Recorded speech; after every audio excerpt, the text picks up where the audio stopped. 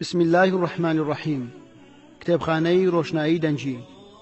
ناوی کتێب صلاح الدین ئەیوبی لە نێوان دڵسۆزی لایەنگرانی و ڕخنەی نەحەزانی. ئامادەکردنی یوسف سابر مەولود. بابەت دیداری مێژووی. گفتوگۆ لەگەڵ مامۆستا کامەران عەلی فەتحوڵڵا. بڵاوکار کتێبخانەی حاجی قادری کۆیی. دیزاین محەممەد خەتێ. بەرک زانە ئەحمەد. چاپی یەکەم ساڵی 2015 هەولێر. لە بەڕێوەبەرایەتی گشتی کتێبخانە گشتیەکان ژمارەی سپاردنی 454 ساڵی 2015 پێدراوە. ژمارە مۆبایل 467 13 94. ژمارەی لاپەڕا 174. خوێندنەوەی ئیدریس مەلا موحسین. کارە دەنجەکان ستافی ڕۆشنایی دەنجی.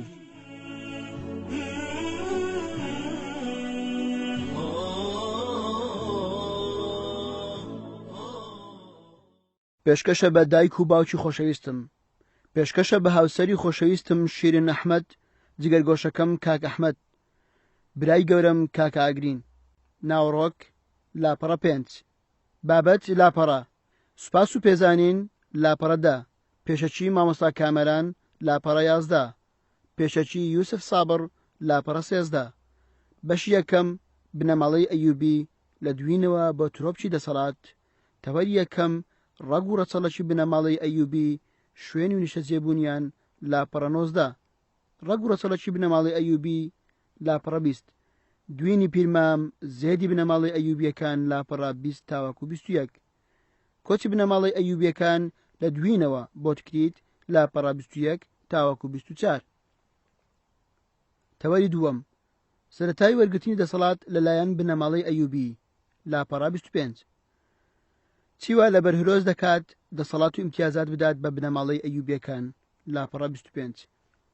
بنەماڵەی ئەیوبی یارمەتی بنەماڵەی زەنجەکان دەدەن لە کاتی شکانیان بەرامبەر بە سوپای خەلیفە لاپەڕە 25 تاوەکو 26. هەڵوێستی خلافەی عەباسی بەرامبەر یارمەتیدانی بنەماڵەی ئەیوبی بۆ زەنجەکان لاپەڕە 26 تاوەکو 29. کۆچی بنەماڵەی ئەیوبی لە تکریتەوە بۆ مووسڵ لاپەڕە 29 تاوەکو 30. پێشوازی بنەماڵەی زەنجەکان بۆ بنەماڵەی ئەیوبی لاپەڕە 30. لەدایکبوونی سەلاحەدین و دڵگرانی باوکی لاپەڕە 30 تاوەکو 31. ڕۆڵی شێرکۆ لەسەر شانۆی سیاسی و سەربازی لاپەڕە 31 تاوەکو 36. ڕۆڵی سەلاحەدین لە هەڵمەت یەکەم بۆ سەر میسر لاپەڕە 36 تاوەکو 38. تەوەری سێم وەرگرتنی دەسەڵات لەلایەن سەلاحەدینی ئەیوبی لاپەڕە 39. ناوی ڕاستەقینەی سەلاحەدین لاپەڕە 39 تاوەکو لاپەڕە 40. وەرگرتنی پۆستی وەزیر لە خلافەی فاتیمی لەلایەن سەلاحەدین لاپەڕە 40 تاوەکو 42. سیاسەتی سەلاحەدین بەرامبەر بە نورەدین زەنجی دوای ئەوەی بوو بە وەزیر لاپەڕە 43 تاوەکو 44. یەکخستنی وڵاتانی ئیسلامی لەلایەن سەلاحەدین لاپەڕە 45 تاوەکو 48. سەلاحەدین ناوچەکانی ژێردەسەڵاتی زەنجیەکان کۆنتڕۆڵ دەکات و دەستی بەسەردا دەگرێت لاپەڕە 48 تاوەکو 50. ناردنی تۆرانشا بۆ یەمەن لاپەڕە 50 تاوەکو 52. پێشوازی خەڵکی مسر لە سەلاحەدین و شێرکۆی مامی لاپەڕە 52 تاوەکو 55. بەشی دووەم دامەزراندنی دەوڵەتی ئەیوبی و هەڵسەنگاندنی کەسایەتی سەلاحەدین لاپەڕە 57. تەوەری یەکەم دامەزراندنی دەوڵەتی ئەیوبی و ڕۆڵی کورد لەو دەوڵەتە لاپەڕە 59. گرنگی دامەزراندنی دەوڵەتی ئەیوبی لاپەڕە 59 تاوەکو 64. سەرچاوەکان ددان بە کوردبوونی سەلاحەدین دادەنێن لاپەڕە 64 تاوەکو 65. ڕۆڵی کورد لە پۆستە ئیداریەکانی دەوڵەتی ئەیوبی لاپەڕە 65 تاوەکو 68. قسەکردنی سەلاحەدینی ئەیوبی بە کوردی لاپەڕە 68 تاوەکو 69. سەلاحەدین و هەڵەی سیاسی لاپەڕە 69. هۆکارەکانی ڕوخانی دەوڵەتی ئەیوبی لاپەڕە 69 تاوەکو 70. تەوەری دووەم جەنجی حەطین و هۆکارەکانی لاپەڕە 71 تاوەکو 74. هۆکارەکانی سەرکەوتنی سەلاحەدین لە جەنجی حەطین لاپەڕە 74 تاوەکو 76. دەرئەنجامەکانی جەنجی حەطین لاپەڕە 76. ئاگربەستی ڕەملە لاپەڕە 76 تاوەکو 78.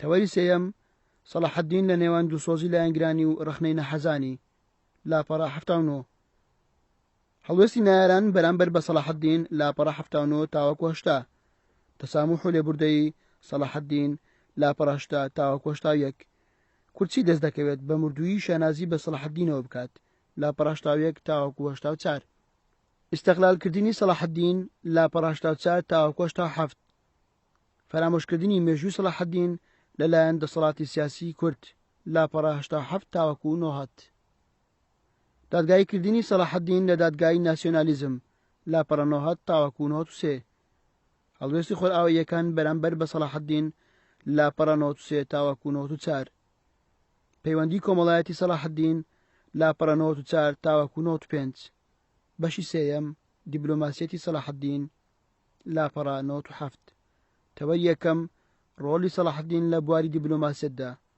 لاپەڕا 99 چەمک و مەفهومی دیبلۆماسیەت لاپەڕا 99 تاوەکو 101 کاریگەری ترس لەسەر دیبلۆماسیەتی سەلاحەدین لاپەڕا 101 تاوەکو 102 دیبلۆماسی سەلاحەدین لەگەڵ بنەماڵەی زەنجەکان لاپەڕا 102 تاوەکو 104 هەڵوێستی خلافەی عەباسی بەرامبەر دیبلۆماسیەت و دەستکەوتەکانی سەلاحەدین لاپەڕا 104 تاوەکو 110 دیبلۆماسیەتی سەلاحەدین و نەچوونی بۆ دیمەشق لاپەڕا 110 تاوەکو 112 خەلیفە سوکایەتی بە سەلاحەدین دەکات لاپەڕا 112 تاوەکو 113 دیبلۆماسیەتی سەلاحەدین لەگەڵ میرنشینە کوردیەکان لاپەڕا 113 تاوەکو 114 تەوەری دووەم دیبلۆماسیەتی سەلاحەدین بەرامبەر بە مزەفەرەدین گۆگبۆری لاپەڕا 115 دیبلۆماسیەتی سەلاحەدین بەرامبەر بە مزەفەرەدین گۆگبۆری لاپەڕا 115 تاوەکو 116 زەواجی سیاسی وەک بەشێک لە دیبلۆماسیەتی سەلاحەدین لاپەڕا 116 تاوەکو 117 مزەفەرەدین گۆگبۆری هەولێری تەسلیمی بەغدا دەکات لاپەڕا 117 پەیوەندی مزەفەرەدین گۆگبۆری لەگەڵ بنەماڵەی ئەیوبی لاپەڕا 118 هۆکارەکانی تەسلیمکردنی هەولێر بە بەغدا لاپەڕا 118 تاوەکو 120 تەوەری سێیەم دیبلۆماسیەتی سەلاحەدین بەرامبەر بە خەلیفەی عەباسی و موحەدی و بنەماڵەکەی لاپەڕا 121 دیبلۆماسیەتی سەلاحەدین لەگەڵ خەلیفەی عەباسی لاپەڕا 121 پچڕاندنی پەیوەندی لەگەڵ خلافەی عەباسی لاپەڕا 121 ڕۆڵی ڕۆشنبیر و زانا و مێژونووسان لە باشکردنی پەیوەندیەکان لەگەڵ خلافە لاپەڕا 122 تاوەکو 124 سەلاحەدین و پۆستی خلافە لاپەڕا 124 تاوەکو 126 دیبلۆماسیەتی سەلاحەدین لەگەڵ خەلیفەی موحیدی یعقوب ئەلمەنسوور بن یوسف لاپەڕا 127 سەلاحەدین داوای هاوکاری لە خەلیفە موحیدی دەکات لاپەڕا 127 خەلیفە وەڵامی سەلاحەدین ناداتەوە لاپەڕا 127 تاوەکو 128 پاساوەکانی یارمەتینەدانی خەلیفە بۆ سەلاحەدین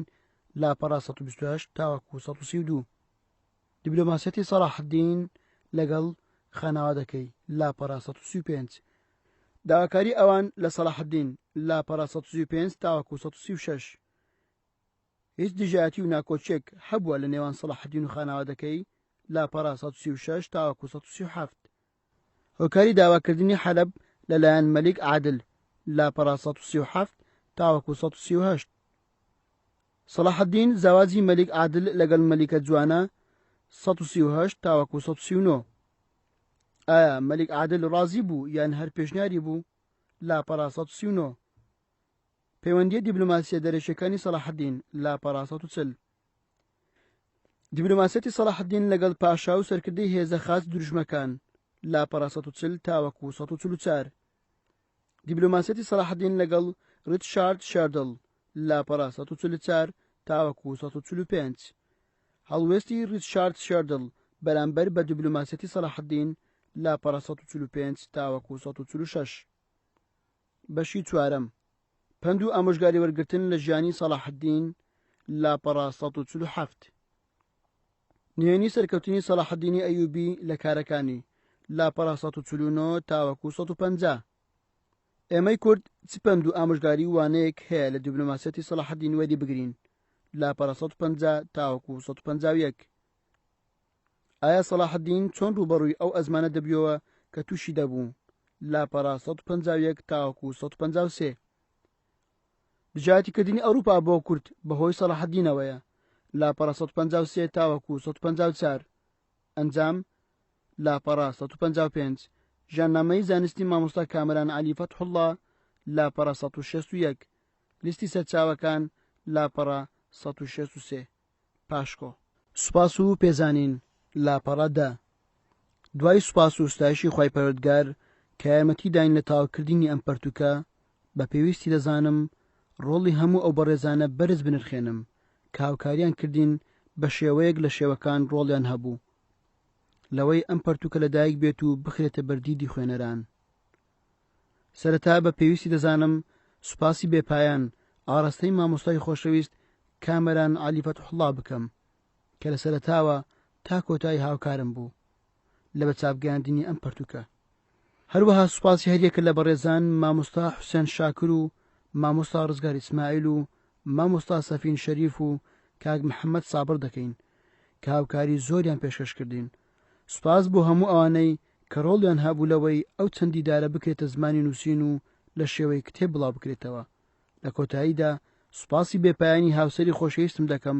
کە لەسەر حسابی کاتی ئەم کتێبم بەچاوگەیاند ئەگەر ئەو نەبووایە ئەم کتێبە لەدایک نەدەبوو پێشەچی سوپاس و ستایش بۆ خوای باڵەدەست درود و سڵاو لە جانی پاچی پێغەمبەر صلی الله عليه وسلم دیارێکێک لە کەڵە پیاوە دیارەکانی ناو مێژووی ئیسلامی و مێژووی کورد سوڵتان سەلاحەددینی ئەیوبیە کەسایەتی ئەم پیاوە و ڕۆڵە سیاسی و سەربازی و شارستانێتەکەی بەگشتی بۆ تەمایە بایەقدانی زۆرێک لە ڕۆشنبیر و نووسەر و خەڵک بەگشتی ئەمە جگە لە ناوەندە زانستی و ئەکادیمیەکانی زانکۆکانی جیهان ئەم کتێبە هەوڵێکی خاچانەیە بۆ ڕوونکردنەوە و وەڵامدانەوەی چەندین پرسیار کە تایبەتە بەلایەنەکانی ژیان و ڕۆڵی سەلاحەدین کە بەشێکی پرسیارەکانی نێو ئەم کتێبە پرسیارگەلێکی زۆرێک لە خەڵکانی تاچی کووردە کە ئاراستەی ئەم پیاوەی دەکەن بە پشتبەستن بە چەندین سەرچاوە و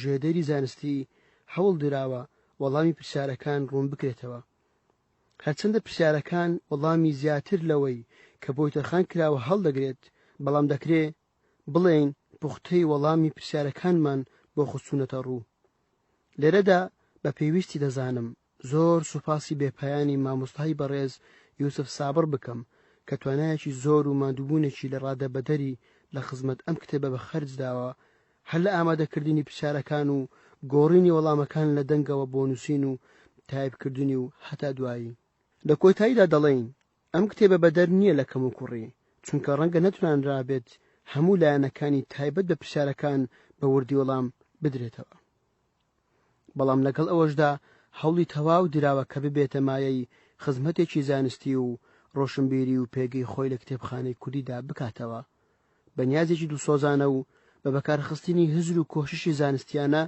ئومێد دەکەین بەرهەمێکی سوودبەخش بێت کامەران عەلی فەتحوڵڵا مامۆستا لە بەشی مێژوو کۆلێژی ئەدەبیات زانکۆی سەلاحەدین 26/2/2015 هەولێر پێشەچی بە ناوی خوای بەخشندە و میهرەبان ئەگەر مێژوو بریتی بێت لە ڕابردوو ئێستا و داهاتوو ئەوە لە ئێستادا ئامانجی ئێمە لە باسکردن و ورژاندنی ئەو ڕابردووە بۆ ئەوەیە شارەزایی ژیان و ئەزموونی کە سەرکردیەکی کوردی موسڵمان بین کە گەیشتە ترۆپچی دەسەڵات و بەشێکی گرنگی جیهانی ئیسلامی لە ژێردەستدا بوو دەمانەوێت ڕابردوو بکەینە ئاوێنەیەک و لە بەرچاومان بێت بۆ ئەوەی بیکەینە خاڵی وەرچەرخان و پەیژەیەک بۆ سەرکەوتن دەمانەوێت بیکەینە خاڵی وەرچەرخان و پەیژەیەک بۆ سەرکەوتن بەسەر گیر و گرفتەکان هەروەها ئامانجمان ڕەوانەوەی ئەو تۆمەتانەیە کە ئاراستەی ئەو کەڵە پیاوە دەکرێت کە زیاتر لە 800 ساڵە لە ژیاندا نەماوە بەشێک لە خەڵکی زانا و نەزان بە مەبەست و بێمەبەست کەوتونەتە گیان و وێزەی سەرکردەیەک ڕخنەی ئەوەی لێ دەگرن کە چی بۆ کورد کردووە یان بۆچی دەوڵەتی کوردیدا نەمەزراندووە ئەوەی خەمەکەی گەورەتر کردووە کوڕی ئەو سەردەم و ڕۆژگارە ئەو ڕخنەیە لە سەلاحەدین دەگرێت کە هەرچی پێکاتە و ڕەگەز و نەتەوە هەیە دەوڵەتی تایبەتی خۆی هەیە نەتەوەکەی کاچی ڕخنەگر نەبێ سەلاحەدین کوڕی سەردەم و ڕۆژگارێک بوو سەردەمی دەوڵەتی نەتەوەیی نەبوو. لەو کاتەدا دەوڵەتێک نەبوو بە ناوی دەوڵەتی عەرەب و تورک و فارس. تاگلەی ئەوە لە سەلاحەدین بکەین بۆچی دەوڵەتێکی کوردیدا نەمەزراند. ئەگەر لەو سەردەمەدا دەوڵەتێک هەبوو بێت بە ناوی دەوڵەتی عەرەبی و دەوڵەتی تورکی و چێ ئەوە مافی خۆمان بوو لە دادگای بێدادی ناسیۆنالیزم دادگایی سەلاحەدین بکەین و گلەی ئەوەی لێ بکەین کە بۆچی دەوڵەتێکی کوردیدا نەمەزراندووە. وەکو مامۆستا کامەران دەڵێ سەلاحەدین دەیتوانی میرنشینێک لە کوردستان دابمەزێنێت، بەڵام وەکو باقی میرنشینە کوردیەکانی تر لە ململانەی ناکۆچی لەگەڵ میرنشینێشتر لە ناو دەچوو. ئەمڕۆ لە سەردەمی دەوڵەتی نەتەوەیی کە هەرچی نەتەوە و ڕەگەز و پێکهاتە هەیە خاوەنی دەوڵەتی تایبەتی خۆیەتی، ئەی بۆچی ئێمە دەوڵەتێکی کوردی دروست ناکەین؟ خۆ هەموو مواسەفاتەکانی دەوڵەتمان تێدایە، کەچی هەر پاشکۆی بەغداین و چاومان لە دەستی ئەوانە. بۆچی ئەوانەی ڕەخنە لە سەلاحەدین دەگرن نان ڕەخنە لە سەرکردایەتی سیاسی کورد بگرن 23 ساڵە لەسەر خاک و وڵاتی خۆمان پاشکۆیەتی دەکەن و سەروەت و سامانی ئەم وڵاتە هەرزان فرۆش دەکەن. کەچی سەلاحەدین لە ژینگەیەکی عەرەبی و لە ناو جەرگەی دەسەڵاتی تورکی وەک مانگ درەوشایەوە و لەسەر شانۆی سیاسی و سەربازی بەدەرکەوت. لەسەر خاکی عەرەب توانی دەوڵەتی ئەیوبی دابمەزرێنێت کە زۆرێک لە مێژوونووسان دەوڵەتی ئەیوبی بە دەوڵەتی کوردی نادەبەن. ئەی خێرە ئێمە لەسەر خاکی خۆمان ناتوانین دەوڵەتێک دروست بکەین و ڕەخنە لە سەرکردەیەک دەگرین کە لەسەر خاکی عەرەب دەوڵەتی دروست کرد.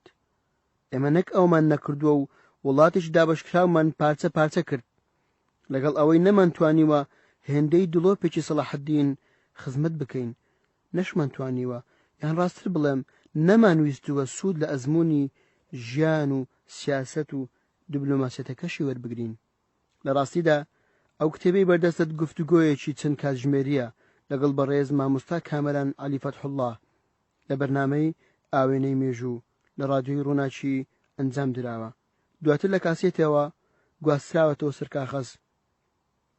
زۆری لەگەڵمان دوو بوون، شەونخۆنی زۆرمان کردووە تا کراوەتە زمانی نووسین، چونکە زمانی قسەکردن جیاوازی زۆری هەیە لەگەڵ زمانی نووسین. مامۆستا کامەران ئەرچی گەڕان و دۆزینەوەی سەرچاوەکانی خستە ئەستۆی خۆی، یەکە بە یەکە پەراوێزی بۆ داناون، ئەرچی سەرشانمی سوک کرد و ئەو خەمەی لە کۆڵ کردنەوە. کتێبەکە هەرچەندە گفتوگویەکی چەند کاتژمێریە، بەڵام بەسەر 4 بەشی سەرەکی دابەشکراوە، هەر بەشێکیش چەند تەوەرێک لە خۆ دەگرێت. وێڕای ئەوەش لە کۆتاییدا ئەنجام و پاشکۆ و لیستی سەرچاوەکانیش خراوەتە ڕوو. سەلاحەدین جگە لەوەی توانی دەسەڵاتێکی خاص دروشمەکان تێک بشکێنێ و شاری قودس یەکەم قیبلەی مسلمانان بجێڕێتەوە ژێر دەسەڵات و حکم و فەرمانڕەوایی دەوڵەتی ئیسلامی، کاری بۆ یەکبوونی جیهانی ئیسلامی کرد و تا ڕادەیەکی زۆر توانی سەر بکەوێت. زۆربەی دەنگ و ڕەنگە جیاوازەکانی ئەو سەردەمەی لەژێر ئاڵای ئیسلام کۆکردەوە. بە درێژایی ژانی ئامانجی یەکڕیزی جیهانی ئیسلامی بوو. بە جددی کاری لەسەر ئەوە دەکرد، تەنانەت خەلیفەی ئەو کاتە زۆر کێشە و ئاریشەی بۆ دروست کردووە. ناحەز بۆ بەدەستکەوتەکانی سەلاحەدین، هەرچەندە خەلیفە لە ئاس و داخوازیەکانی سەلاحەدینی ئەیوبیدا نەبووە لە ڕووی سیاسی و هێز و تواناشەوە، بەڵام سەلاحەدین لە پێناو پاراستنی یەکڕیزی مسلمانان و کۆکردنەوەیان لەژێر ئاڵای ئیسلام هەردەم سازشی کردووە و نەیهێشتۆ پەیوەندیەکان بەرەو هەڵدێر بڕۆن. هەروەها سەرکەوتوو بوو لە تێکشکاندنی خازدروشمەکان و لە ناوبردنیان. سەلاحەدین پاڵەوانی شەڕی حەتین و ڕزگارکەری شاری پیرۆزی قودس بوو، لە لووتکەی دەسەڵات و لەو پەڕی هێز و توانە لێبوردە و میهرەبان و بەبەزەیی بوو. تەنانەت بەرامبەر بە دوژمنەکانی، ئەوەتە کاتێک گەورەترین دوژمنی سەرسەختی ڕیچارد شاردڵ نەخۆش دەکەوێت، دکتۆر و گۆشت و میوەی تایبەتی بۆ دۆنەرێت بەڵکو چاک بێتەوە. لە کۆتاییدا هیوادارین هەڵەیەک یان کەم تەرخەمیکی ئەو تۆمان بەسەدا تێنەپەڕی بێ، ئەوەی لە وێژە و تواناماندا بوو کردمان، ویستمان بەرهەمێکی بەکەڵک و بایەخدار پێشکەش بنەوەی ئەمڕۆ و هیوای دوا ڕۆژمان بکەین. وەکو دکتۆر کەمال مەزهەر لەسەر زاری باوکی گەورەی مێژوونووسی کورد شەرەفخانی بەدلیسی و لە زمانی ئەوی پایە بڵندەوە دەڵێت، لە زانایانی پیاوچاک و دڵپاک بەوەز دەپاڕێینەوە، زۆر بە وردی لەو نووسینە ورد ببنەوە. ئەگەر پێشێویەکیان بەرچاو کەوت بە شێوەیەکی مەردانە بەراوردی بکەن، خۆ ئەگەر هەڵەو لە بیچوونێکمان لەسەر دەدۆزنەوە هەر بە گاڵتە پێکردن و تیز و تەشەر لێمان نەقۆزنەوە پیاوەتیمان لەگەڵ بکەن بە پاچەیەکی چاکتر و بە بزگوڕێکی تازەتر و چاکتر بۆمان پینە بکەن. یوسف سابر مەولود 21/2/2015 هەولێر. بەشی یەکەم بنەماڵەی ئەیوبی لە دوینەوە بۆ ترۆپچی دەسەڵات. تەوەری یەکەم ڕەگ و ڕەسەڵەکی بنەماڵەی ئەیوبی و شوێنی نیشتەجێبوونیان. تەوەری دووەم سەرەتای وەرگرتنی دەسەڵات لەلایەن بنەماڵەی ئەیوبی. تەوەری سێیەم وەرگرتنی دەسەڵات لەلایەن سەلاحەددینی ئەیوبی. لاپەڕە 17. بەشی یەکەم بنەماڵەی ئەیوبی لە دوینەوە بۆ ترۆپچی دەسەڵات. تەوەری یەکەم ڕەگ و ڕەسەڵەکی بنەماڵەی ئەیوبی. پرسیار: ئەگەر سەرەتا لەوە دەست پێ بکەین بنەماڵەی ئەیوبی چێن؟ باپیرانی سەلاحەددین لەکوێ ژیاون؟ ڕەگ و ڕەسەڵەکیان بۆ کوێ دەگەڕێتەوە و لەکوێ نیشتەجێبوون؟ مامۆستا کامەران عەلی فەتحوڵڵا. بنەماڵەی ئەیوبی یاخود بنەماڵەی سوڵتان سەلاحەددینی ئەیوبی یەکێکن لەو بنەماڵە ناودار و دیارانەی کە لە مێژوودا بە فەخر و شانازیەوە باسییان لێوە دەکرێت. مێژوونووسانی ڕۆژهەڵات و ڕۆژئاوا بەشێکی زۆر لە لاپەڕەکانی مێژوویان تەرخان کردووە بۆ ژیان و ڕۆڵ و کاریگەری و دەستکەوت و جێپەنجەی ئەو بنەماڵەیە، بە تایبەتی خودی سوڵتان سەلاحەددین. ڕەسەڵەکی ئەم بنەماڵەیە دەگەڕێتەوە بۆ هۆزێکی ناسراوی کورد لە گوندێک لە هەرێمی ئازەربێجان بە ناوی ئەجدانقان. پەراوێز: ئەجدانقان گوندێکە نزیک شارۆچکەی دوین لە ناوچەی ئازەربایجان لە ناوچەی دوین ژاون. پەراوێز: دوین شارۆچکەیەکە کەوتۆتە دوایینەکانی سنووری ئازەربایجان نزیک تەفلیز لە ئەرمینیا. خەڵکی ئەو هەرێم و ناوچەیەن. باب و باپیرانی سەلاحەددین لەو لادەیە ژیاون. ئیبن خەلەکان دەڵێت پیاوێکی شارەزار لە ئاین و خاوەن زانست کە خۆی خەڵکی شارۆچکەی دوێنە. پێی وتم کە لە پێش چوونە ناو شارۆچکەکەوە گوندێک هەیە پێی دەوترێت ئەجدانقان. هەموو دانیشتوانی ئەم گوندە کوردی ڕاوادین. ئەیوبی باوکی سەلاحەددین لەو گوندە لەدایک بووە. لە هەمان کاتدا مێژوونووسان بە تایبەتی ئەو مێژوونووسانەی زۆر بایەخیان بە ژیان و زێد و ڕەسەڵەکی ئەیوبیەکان داوە ئەم زانیاریانە پشتڕاست دەکەنەوە کەوا بنەچەی بنەماڵەی ئەیوبی دەگەڕێتەوە بۆ ئەو ناوچەیە. سەر بە هۆزی ڕاوادین. ڕاوادیەکانیش خێڵێکی گەورەن سەر بە هۆزی گەورەی حەزبانین. حەزبانیەکانیش هۆزێکی گەورەی کوردن. لە مێژوودا خاوەنی میرنشینێکی گەورە بوون بەر لە دەرکەوتنی سەلاحەددین لە هەولێر و جەزیرەی فوراتی و ئازەربێجان. تێکەڵی دەسەڵاتی سیاسی بوون. ڕۆڵی شارستانەتیان هەبووە. سەرباری ئەوەش چەندین بۆچوونی تر هەن، بەڵام پاڵپشتی مێژوویان لاوازە و تەنانەت هەندێکیان هەر زۆر دوورە لە ڕاستیەوە. پرسیار: مێژوونووسان باز لە دوینێک دەکەن لە پیرمام سەلاحەددین. ئەی ناوی ئەو دوینە لە چێوە هاتووە؟ مامۆستا کامەران عەلی فەتحوڵڵا: لە ڕاستیدا ئەو بابەتە جێی مشتومڕی زۆرێک لە مێژوونووسان بووە، زیاتر لە مێژوونووسانی سەردەمی سەلاحەددین و ئەوانەی دوای سەردەمی سەلاحەددینیش. باز لەوە دەکەن کەوا دوین کەوتۆتە کۆتایی هەرێمی ئازەربێجان. ئاشکرایە سنووری هەرێمی ئازەربێجان لەگەڵ سنووری شاری هەولێر جیاوازە. هەرچەندە بۆچوونە کێ دەڵێت لەو سەردەمەدا سنووری ئازەربێجان کەوتۆتە عێراق، بەڵام بەپێی لێکۆڵینەوە و توێژینەوەکان ئەو زانیاریانەی لە سەرچاوەکاندا هاتووە دوینی ئازەربێجان بە زێدی ڕاستەقینەی بنەماڵەی ئەیوبیەکان دادەنرێت. ئەگەرچی هەوڵدراوە ئەو دوینە بکرێتە زێدی بنەماڵەی سەلاحەددینی ئەیوبی، بەڵام شوێنەوەرناسەکان دەڵێن ئەو پاشماوانە و گۆڕانکاریانەی لە دوینی پیرمامدا هەیە دەگەڕێتەوە بۆ سەردەمی میرنشینی سۆران. ماستەرنامەکەی مامۆستا زیاد ئەحمەد تایبەتە بە قەڵاکانی میرنشینی سۆران. باز لە قەڵاکانی دوینیش دەکا. حەقیقەت و ڕاستیەکان لە دووتوێی ماستەرنامەکەیدا ڕوون کراوەتەوە و دەڵێ ئێستا پاژماوەی قەڵاو گوندێکی وێرانەیە لە نێوان هەولێر و پیرمام، بە دووری 5 کیلۆمەتر لە پیرمامەوە دوورە. هێشتاش ڕوون نەبووتەوە ئەو قەڵا لە سەرەتای دامەزراندنی میرنشینی سۆران هەبووە یان نا، بەڵام سەرچاوەکان زیاتر جەخت لەسەر دوینی ئازەربێجان دەکەنەوە و بە زێدی ڕاستەقینەی ئەیوبیەکانی دادەنێن.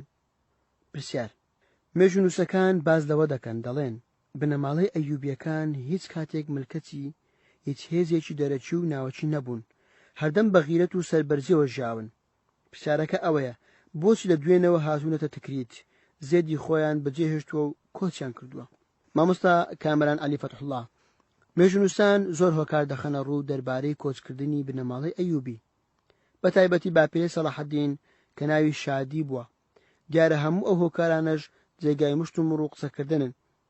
هەندێک دەیگێڕنەوە بۆ هۆکاری ئابووری، هەندێکی تر بۆ هۆکاری سیاسی.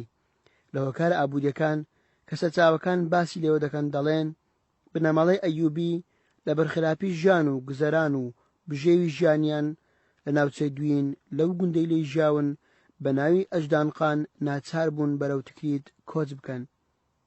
ئەمەش یەکێکە لە بۆچوونەکان، ڕەنگە تا ڕادێک ڕاستی و دروستی تێدا بێت، بەڵام بۆچوونێکی بەهێزتر هەیە کە دەڵێت بنەماڵەی ئەیوبی بنەماڵەیەکی دەستڕۆیشت و خانەدان بوون، بنەماڵەیەک بوون دەسەڵاتدار و بەرپرسیاری هۆزەکەی خۆیان بوون، لە بواری ڕامیاری و بەڕێوەبردن و کارجێڕیدا جێی پەنجەیان دیارە و دەستڕەنجین و دەستڕۆیشت و شارەزا بوون. لەبەر ئەوە ئەو بنەماڵەیە بە پاڵپشت و هۆکارێکی سیاسی و شوێنی خۆیان بەجێهێشتووە. لێرەدا باسی باپیرەی سەلاحەدین دەکرێت کە شادی ناو بوو هاوزەمان و هاوچەرخی میر فەزڵوونی سێیەم کوڕی مەنوچەهری مێنشینی شەدادی بووە. پراوێز مێنشینی شەدادی ناو بنەچەکەی دەگەڕێتەوە بۆ شەدادی کوڕی قەرتەق کە باب و باپیرەی فەرمانڕەوایی شەدادین لە بنەچەدا کوردانی ڕاوادین کە تیرەیەکن لە هۆزی هەزبانی لە نێوان ساڵانی 515 تاوەکو 525 کۆچی حکومڕانی کردووە. لە سەردەمی ئەو میرە کووردە شەدادیە مێنشینی شەدادی میرنشینێکی گەورە و بەناوبانگ بوو، بۆ چەند سەدەیەک لە هەرێمی ئاران و ئازەربێجان حکومڕانی کردووە. لەبەر داگیرکردنی ناوچەکە لەلایەن کەڕەجەکانەوە شادی باپیرەی سەلاحەدین ئاوارە بووە، پەشێوی و نائارامی لە ناوچەکەدا دروست بووە بەهۆی شەڕی کەرەج و ئەرمەن و ڕۆم کە بەردەوام هێرشیان هێناوەتە سەر ئەو ناوچەیە بە حکمی ئەوەی ئەو ناوچەیەش ناوچەیەکی ثغوری بووە. لە سەرچاو مێژوویەکان ثغور بە ناوچە سنووریەکان دەوترێت. لە هەمان کاتدا سەلجوقیەکانیش هێرشیان کردوتە سەر ئەو ناوچانە بۆ دوورخستنەوەی مەترسی ئەو هێزانە لەسەر سنووری دەوڵەتی ئیسلامی. ئەو ناسەقامگیریە سیاسیە هۆکارێک بووە بۆ ئەوەی بنەماڵەی ئەیوبی ئەو ناوچەیە بەجێبەڵن. بەڵام ئەگەر سیر بکەین جگە لە هۆکارانە هۆکاری دیکەمان هەیە، لەوانە باز لە کەسایەتی مجاهیدەدین بەهرۆز دەکرێت. پراوێز مجاهیدەدین بەهرۆز کە بە جەمال ئەلدەولەش ناسراوە لە سەردەمی سوڵتان مەسعودی سەلجوقیدا کرا بە شەحنەی بەغدا و تکریتیشی پێبەخشی لە ساڵی 540 کۆچی بەرامبەر ساڵی 1145 زاینی کۆچی دوایی کردووە کە پەیوەستە بە ڕووداوی کۆچکردنی بنەماڵەی ئەیوبیەکان بۆ تکریت. بازەوە دەکرێت ئەو پیاوە دوای ئەوەی ناوچەی ئازەربێجان بەجێدێڵێت خۆی پیاوێکی ڕۆمی سپی پێست بووە. مجاهیدەدین بەهرۆز بۆ ماوەی 30 ساڵ سەرۆکی شەحنە دەستگای پۆلیس بووە، وەکو پارێزگای ئێستا وایە، چونکە پۆلیس دەسەڵاتێکی فراوانی هەبووە لەو سەردەمە. دیارە ئەو پیاوە کاتی خۆی ئەو ناوچەی بەجێهێشتووە. هاوڕێتێکی بەهێزی لەگەڵ شادی باپیرەی سەلاحەدین هەبووە. سەرچاوەکان باز لەوە دەکەن کە مجاهیدەدین بەهرۆز نێردراوی خۆی ناردووە بۆ لای شادی بۆ ئەوەی بێنە تکریت، چونکە زانیویەتی ئەو بنەماڵەیە خاوەن پێگەن لە ڕووی سیاسی و کارگێڕیەوە کارامە و شارەزان. ئیتر ئەوە وای کردو بنەماڵەی ئەیوبیەکان کۆچ بکەن، نەکەر خێزانی سەلاحەدین، بەڵکو بنەماڵەی ئەیوبی بە تێکڕا کۆچیان کردو بۆ تکریت. لێرە پرسیارێک دێتە ئاراوە، ئایا بەهرۆز بۆچی ئەو ناوچەی بەجێهێشتووە؟ دیارە ئەوی شۆکاری خۆی هەیە. هەندێک لە مێژونووسان تۆمەتێکی بەدڕەوشتیان داوەتە پاڵی لەبەر کەسایەتی و شەخسەتی خۆی ناچار بووە ئەو ناوچەیە بەجێ بهێڵێ. پەنای بردووەتە بەر سوڵتانی سەلجوقی، لەوێ نزیکەی 30 ساڵ شەحنەی بەغدادی لەدەستدا بوو. بەهۆی نواندنی دڵسۆزی لە کارەکانیدا فەرمانڕەوای قەڵای تکریتیشی پێسپێردرا. دەتوانین بڵین ئەوە یەکێکە لە بۆچوونە بەهێزەکان کە وای کردووە بنەماڵەی ئەیوبی ڕووبکەنە تکریت. تەوەری دووەم لاپەڕا 24 سەرەتایی وەرگرتنی دەسەڵات لەلایەن بنەماڵەی ئەیوبی. پرسیار: ئەچیوە لەبەر هرۆز دەکات دەسەڵات و ئیمتیازات بە بنەماڵەی ئەیوبیەکان بدات؟ وەڵام مامۆستا کامەران عەلی فەتحوڵڵا: بەپێی ئەو بۆچوونانەی کە هەیە و باز دەکرێت دەڵێن بە حکمی ئەو پەیوەندی دۆستایەتیە پتەوەی لە نێوان شادی و بەهرۆزدا هەبووە لە هەمان کادا بەهرۆز هەستی کردووە بنەماڵەیەکی شارەزان توانایی سیاسی و کارژێڕیان هەیە بۆیە نردوویە بە شوێن شادیدا و بەڕێوەبەراتی قەڵای تکریتی پێسپاردوو. پرسیار: ئێمە باسمان لە کۆچی بنەماڵەی ئەیوبیەکان کرد لە دوینەوە بۆ تکریت، بەڵام کاتێک بەهرۆز دەسەڵات دەدات بە بنەماڵەی ئەیوبیەکان و قەڵای تکریتیان پێدەدات لە کاتێک ئیمادەدین زەنجی بە سوپاوە دەیەوێت هێرش بکاتە سەر بەغدا لە تکریت لە بەرامبەر سوپای لایەنگرانی خەلیفە سەلجوقیەکان دەچێ لە گەڕانەوەدا کەوتە باوەشی نەجمەدین ئەیوب و شێرکۆی برای کە فەرمانڕەوای تکریت بوون لەلایەن سەلجوقیەکانەوە. پرسیارەکە ئەوەیە بۆچی بنەماڵەی ئەیوبی یارمەتی ئیمادەدینیاندا لە کاتێکدا ئیمادەدین دوژمنی دەسەڵاتی خلافەیە کەچی ئەیوبیەکان لەژێر شەرعیەتی خەلیفە و بەهرۆزدا بوون، بۆچی یارمەتی سوپای دژ بەوانیاندا؟ دەکرێت ئەوە وەکو خیانەتی تەمەشا بکەین؟ مامۆستا کامەران عەلی فەتحوڵڵا: ئەوە پرسیارێکی بەهێز و دروست و لەجێیە، بەڵام ناتوانین بڵێن خیانەت و ناپاچیە. بەدڵنیاییەوە هۆکاری تر هەیە لە پشت ئەو بابەتە، مێژوونووسانیش خۆیان لێپاراستووە. ئەوەی من دیراسەم کردووە و پێی گەیشتم لە سەرچاوەکاندا ئەوەیە: بنەماڵەی ئەیوبی بەهۆی زیرەکی و بیرتیژی و کارەمەییان لە ڕووی سیاسی و کارژێڕیەوە ئەو کارەیان کردووە. ئەوان ئاگاداری ڕەوش و بارودۆخی خلافە بوون، بە شێوەیەکی گشتی بە هەمان شێوە زانیاریشیان دەربارەی بنەماڵەی زەنجیەکان هەبووە. ئەجینا ئاسان نییە کەسێک نەناسی و پەنای بدەیت و 15 ڕۆژ لە لای خۆت بیان هێڵیتەوە و خزمەتیان بکەیت. لە پاشاندا نەجمەدین ئەیوب و ئەسەدەدین شێرکۆی برای کەشتی گەلێکیان بۆ ئامادەکردن و پەڕینەوەی بۆ ئاسانکردن لە ڕووباری دجلە و بەرە و موسڵ. لە هەمان کاتدا دەیانزانی خلافی عەباسی بە چ قۆناغێکدا تێدەپەڕێ. لەو کاتەدا لە ژێر قەڵمڕە و دەسەڵاتی سەلجوقیەکاندا بوو. هەروەها لە نێودووتوێی سەرچاوەکاندا بازەوە دەکرێت سوپای ئیمادەدین زەنجی ژمارەیەکی زۆر کوردی لەگەڵدا بوو.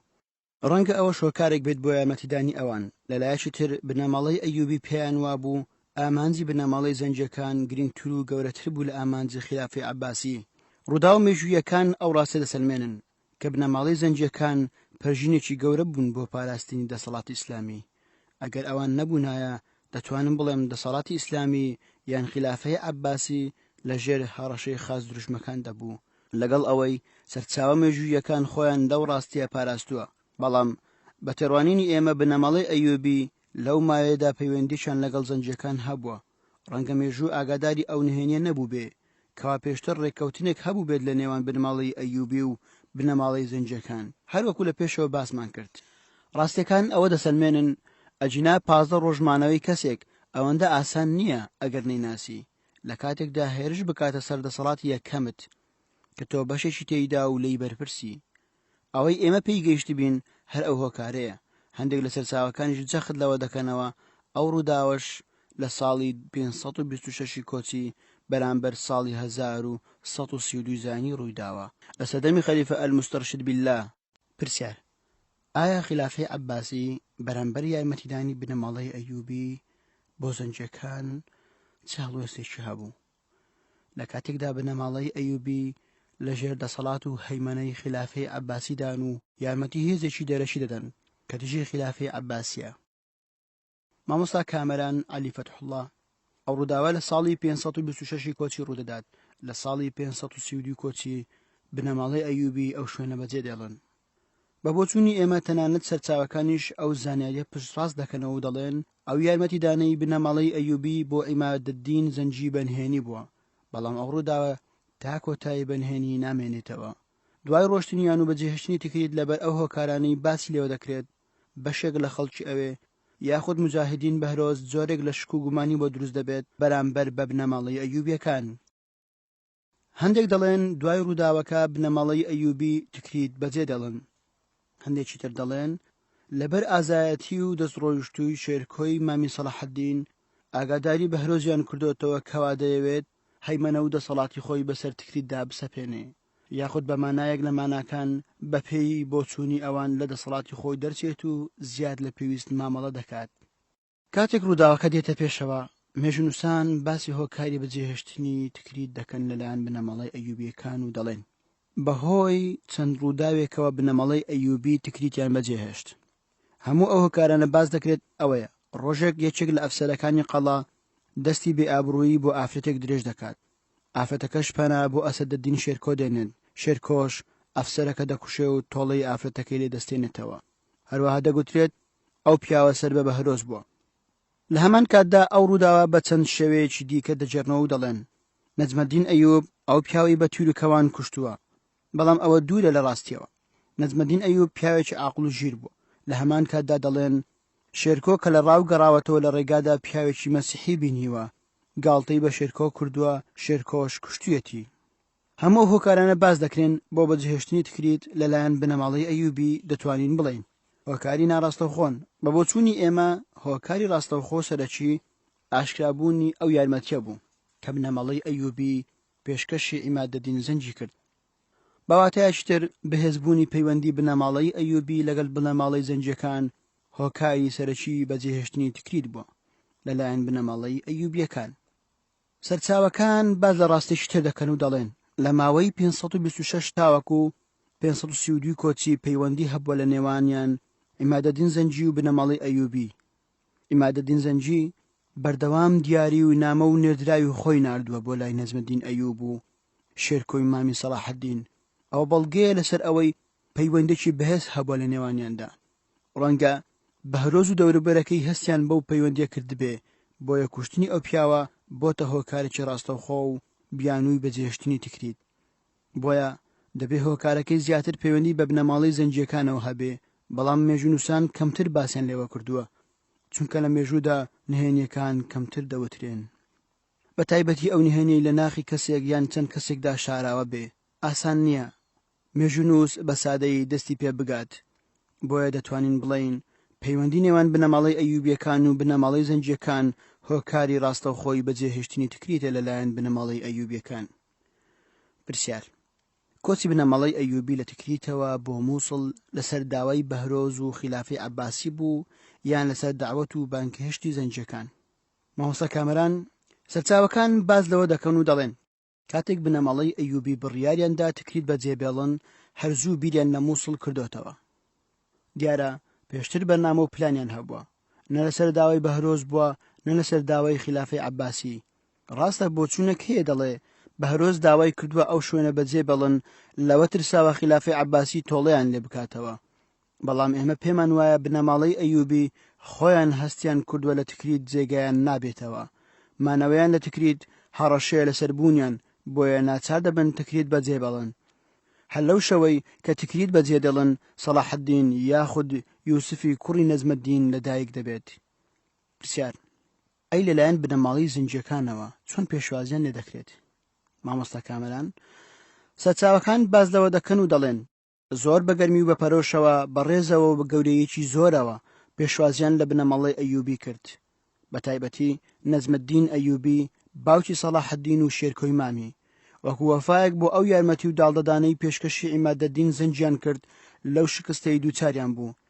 هەر لەو ڕۆژەی بنەماڵەی ئەیوبی کە هاتوونەتە ژێر سێبەری بنەماڵەی زەنجەکان بوون بە خاوەن پلە و پایە و دەسەڵات لەژێر سێبەری دەوڵەتی زەنجی و عیمادەدین زەنجی و دواتر نورەدین زەنجی و براکەی سەیفەدین زەنجی. پرسیار: باست لەوە کرد لە کاتی کۆچی ئەیوبیەکان لە تکریتەوە بۆ مووسڵ سەلاحەدین لەدایک دەبێت. سەرچاوەکان باز لەوە دەکەن باوکی سەلاحەدین بەو لەدایک بوون دڵگران دەبێت و خۆشحاڵ نەبوو. ئایا ئەوە ڕاستێکی مێژوویە؟ مامۆستا کامەران: ڕاستە. سەرچاوەکان باسی ئەوە دەکەن باوکی سەلاحەدین بە لەدایک بوونی کوڕەکەی دڵگران بووە. دواتر دڵیان داوەتەوە کە ڕەنگە لە دوا ڕۆژ ببێتە خێر و بەرەکەت بۆ ئەو بنەماڵەیە. شتێکی ئاساییە ئەگەر وەکو ڕاستێکی مێژوویش باسی لێوە بکەین و وەری بگرین. لە کاتێکدا مرۆڤ مەترسی مردنی لەسەر بێت شتێکی لەو شێوەش بێتە پێشەوە ڕەنگە قبوڵکردنی قورس و زەحمەت بێت ئەگەر کەسەکە هەرچەند بەهێزش بێت. هەڵوێستێکە مێژوونووسان باسییان لێوە کردووە و تۆمار کراوە. تا چەند دروستە یان نا بابەتێکی ترە. مێژوونووسان ئەو باسییان هێناوە و وروژاندویانە. ڕەتکردنەوە و نکوڵیکردنێکیش نییە بۆ ئەو باسە مێژوویە. ڕەنگە ڕاست و دروستیش بێت. قەدەری خوایە زۆر جار شتێک دێتە پێشەوە پێی دڵگرانین وەکو خوای گەورە دەفەرمێت وعسى أن تكرهوا شيئا وهو خير لكم. ئیتر ئەوە یاسا و ڕێساییەکی ئیلاهیە خوای گەورە دایناوە ڕەنگە جۆرێک بێت لە بەرچاو ڕۆشنی خوای گەورە دەیداتە موسڵمانان. ئەو هەر ئەو پیاوەیە دواتر هەموو جیهان حسابێکی تایبەتی بۆ دەکەن. لە دوای ئیمامی عومەر دەبێتە دووەم کەس کە شاری قودسی پیرۆز لە ژێردەستی خاز دروژمەکان ڕزگار دەکات. پرسیار: لەسەر شانۆی سیاسی و سەربازی بە تایبەتی لە لاپەڕەکانی مێژوو زیاتر شێرکۆی مامی سەلاحەدین ڕۆڵی بینیوە، هەرچەندە بەتەمەن لە نەجمەدین ئەیوبی باوکی سەلاحەدین بچووکترە، بەڵام زیاتر ڕۆڵی ئەمیان لەسەر شانۆی سیاسی و سەربازی بەرچاو دەکەوێت. بە بڕوای تۆ هۆکاری ئەمە بۆچی دەگەڕێتەوە؟ مامۆستا کامەران: نەجمەدین ئەیوب پیاوێکی حەکیم و ئیداری بوو، چەندین پلە و پۆستی کارگێڕی لە ئەتابەجێی زەنجی وەرگرتووە، ڕاوێژکاری یەکەمی سەلاحەدین بووە لە دەوڵەتەکەی. بەڵام ئەسەدەدین شێرکۆ زیاتر پیاوێکی سەربازی بوو، دەرکەوتنی بەو شێوەیە هەر بۆ ئەوە دەگەڕێتەوە پیاوەتی و جوامێری و سوارچاکی لە سیفەتە تایبەتیەکانی شێرکۆ بوون. لە دوای کۆچکردنی بنەماڵەی ئەیوبی بۆ مووسڵ تا ساڵی 564 کۆچی شێرکۆ بەشداری زیاتر لە 20 جەنگی گەورە کردووە. لە هیچ جەنجێک نەبووە سەر نەکەوت بێ، تەنانەت هەڵبژاردنیشی بۆ هێرشکردنە سەر میسر هۆکارەکەی هەر ئەوە بووە. نورەدین محمود دەڵێ: لە هیچ شەڕێک نەبووە ئەم پیاوەم هەڵبژارد بێ و سەرکەوتوو نەبوو بێ. لەبەر ئەوە دوو کەسایەتی جیاوازن. نەجمەدین ئەیوب پیاوێکی ئیداری و حەکیمە، شێرکۆ پیاوێکی سەربازی و سوارچاک و جوامێر و ئازاسیفەت بوو. لەبەر ئەوە ئیمادەدین زەنجی و دواتریش نورەدین محمود شێرکۆیان هەڵبژاردووە و کارە جەنجەکانیان پێسپاردووە. پرسیار: ئایا پەروەردەی سەلاحەدینی ئەیوبی لە ناو بنەماڵەی زەنجەکاندا چۆن بوو؟ چونکە مێژونووسان باز لەوە دەکەن سەلاحەدینی ئەیوبی لەلایەن ئیمادەدین زەنجی و کوڕەکەی نورەدین زەنجیەوە هەروەها لەلایەن چەندین کەسایەتێکی تر پەروەردە دەکرێت، بە تایبەتی لەسەر تەوحیدی عالەمی ئیسلامی، هەروەها دژ بە خاز دروشمەکان، ئەگە جنابتان باز لەوە بکەن. مامۆستا کامەران: پێش ئەوەی باسی پەروەردەی سەلاحەدینی ئەیوبی بکەین پێویستە خوێنەری کورد ئەوە بزانێ کە سەلاحەدین بە کوردی لە خێزانێکی کوردی لەدایک بووە، لە خاچی عەرەبی لە ژینگەیەکی کۆمەڵایەتی تورکی لە ناو بنەماڵەی زەنجەکان پێگەیشتووە. کاتێک باز لە پەروەردەکردنی سەلاحەدین دەکەین پێویستە ئەوە بزانین سەلاحەدین وەکو کەسێکی ئاسایی پەروەردە نەبووە، هەر لە منداڵیەوە بایەخ و گرنگێکی تایبەتی پێدراوە، بە پەروەردەیەکی تایبەتی پەروەردەکراوە، مامۆستای تایبەتی بۆ دابین کرابوو، لە زۆر لایانی ژیانیدا جێپەنجەی دیارە، توانیوێتی لە زۆر بواردا سەرکەوتوو بێت.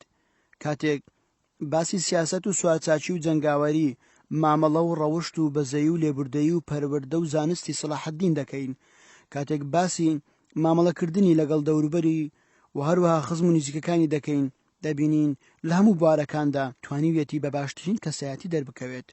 بێگومان ئەمەش دەگەڕێتەوە بۆ ئەو پەروەردەی هەر لە منداڵیەوە لە بەعلەبەگ و تەمەنی گەنجەتی لە دیمەشق لەسەری پەروەردەکرا بوو. لە هەمان کاتدا ئامادەی زۆربەی ئەو کۆڕ و کۆبوونەوە نەبووە کە زانایان لە دیمەشقدایان بەست، لە هەموو جیهانی ئیسلامی بە تایبەتی لە ئەندەلوس و قورتوبە ڕوویان دەکردە ئەو مەڵبەندە زانستیان. یەکێک لەو کەسایەتیانەی کە سەلاحەدین زۆر پێسەسان بووە و لە کۆڕ و کۆبوونەوەکانیدا بەشدار بووە ئیبن ئەبی عاسیڕون بووە، زانا و قازێکی گەورە بوو لە بواری قەزاوەت و دادوەریدا. سەلاحەدین زۆر پشتی پێبەستووە لە دەوڵەتی ئەیوبیدا.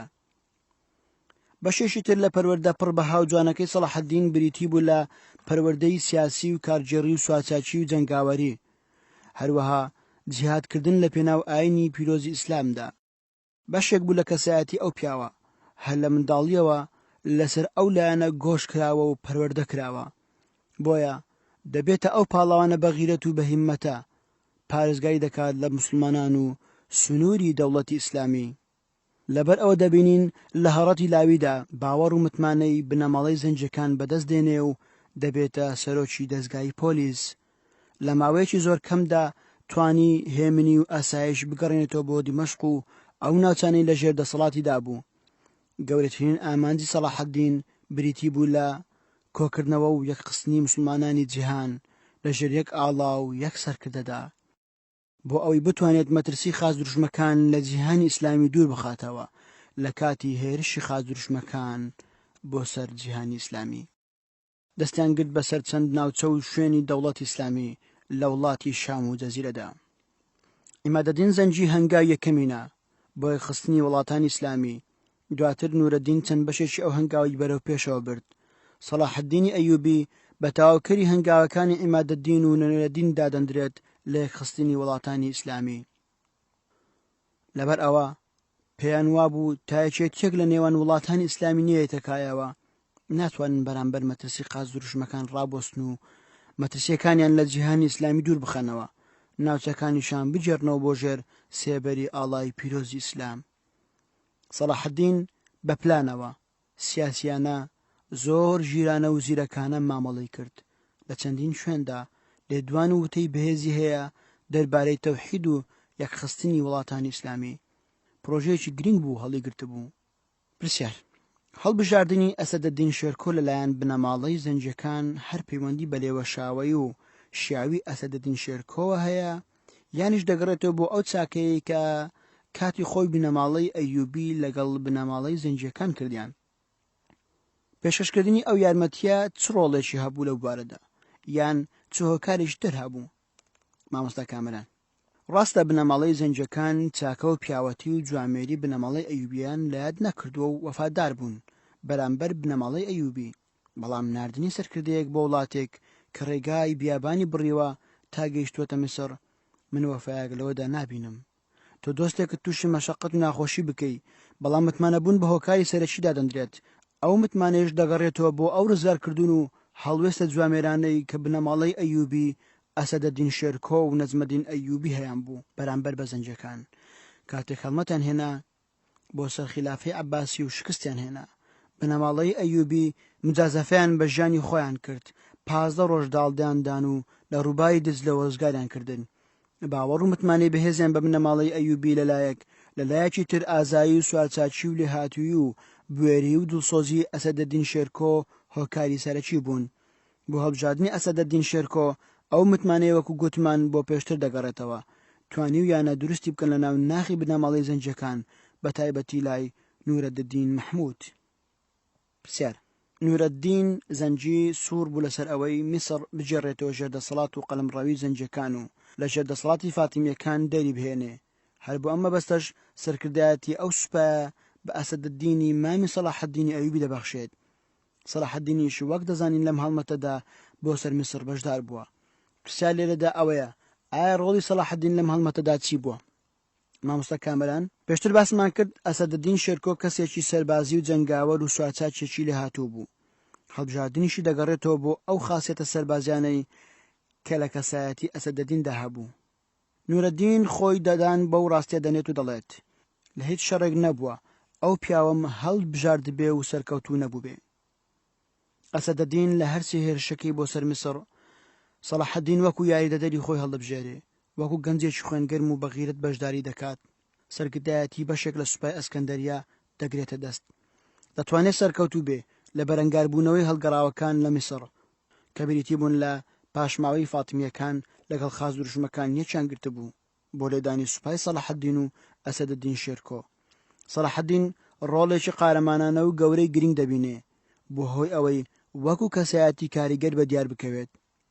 لە دوای ئەوەی شاوری وەزیری فاتمیەکان وەفادار نەبوو بەرامبەر بەو بەڵێنانەی کە بە ئەسەدەدین شێرکۆ و نورەدین زەنجیدا بوو، پشت بە خاز دروشمەکان دەبەستێت بۆ وەدەرنانی سوپای ئەسەدەدین شێرکۆ، بەڵام سەلاحەددین توانی بەسەریدا زاڵ بێت.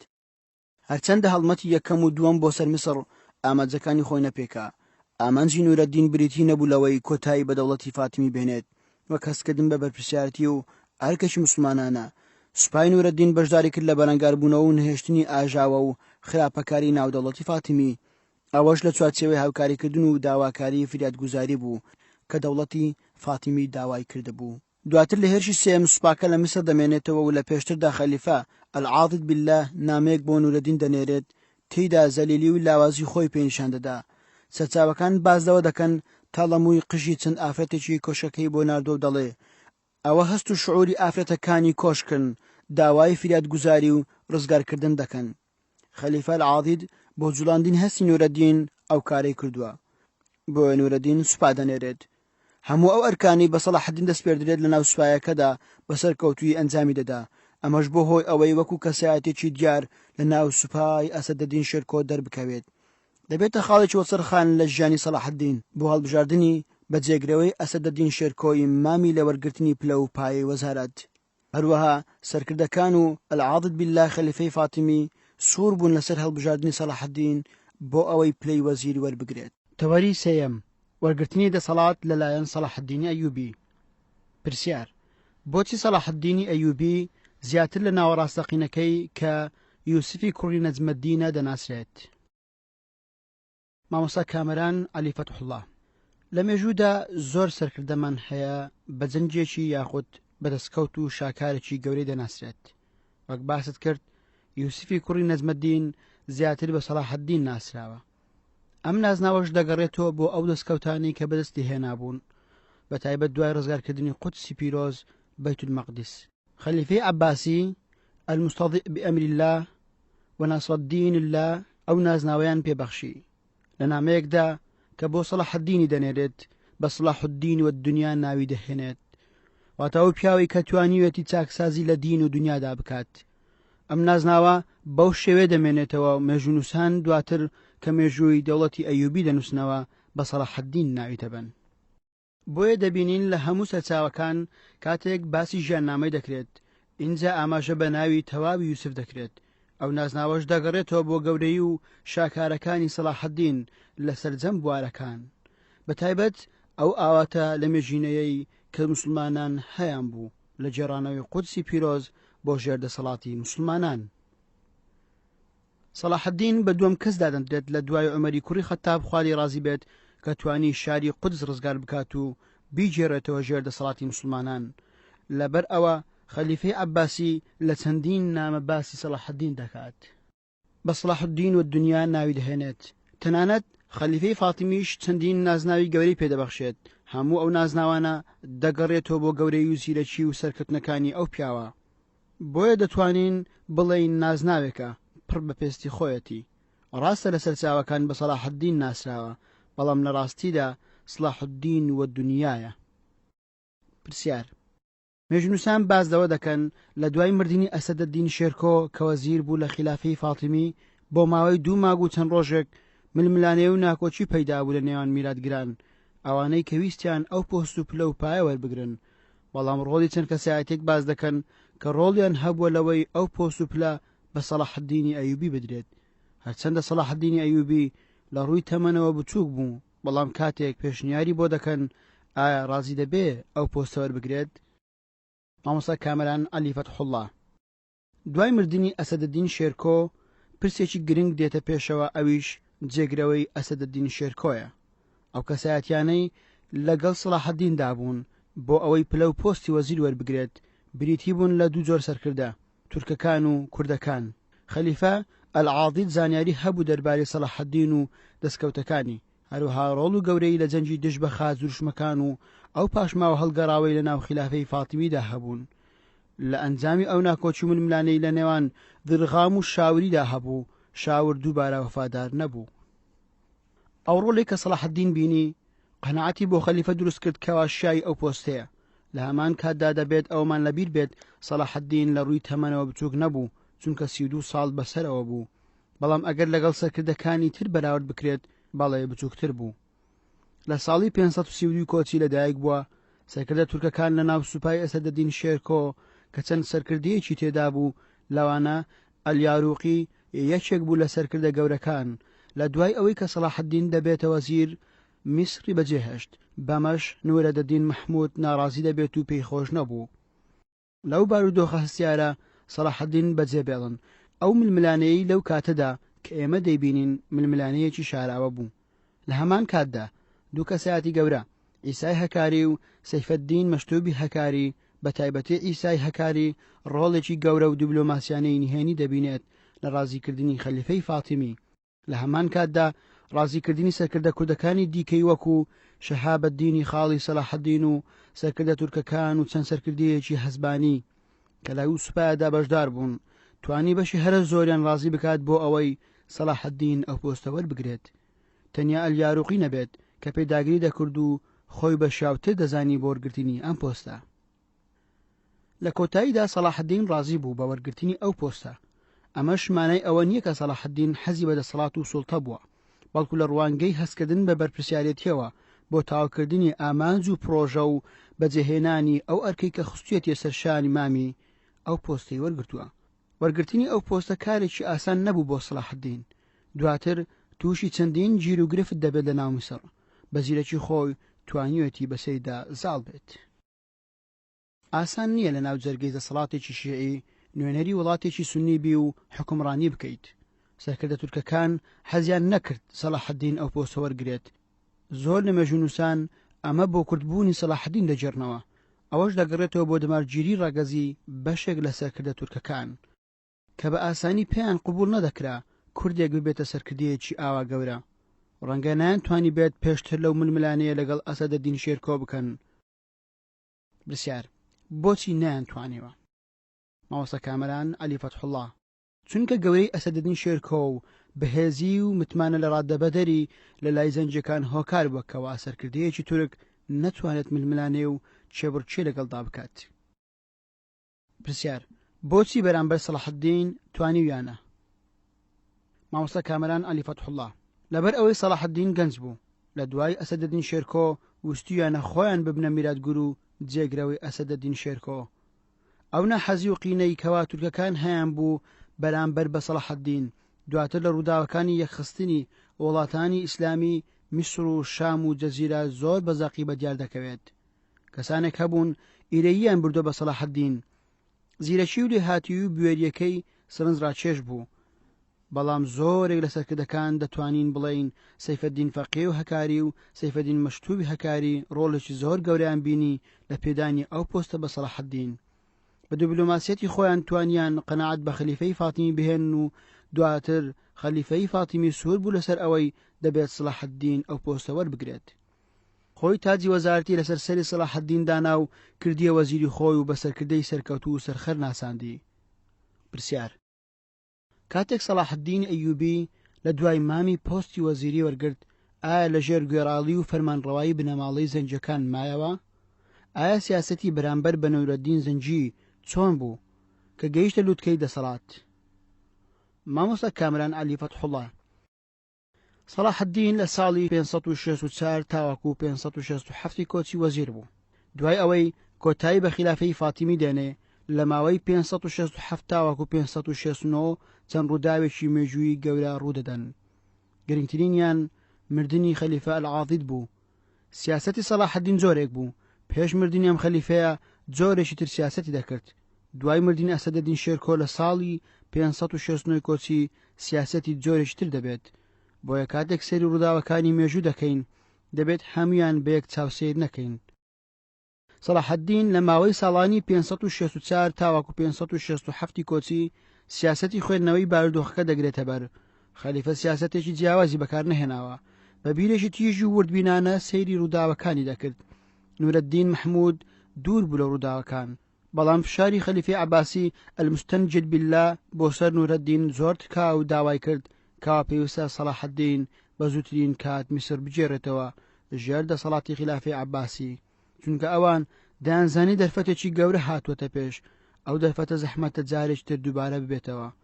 بۆیە پێویستە سەلاحەدین بە زووترین کات ئەو هەڵە بقۆزێتەوە. ئیعلانی نەمانی خلافەی فاتیمی بکات و وتار بەناوی خەلیفەی عەباسی بخوێنرێتەوە. پرسیار: سەرچاو مێژوویەکان باز دەوە دەکەن. نورەدین زەنجی چەند نامەیەکی هەڕەشە ئامێز زۆر بە توندی ئاراستەی سەلاحەدین دەکات تا کۆتایی بە سەڵاتی فاتیمیەکان بهێنێت و بیجێڕێتەوە سەر خلافەی عەباسی.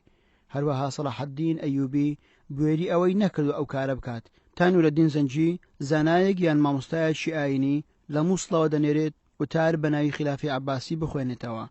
ئایا ئەوە پەیوەندی بە دیبلۆماسیەت و دووربینی سەلاحەدینەوە هەبوو یان وەکو سەرچاوەکان بازەوە دەکەن سەلاحەدین جورئەتی ئەوەی نەکردووە لەبەر دەسەڵاتی فاتیمیەکان ئەو داواکاریە جێبەجێ بکات؟ مامۆستا کامەران عەلی فەتحوڵڵا: ناتوانین بڵێن سەلاحەدین کەسێکی بێجورئەت بوو، چونکە سەلاحەدین ئەگەر سەرکردەیەک بێت و لەو تەمەنە ئەو پۆستە گرنگە وەربگرێت و سەرکەوتوو بێت تێیدا دواتر ڕووداوەکان ئەم ڕاستیە دەسەلمێنن. بۆیە بابەتەکە بوێری و نەوێری نەبووە.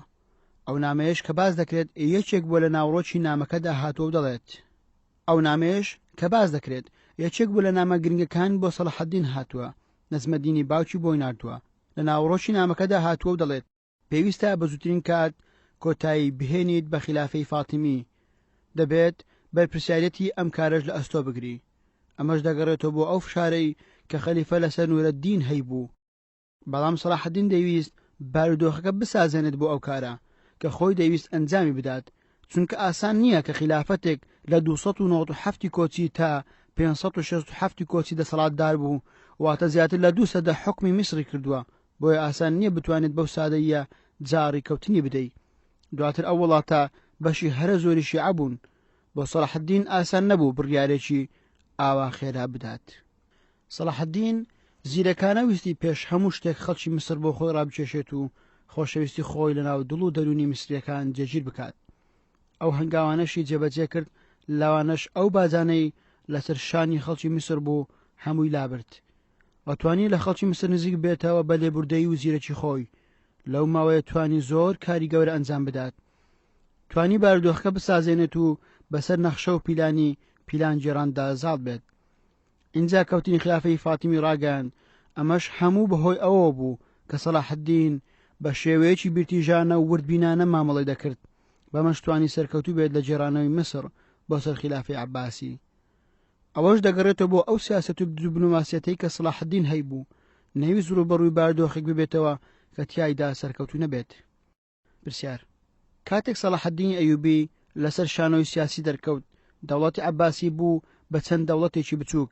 لە میسر فاتیمیەکان حکمیان دەکرد، ددانیان بە خلافەی عەباسیدا نەدەنا، هەروەها خاز دروشمەکان کەنارەکانی ڕۆژهەڵاتی دەریای ناوەڕاست لە ئاسیای بچووکەوە تا نیمچە دوورگەی سینایان داگیر کرده بوو. ئەتابەجەکانیش دەستیان بەسەر بەشێک لە عێراق و سووریا داگرتە بوو. ئایا سەلاحەدین ئەیوبی چۆن توانی ئەو هەموو بربەستە تێک بشێنێ، مسلمانەکان لە ژێر ئاڵای خۆی کۆ بکاتەوە، خاز دروشمەکانیش چاوتسیان بکات و دووریان بخاتەوە؟ ئایا سەلاحەدین چۆن توانی ئەو هاوکێشەیە بەو شێوەیە شیکار بکات؟ مامۆستا کامەران عەلی فەتحوڵڵاه: ئەو پرسیارە زۆر شت لەخۆ دەگرێت. ئەگەر بە کورتی باسی بکەین، ئەو بارودۆخەی سەلاحەدین تێیدا دەرکەوت، ئەو جێژمە و کێشەیەی کە جیهانی ئیسلامی بە تایبەتی ورتر بڵێن ڕۆژهەڵاتی نزیک یان ڕۆژهەڵاتی ئەو کاتە کە بە میسر و شام و عێراق دەوترا، لە ڕەوشێکی زۆر ئاڵۆزدا بوو. وەکو لە پرسیارەکەت ئاماژەت پێدا، دەوڵەتی ئیسلامی بەرەو پەرتەوازیەکی سیاسی گەورە دەچوو. ئەویش خۆی لە دروستبوونی چەندین ئەتابەجیە و دەسەڵات و قەوارەی سیاسی بچووکدا دەبینیەوە. ئەتابەجیە بە مانای ئەبولئەمیر باوکی میر دێت. ئەو زاراوێ لە ناو تورکەکان بڵاو بوو کە منداڵەکانیان پەروەردە دەکرا لەلایەن ئەو مامۆستایانەی بۆیان تەرخان دەکرا. ئەو دەسەڵاتی خۆجێیانەی لە ناو دەوڵەتی ئیسلامیدا بوونیان هەبوو، لە چێبڕچێی سەرسەختدا بوون لەسەر دەسەڵات و بەهێزکردنی پێگەی سیاسی خۆیان. ئەمە لەلایەک مەترسی خاز دروشمەکان و ئەو هێشانی کە دەیان کردە سەر ناوچەکانی سنووری دەوڵەت ئیسلامی لەلایەکی تر. ئاسان نەبوو لە ئان و ساتێکدا یان لە ماوەیەکی کەم بتوانرێت چارەسەری سەرجەم ئەو کێشە و گرفتانە بکرێت. ئەوەمان پێ دەڵێت سەلاحەدین وەکو کەسایەتێکی سیاسی و سەربازی گەورە لەو سەردەمەدا دەرکەوت، بەڕاستی بارودۆخەکە زۆر ئاڵۆز و پڕچێشمە چێشم بوو. لێرەدا گرنگی سەلاحەدین و ئەو پێگە سیاسیەی کە بنیاتینە پێویستێکی حتمی ئەو کاتەی مسلمانان بوو.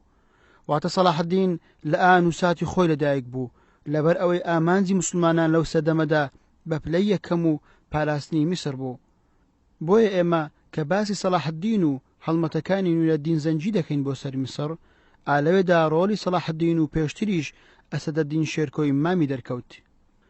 چونکە خلافەی فاتیمی لە ململانەیەکی دوور و درێژدا بوو لەگەڵ خلافەی عەباسی بۆ ماوەی چەندین سەدا، ئەو بارودۆخەی کە میسر تێکەوت بوو دەتوانین بڵێین زیاتر لە 50 ساڵ بەر لە گەیشتنی سەلاحەدین بۆ میسر خلافەی فاتیمی هەنگاوی دەنا بەرەو دارمان و داڕوخان، بە تایبەتی بەهۆی بەهێزبوونی دەسەڵاتی وەزیرەکان و نەمانی دەسەڵاتی خەلیفەکانی فاتیمی.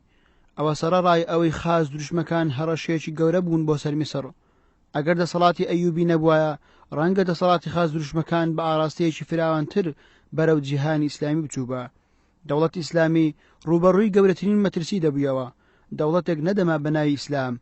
لەوانەیە هەمووی دەکەوتە بەر لەشکر چێشی خاز دروشمەکان، لەبەر ئەوە بنیاتنانی دەوڵەتی ئەیوبی پێویستێکی گەورە بوو. ئامانجی سەلاحەدین بنیادچنانی پێگەیەکی بەهێز بوو لە میسر، پاشان پاراستنی جەزیرە و وڵاتی شام، ئەویش بە لەناوبردننی دەسەڵاتە خۆجێیەکان و بنیاتنانی ئەو پرۆژەیە کە ئیمادەدین زەنجی و پاشان کوڕەکەی نورەدین زەنجی کاریان بۆ دەکرد. سەلاحەدین بە تەواوکار و جێبەجێکاری ئەو پرۆژەیە دادەندرێت. ئەویش یەکێتی جیهانی ئیسلامی بوو لە نێوان میسر و شام و جەزیرە. ئەو یەکێتیەی سەلاحەدین کاری بۆ کرد و دواتر توانی بەدەستی بێنێ. خاڵێکی میحوەری و جەوهەری زۆر گرنگ بوو. هەروەها ئامانجی گەورەی سەلاحەدین بریتی بوو لە ڕزگارکردنی زۆرترین خاچی وڵاتی شام و ڕزگارکردنی بەیت المەقدس، شاری قودسی پیرۆز. ئەو بارودۆخەی لە سەدەی شەشی کۆچی وڵاتانی ڕۆژهەڵاتی نزیک پێیدا تێپەڕین بارودۆخێک بوو پێویستی بە بنیادنانی دەوڵەت و دەسەڵاتێکی بەهێز بوو. بۆ ئەوەی بتوانێت بەرگری لە جیهانی ئیسلامی بکات و چارەسەری ئەو پەرتەوازەییە بکات، لە هەمان کاتدا ببێتە پەرژینێکی گەورەی سیاسی و سەربازی لە بەرامبەر مەترسیەکانی خاز دروشمەکان. دواتریش دروستکردنی یەکگرتووی لە نێوان وڵاتانی ئیسلامی و یەکخستنی ئەو هێزە مادی و معنەوەی کە لە وڵاتانی ئیسلامیدا کۆبووبیەوە بەرامبەر بەو هەڕەشەی خاز دروشمەکان دروستیان کردهبوو. بە تایبەتی ئەو کاتەی میر و پاشاکانی ئەوروپا بووبوون بە یارمەتی دەرێکی بەهێز بۆ خاز دروشمەکان بۆ ئەوەی بتوانن زیاتر مەترسی بخەنە سەر ئیسلام و مسلمانان. پرسیار: پاش مردنی نورەدین زەنجی ململانەیە لە نێوان بنەماڵەکەیدا دروست دەبێت. سەلاحەدین ناوچەکانی ژێردەسەڵاتی زەنجیەکان کۆنتڕۆڵ دەکات و دەستی بەسەردا دەگرێت. هەر لە پێناو ئەو ئامانجەی کە سەلاحەدین هەیبوو لە بەدیهێنانیەکێتی جیهانی ئیسلامی، بەڵام خەڵکی ترپیان وایە ئەوە جۆرێک لە ناپاچی و سپڵەیی و بێوەفایی بەرامبەر بەو بنەماڵەیە. کومنتی بەڕێستان لەو بارەیەوە. مامۆستا کامران عەلی فەتحوڵڵاه: وەکو بەڕێزت ئاماژەت پێکرد، ڕاستی مێژوویەکان ناتوانرێت بشاردرێتەوە. بەلایەنگیری و دەمارگیریەوە نایڵێم سەلاحەدین خۆویست و دنیاویست و خۆپەرست نەبوو. وەکو پێشتیش ئاماژەمان پێکرد، ئەو جوگرافیا و فراوانەی لە جیهاندا لە ژێردەستی سەلاحەدیندا بوو کاتێک کە وەفات دەکات و دنیا بەجێ دێڵێ چی لە دوای خۆی جێهێشت؟ ئایا میلاتەکەی چی بوو؟ چەند درهەمێکی ناسڕی و بە ئەندازەی لەتە خورمایەک زێڕی هەبوو کە ناکاتە دڵۆپێک بەرامبەر ئەو نەخشە سیاسیەی لە ژێر دەسەڵاتیدا بوو. سەلاحەدین تەواوکەری ئەو پرۆژە سیاسیە بوو کە نەورەدین لە پێش خۆی هەڵی گرتبوو. خەمی سەلاحەدین خەمی مسلمانان بوو، خەمی خاچی مسلمانانی هەڵگرت بوو. بە پلەی یەکەم نەهێشتنی مەترسی خاز دروشمەکان بوو، هەوڵدان بۆ ڕزگارکردنی قودسی پیرۆز کە 200 زیاتر لە ژێردەستی خاس دروشمەکان بوو. چەندین قەسابخانەیان لە هەڵمەتەکانی یەکەم و دووەم دژ بە مسلمانەکان کرد. نەناوچەکانی شام هەموو ئەوانەی بوون هۆی ئەوە جارێکی تر سەلاحەدین یەک ڕزی مسلمانەکان بجێڕێتەوە، هەروە هێز و عیزەت و شکۆی مسلمانان بجێڕێتەوە بۆ خاز دژمەکانی سلمان کە مسلمانەکان چێن. مردنی نورەدین مەحموود لە ساڵی 569 کۆچی کاریگەریەکی گەورەی کردە سەر واقعی سیاسی. ئەگەرچی لەلایەکی تر مردنی ئەو پیاوە زیاتر سەلاحەدینی گورج و گۆڵتر و چالاکتر کرد بۆ ئەوەی هەڵ یەکخستنی وڵاتانی ئیسلامی بدات، بە تایبەتی میسر و شام و جەزیرە. تەنانەت هەوڵیدا سوود لە هەموو دەهاتە مادی و معنەویەکانی میسر و شام و جەزیرە وەربگرێت بۆ ئەوەی بتوانێت هێزێکی گەورە دروست بکات تا بەرامبەر بە خاز دروشمەکان بۆستێتەوە. بەڕاستی سەلاحەدین کاری کرد بۆ ئەوەی دەسەڵاتی زەنجەکان لە ناو بات. نابێت ئەوشمان لایەت بچێت لە ناو هەموو کۆمەلگایەکدا کەسانێک هەن ناحەزن، کەسانێک هەن دڵسۆز نین، بە تەحەیوز و لایەنگیریەوە نایڵێن. هەندێک لە سەرکردە تورکەکان لە دەوری مەلیک ساڵح ئیسماعیلی کوڕی نورەدین مەحموود کۆبووبوونەوە ناحەز بوون بە سەلاحەدین. مێژووی ئەو ناحەزیان دەگەڕێتەوە بۆ ئەو کاتەی کە بوو بە وەزیر لە دەوڵەتی فاتیمی. نەیان دەویست سەلاحەدین ڕۆڵی خۆی ببینێ لەبەر ئەوەی کە کورد بوو. ئەمەش حاڵەتێکی ئاساییە کە سیڕا و ململانەی هەبێت لە نێوان دوو نەتەوەی جیاواز یان دوو سەرکردە و کەسایەتی یان دوو ڕەگەزی جیاواز. سەلاحەدین زیاتر کاری لەسەر ئەوە دەکرد بەرەنگاری خاز دروشمەکان ببێتەوە و مەترسیەکانی ئەوان لەسەر مسلمانەکان دوور بخاتەوە. یەکخستنی میسر و شام و جەزیرە بۆ ئەوە نەبوو خوێنی مسلمانان بڕێژێت. سەلاحەدین بەردەوام کاری لەسەر هەڵوێستەکانی خۆی دەکرد بە شێوازی دانوستاندن و ئاشتیانە بۆ ئەوەی وڵاتانی ئیسلامیەک بخات. ئامانجی سەلاحەدین زۆر لەوە گەورەتر بوو کە کەسانێک دژی پرۆژە و بەرنامەکەی بوەستن. دوای ئەوەی خەلیفەی عەباسی لە ساڵی 571 کۆچی دانینا بەدەسەڵاتی سەلاحەددین لە میسر. سەلاحەددین هەموو ڕێگا و شێوازێکی شەرعی گرتە بەر بۆ یەکخستنی وڵاتانی موسڵمان. بە تایبەتی وڵاتی شام پێگەیەکی گرنگی هەبوو بۆ سەلاحەددین، چونکە دەیتوانی لەوێوە بەرەنگاری خاز دوشمەکان ببێتەوە. توانی لەگەڵ پاشماوەی بنەماڵی زەنجەکان ڕێک بکەوێت و ڕازیان بکات، هەرچەندە هەندێکیان ڕێگر بوو، بەڵام سەلاحەددین توانی لە ماوەی 12 ساڵ میسر و شام یەک بخات. لە پاشان خۆی ئامادە کرد بۆ ڕزگارکردنی شاری قودسی پیرۆز. پرسیار: کاتێک سەلاحەددین دەست بەسەر وڵاتی میسر و شام دادەگرێت، تۆرانشا دەنێرێت بۆ یەمەن، و وەک بەشێک لە مێژونووسان ناڵێم هەمووی باز دەکەن ترسی لە بنەماڵەی زەنجەکان هەبوو، وەک جەنابیشت باسی لەوە کرد کە بەشێکیان ڕێگر بوون یان نەحەز بوون بە کارەکانی سەلاحەددین. هەر لەبەر ئەوە بوو سەلاحەددین تۆرانشا دەنێرێت بۆ یەمەن. ئەگەر هات و زەنجەکان هێرشیان کردە سەری پەنا بباتە بەر یەمەن، ئایا ئەوە تا چەند ڕاستە؟ کۆمنتی بەڕێستان لەو بارەیەوە. مامۆستا کامەران عەلی فەتحوڵڵا: ناردنی تۆرانشا بۆ نۆبە و یەمەن دەگەڕێتەوە بۆ ساڵانی 568 تاوەکو 569. ئەو کاتە نورەدین محموود لە ژیاندا مابوو. ڕاستە باسێک هەیە کە جۆرێک لە ساردی کەوتۆتە نێوان سەلاحەددین و نورەدین محموود. مێژونووسان بازەوە دەکەن ئەو ڕاستیان تۆمار کردووە، بەڵام ئەو گرژی و ساردیە نەگەشتۆتە ئاستی شەڕکردن و خوێن ڕشتن. هۆکاری ئەو بابەتەش بۆ ئەوە دەگەڕێتەوە سەلاحەددین لە میسر بوو، نورەدین محموود لە شام بوو. کێشەی گێڕانەوەی میسر بۆ ژێر دەسەڵاتی خلافەی عەباسی یەکێک بوو لەو بابەتانەی کە سەلاحەددین دواتر جێبەجێ کرد و بەدەستی هێنا. پێشتریش ئاماژەمان پێکرد سەلاحەددین دەیویست بارودۆخەکە لەبار بێت و بیسازێنێ، ئەو جار خلافەی فاتیمی لەناوبەرێت و کۆتایی پێبێنێت.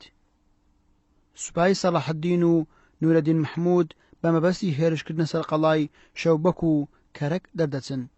سوپای سەلاحەددین دەگەڕێتەوە، نورەدین محموود داوای لێ دەکات نەگەڕێتەوە، بەڵام سەلاحەددین گەڕایەوە لەبەر ئەوەی باوکی لەسەر مەرگدا بوو. نەجمەدین ئەیوبی باوکی سەلاحەددین لە بەردەم قاهیرە لەسەر ئەسب بەردەبێتەوە. سەلاحەددین ناگاتە خزمەتی باوکی و وەفات دەکات. سەلاحەددین بە نوێنەرەکانی دەڵێت بە نورەدین محموود ڕابگەێنن کە گەڕانەوەی من لەبەر ئەو هۆکارە بووە.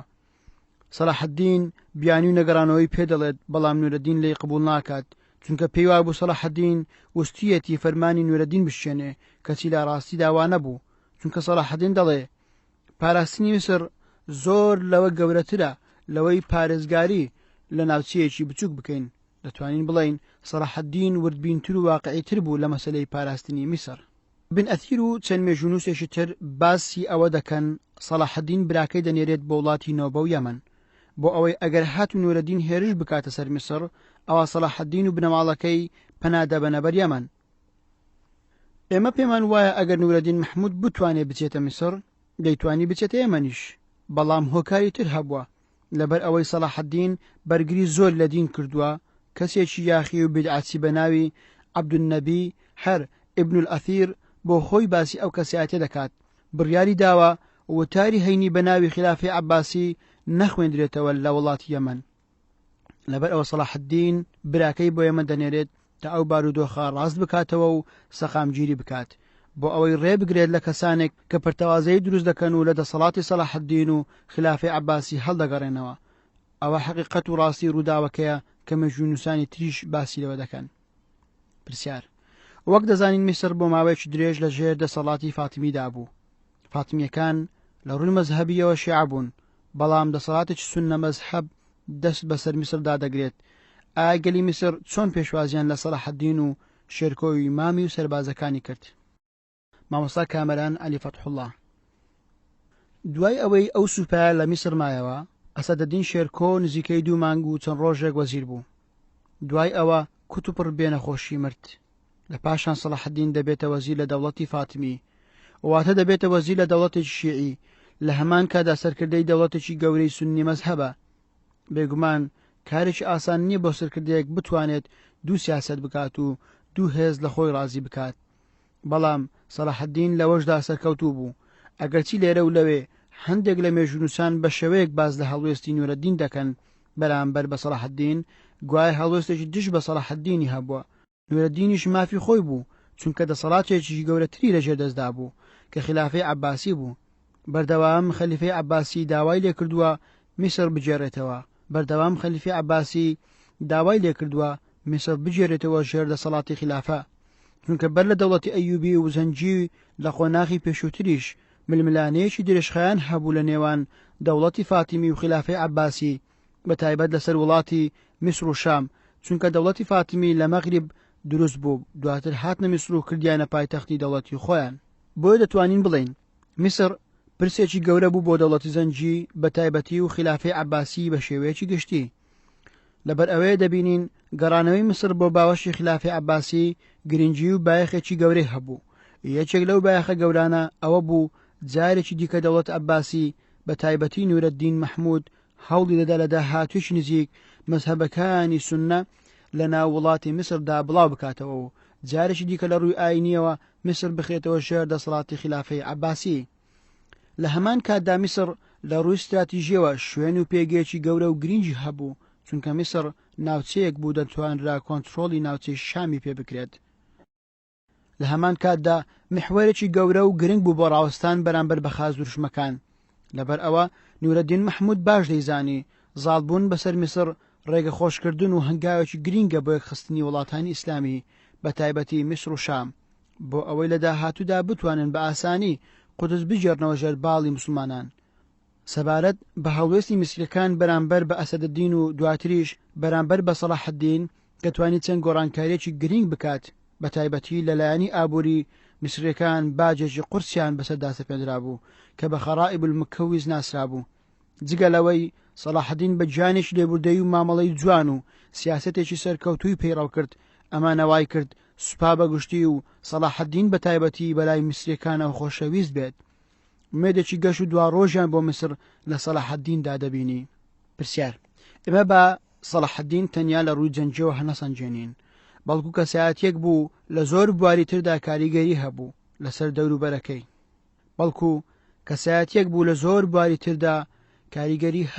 دەوروبەرەکەی.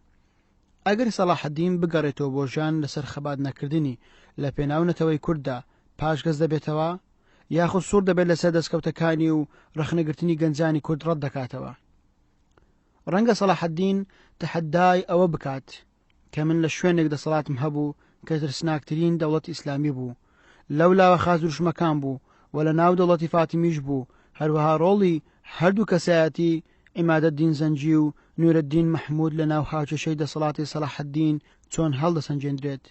لە ڕووی کەسایەتیەوە ئایا سەلاحەدین داخراو بوو یاخود نەیویستوە لە ڕووی کرانەوە کێشە بۆ دەوروبەرەکانی دروست بکات؟ مامۆستا کامەران عەلی فەتحوڵڵا: سەلاحەدین پەشیمان نابێتەوە لەوەی کە بۆ ئیسلام و کوردیشی کردووە، بەڵام واقعەکە جیاوازە. ئەگەر لاو واقعی ئێستا بووایە لەوانەیە بە شێوەیەشتر مامەڵی بکردبایە و بە شێوەیەشتر کارەکانی خۆی ئەنجام دەدا. حەجی سەلاحەدین لەو شتانێک کە کردوویەتی پەشیمان نابێتەوە.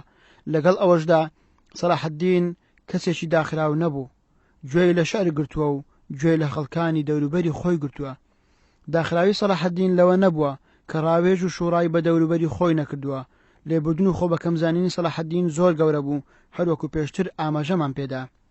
بەڵام لە بواری فەلسەفەدا لەبەر ئەوەی ئەو سەردەمە سەردەمێک بوو زیاتر خەمی ڕزگارکردنی موسڵمانان و کێشەی موسڵمانانی بوو، بە هەموو شێوەیەک لەگەڵ ئەوەدا نەبوو گرنگی و بار بە قوڵایی چوونە ناو فەلسەفە بدات.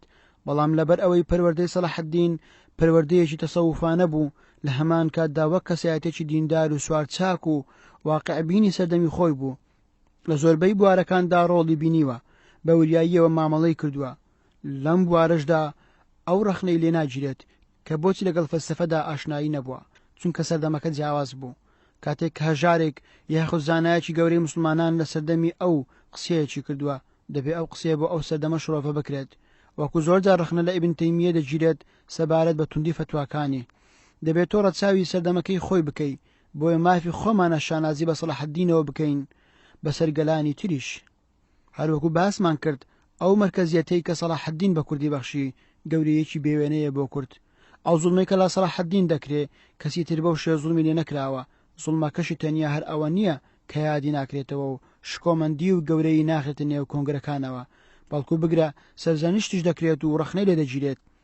ئەو پیاوە هێمای برایەتی و ڕاستەقینەی نێوان هەموو گەلانی موسڵمان بوو، ڕەمزی شکۆدارێکی گەورە بوو بۆ کورد، تەنانەت خزمەتەکانی بە کورد و بە ئیسلام وای کرد کەواش کۆمەندی سەلاحەدین و کورد لەناو غەیرە کووردا بە گەورەی بمێنێتەوە.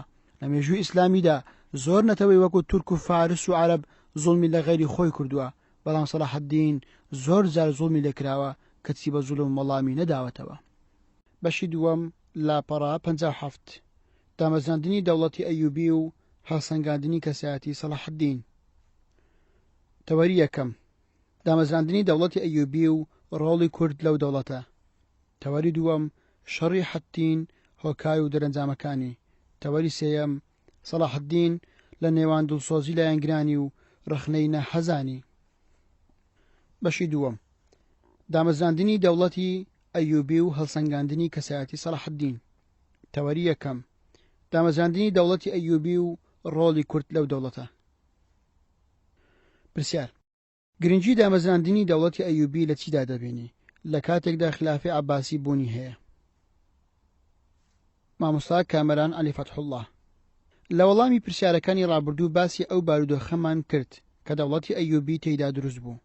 گرنگیەکە لەوێوە دەست پێ دەکات لەو کاتی وڵاتی شام یەکخست کە لە ژێر دەسەڵاتی پاشماوەی زەنجەکاندا بوو. ئەو کاتە مەلیک ساڵحی کوڕی نورەدین محموود تەمەنی 11 ساڵ بوو. کۆمەڵێک سەرکردە و دەسەڵاتداری تورک لە دەوری کۆبوونەوە تەنها بەرژەوەندیەکانی خۆیان لە بەرچاو بوو. لە ململانەی و چەبرچیەکی بەهێزدا بوون لە پێناو بەهێزکردنی پێگەی خۆیان.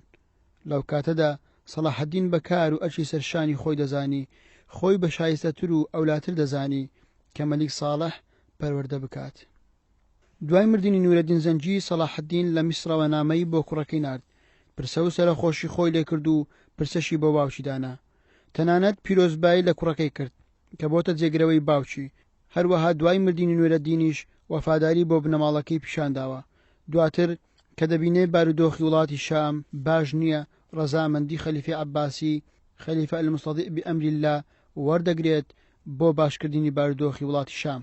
دواتر سەلاحەدین پێی دەڵێت ناتوانم قودس ڕزگار بکەم لەو میسرە. هەروەها پێی دەڵێت پێویستە چاکسازی و پاکسازی لە وڵاتی شام بکرێت.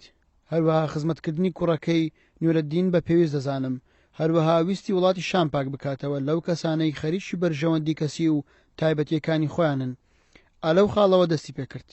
لێرەوە دەگەڕینەوە سەر گرنگی دروستبوونی دەوڵەتی ئەیوبی.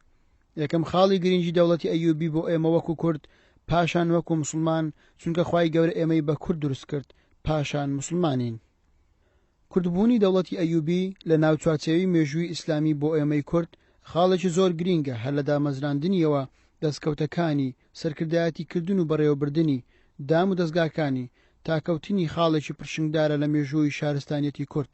گەورەیە بۆ ئێمەی کورد کە خەڵکی میسر و وڵاتی شام شانازی بە سەلاحەدین دەکەن. لە یەمەنەوە تا مەککە و مەدینە و حیجاز دوعا بۆ سەلاحەدین کراوە. شانازیە بۆ گەلی کورد لە ناو مێژووی ئیسلامی بەسەر بەرزی و شکۆ و عیززەتەوە شانازی بە سەلاحەدینەوە دەکرێت. ئەگەر مبالەغەم نەکرد بێ بە هەزارەها نامەی ماستەر و دکتۆرا و کتێب لەسەر ئەو کەسایەتیە نووسراوە. ئەوە شانازیە بۆ گەلی کورد پێویستە ئاگاداری بین. خاڵێکی تری گرنگی سەر هەڵدانی دەوڵەتی ئەیوبی بریتێ لەو ڕۆڵە گرنگەی کە بینی. یەکەمیان لە ڕووی سیاسی و سەربازی کە خۆی دەبینێتەوە لە ڕزگارکردنی شاری قودس و زۆرترین ناوچەی وڵاتی شام کە سەلاحەدین پێی هەستا. دووەمیان بەرپرجانەوەی خازدروشمەکان لەو سەردەمەدا چ هێزێک هەبوو بەرپرسی خازدروشمەکان بداتەوە جگە لە دەوڵەتی ئەیوبی. چ هێزێک هەبوو بەرپرسی خازدروشمەکان بداتەوە جگە لە دەوڵەتی ئەیوبی؟ هەر دەوڵەتی ئەیوبی بوو بە پەرژین بۆ ئەوەی وڵاتانی ئیسلامی نەکەونە بەر شاڵاوی خازدروشمەکان. ئەگەر ئەو دەوڵەتە نەبووایە مەترسی خازدروشمەکان ئەوەندە گەورە بوو لەوانەیە کۆتایی بە خلافەی عەباسی بهێنا بووایە. دواتر هەوڵەکانی سەلاحەدین بۆ تەوحیدی جیهانی ئیسلامی و ئەو یەک بوونەی کە لە میسر و شام و جەزیرە دروستی کرد، ئەو پەیوەندیە بەهێزەی کە لەگەڵ خلافەی عەباسی هەیبوو گەورەیەکەی بۆ سەلاحەدین و دەوڵەتی ئەیوبی دەگەڕێتەوە. ئەسکەدین سەلاحەدین بوو بە گرنگی ئەو یەک بوونە. مێژوو دەستکەوت و شاکارەکانی تۆمار کردووە، توانی بەرامبەر بە خازدروشمەکان بوەستێتەوە. لە پاشان جێڕانەوەی میسر بۆ ژێر خلافەی عەباسی لە ساڵی 567 کۆچی ئەوە دەستکەوتێکی دیکەیە بۆ سەلاحەدین. وەکو باز دەکرێت ئەگەر سەلاحەدین نەبووایە ئاخۆ میسر بە چ بارودۆخیدا تێدەپەڕی، لە چ ئاستێکدا دەبوو، لە ڕووی ئاینی و مەزهەبیەوە کە باز دەکرێت. خاڵێکی تر پڕکردنەوەی ئەو بۆشایە سیاسیی ناوچەکە بەدەستیەوە دەیناڵاند کە سەلاحەدین و دەوڵەتی ئەیوبی تێیدا دەرکەوت. سەلاحەدین توانی ئەو بۆشاییە سیاسیە پڕ بکاتەوە و بەهێزەوە تێیدا دەربکەوێت. پاشان خەریک بوو بۆشایی و لێکدابڕان لە نێوان یەکخستنی میسر و شام دروست بێت، بەڵام سەلاحەدین توانی ئەو یەکبوونە دروست بکات. گەورەی سەلاحەدین لەوەدا بوو توانی سوود لە هەموو توانامادی و مرۆییەکانی ئەو ناوچانە وەربگرێت. لە پێناو ئازادکردنی شاری قودسی پیرۆز و ناوچەکانی وڵاتی شام، تەنانەت توانی لە پرۆژەی یەکخستنی ناوچەکانی میسر و شام ئامانج و بەرهەم و ئاکامەکانیش بەدەستبێنێ کە کۆمەڵی خاڵی بە سەلاحەدین و دەوڵەتەکەی بەخشی. ئەویش دەرکەوتنی دەوڵەتی ئەیوبی بوو و وەکو دەوڵەتێکی سەربازی و شارستانی. دەبێت ئەوەش بزانین ڕۆڵی سەلاحەدین تەنها لە ڕووی سەربازیەوە چڕ نەبووتەوە، بەڵکو لە ڕووی سیاسی و هزری و زانستی و شارستانی، لە ڕووی بازرگانی و کوشت و کاڵ و دارایی و دادوەری و سەرجەم بوارەکانی دیکەی ژیان. دەوڵەتەکەی نمونەیەکی گەورە بوو لە بواری شارستانی، بە تایبەتی لە چوارچێوەی شارستانیەتی ئیسلامیدا. شارستانیەتی دەوڵەتی ئەیوبی شارستانیەتێکی زۆر گەورەیە.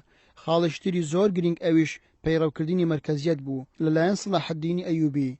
هەروەها کاتێک باسی عومەری کوڕی خەتاب دەکرێت خوا لێ ڕازی بێ، باسی ئازادکردنی شاری قودس دەکرێت. لەگەڵ باسکردنی عومەری کوڕی خەتاب و شاری قودس ڕاستەوخۆ باسی سەلاحەدینی ئەیوبی دەکرێت. سەلاحەدین گەورەی و گرنگێکی گەورەی خستە ناو مێژووی ئیسلامی و مێژووی کورد. ئەوە دەگەڕێتەوە بۆ ئەو مرکزیەتەی سەلاحەدین پەیڕەوی کرد. سەلاحەدینی ئەیوبی ئەو پیاوە بوو توانی یەک وتاری موسڵمانان دروست بکات و قودس لە ژێر دەسەڵاتی خازوڕشمەکان ڕزگار بکات. جگە لەوەی ڕۆژهەڵات ناسەکان بە گرنگیەوە باسی دەکەن، تەنها وتەی یەکێک لە ڕۆژهەڵات ناسەکان بە نمونە وەردەگرین. حامد لۆنجب دەڵێت سەردەمی سەلاحەدین سەردەمێک نییە کە ڕووداوێک تێیدا ڕوودا بێت و بەسەریدا تێپەڕ بوو بێت. لە مێژووی جەنگەکانی خازوڕشمەکان سەردەمی سەلاحەدین و دەوڵەتەکەی دەتوانم بڵێم سات و سەردەم و پشکۆیەکی کاریگەر و دەگمەنە، هەروەها ڕووناکێکی کاریگەرە لە چوارچێوەی مێژووی مرۆڤایەتی، نەک تەنها لە مێژووی ئیسلامی و جەنگەکانی خازوڕشمەکان. سەلاحەدین و دەوڵەتەکەی گەورەیەکی تریان بەخشی، ئەویش لە هەموو هەنگاوەکانی توانی ڕەزامەندی خلافەی عەباسی بەدەستبێنێ.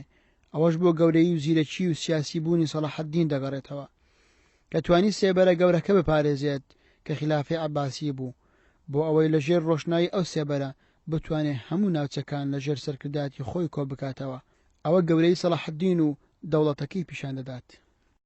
لە دوای مردنی نورەدین محمود بەرپرسیارەتێکی چارەنووسی مسلمانان و ڕزگارکردنی بەیت المەقدیس و ناوچەکانی وڵاتی شام لە ئەستۆی سەلاحەدین و دەوڵەتی ئەیوبی دەمێنێتەوە. گرنگەکەی وەکو باسم کرد لە ڕووی بوژانەوە و گەشتە سەندنی شارستانیەت و پەرەسەندنی هزری، بە تایبەتی لە بواری زانستە عەقڵیەکان چەندین قوتابخانە و زانستگای دروست کرد، دام و دەستگای کارگێڕی و مزگەوت و خانەقا و زانستە ئاینیەکان کە پەرەیان سەند. ئەوانە هەمووی گەورەی سەلاحەدین پیشان دەدەن. هەریەکەیان زۆری دەوێت، بەڵام بە کورتی و بە پوختی ئەوانە ئەو خاڵانە بوون کە گرنگی دەوڵەتی ئەیوبیمان پێدەناسێنن. پرسیار: ئێمە وەکو کورد شانازی بە سەلاحەدین دەکەین کە کووردە، بەڵام ئایا سەرچاو مێژوویە بیانیەکان سەلاحەدین بە کورد دەزانن؟ مامۆستا کامران عەلی فتحوڵڵاه: بە دڵنیاییەوە ئێمەش نووسینمان لەبارەی سەلاحەدینەوە هەیە و لە ساڵانی هەشتاکان پرۆفیسۆر دکتۆر موحسین لەسەر سوپای سەلاحەدینی نووسیوە.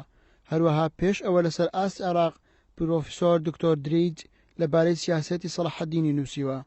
بەڵێ لە وڵاتانی ڕۆژئاوا و وڵاتانی عەرەبی وەکو باسم کرد کە بەدایەها نامەی ماستەر و تێزی دکتۆرای لەسەر نووسراوە، بەدایان کتێب بە زمانەکان ئینگلیزی و فەڕەنسی و ئیسپانی و لاتینی لەبارەی سەلاحەدین نووسراوە. لە بنەڕەتدا کوردبوونی سەلاحەدین قابلی گفتوگۆ نییە. ڕۆژئاواییەکان پێش ئێمە کوردبوونیان پشتڕاست کردوتەوە، بە تایبەتی تر مێژوونووسانی وڵاتانی میسر و شام. مێژوونووسانی میسری وەکو نەذیر سەعداوی و سەعید عەبدولفەتاح ئاشوور بەڕوونی باسی گەورەی سەلاحەدین و کوردبوونی دەکەن و ڕۆڵی ئەو کوردانە نیشان دەدەن کە پێکهاتەیەکی گرنگی سوپای سەلاحەدین بوون.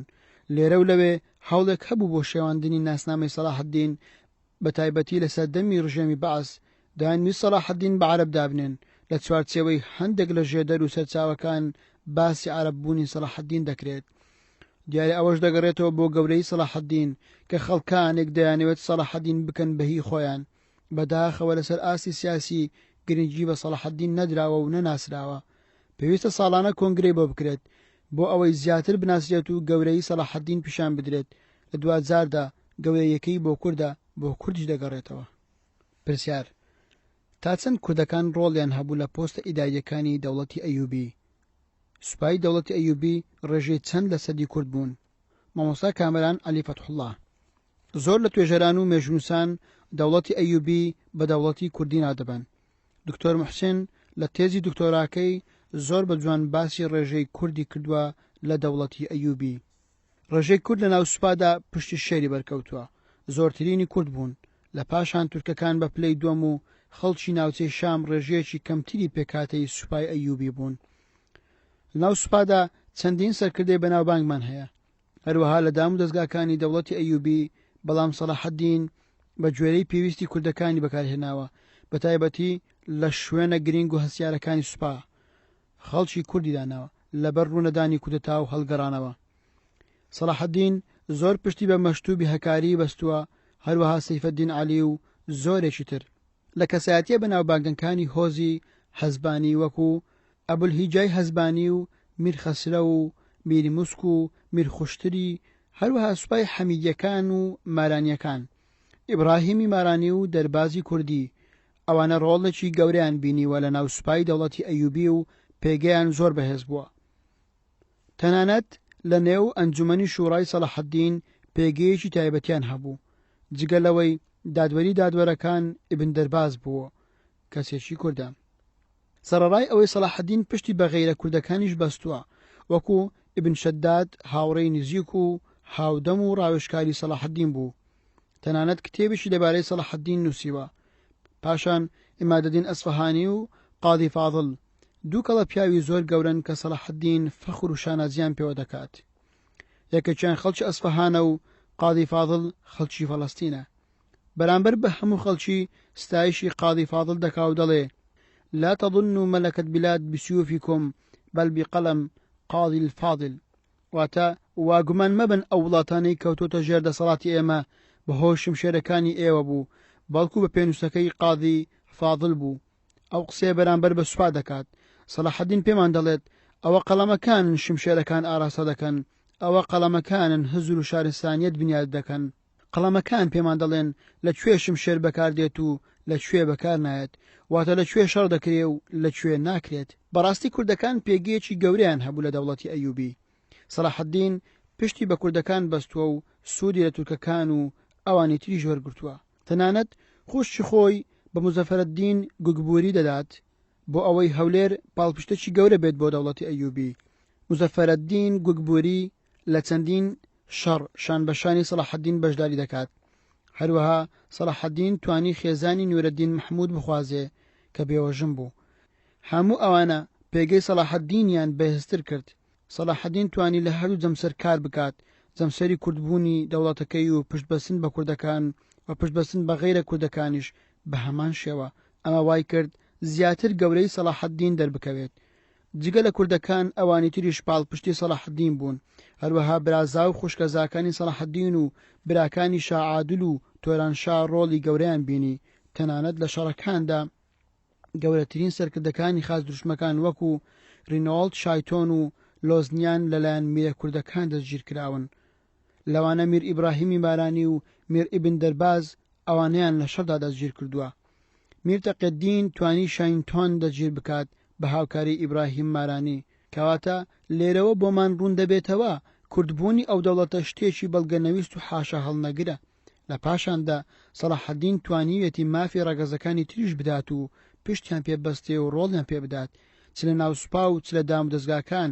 بە تایبەتی لە ناو دام و دەستگاکاندا ڕۆڵی بنەماڵی شارە زووریەکان لە یاد نەکەین. کەمالەدین شارە زووری ڕۆڵێکی گەورەی هەبوو، یەکێک بوو لە کەسایەتیە دیارەکان.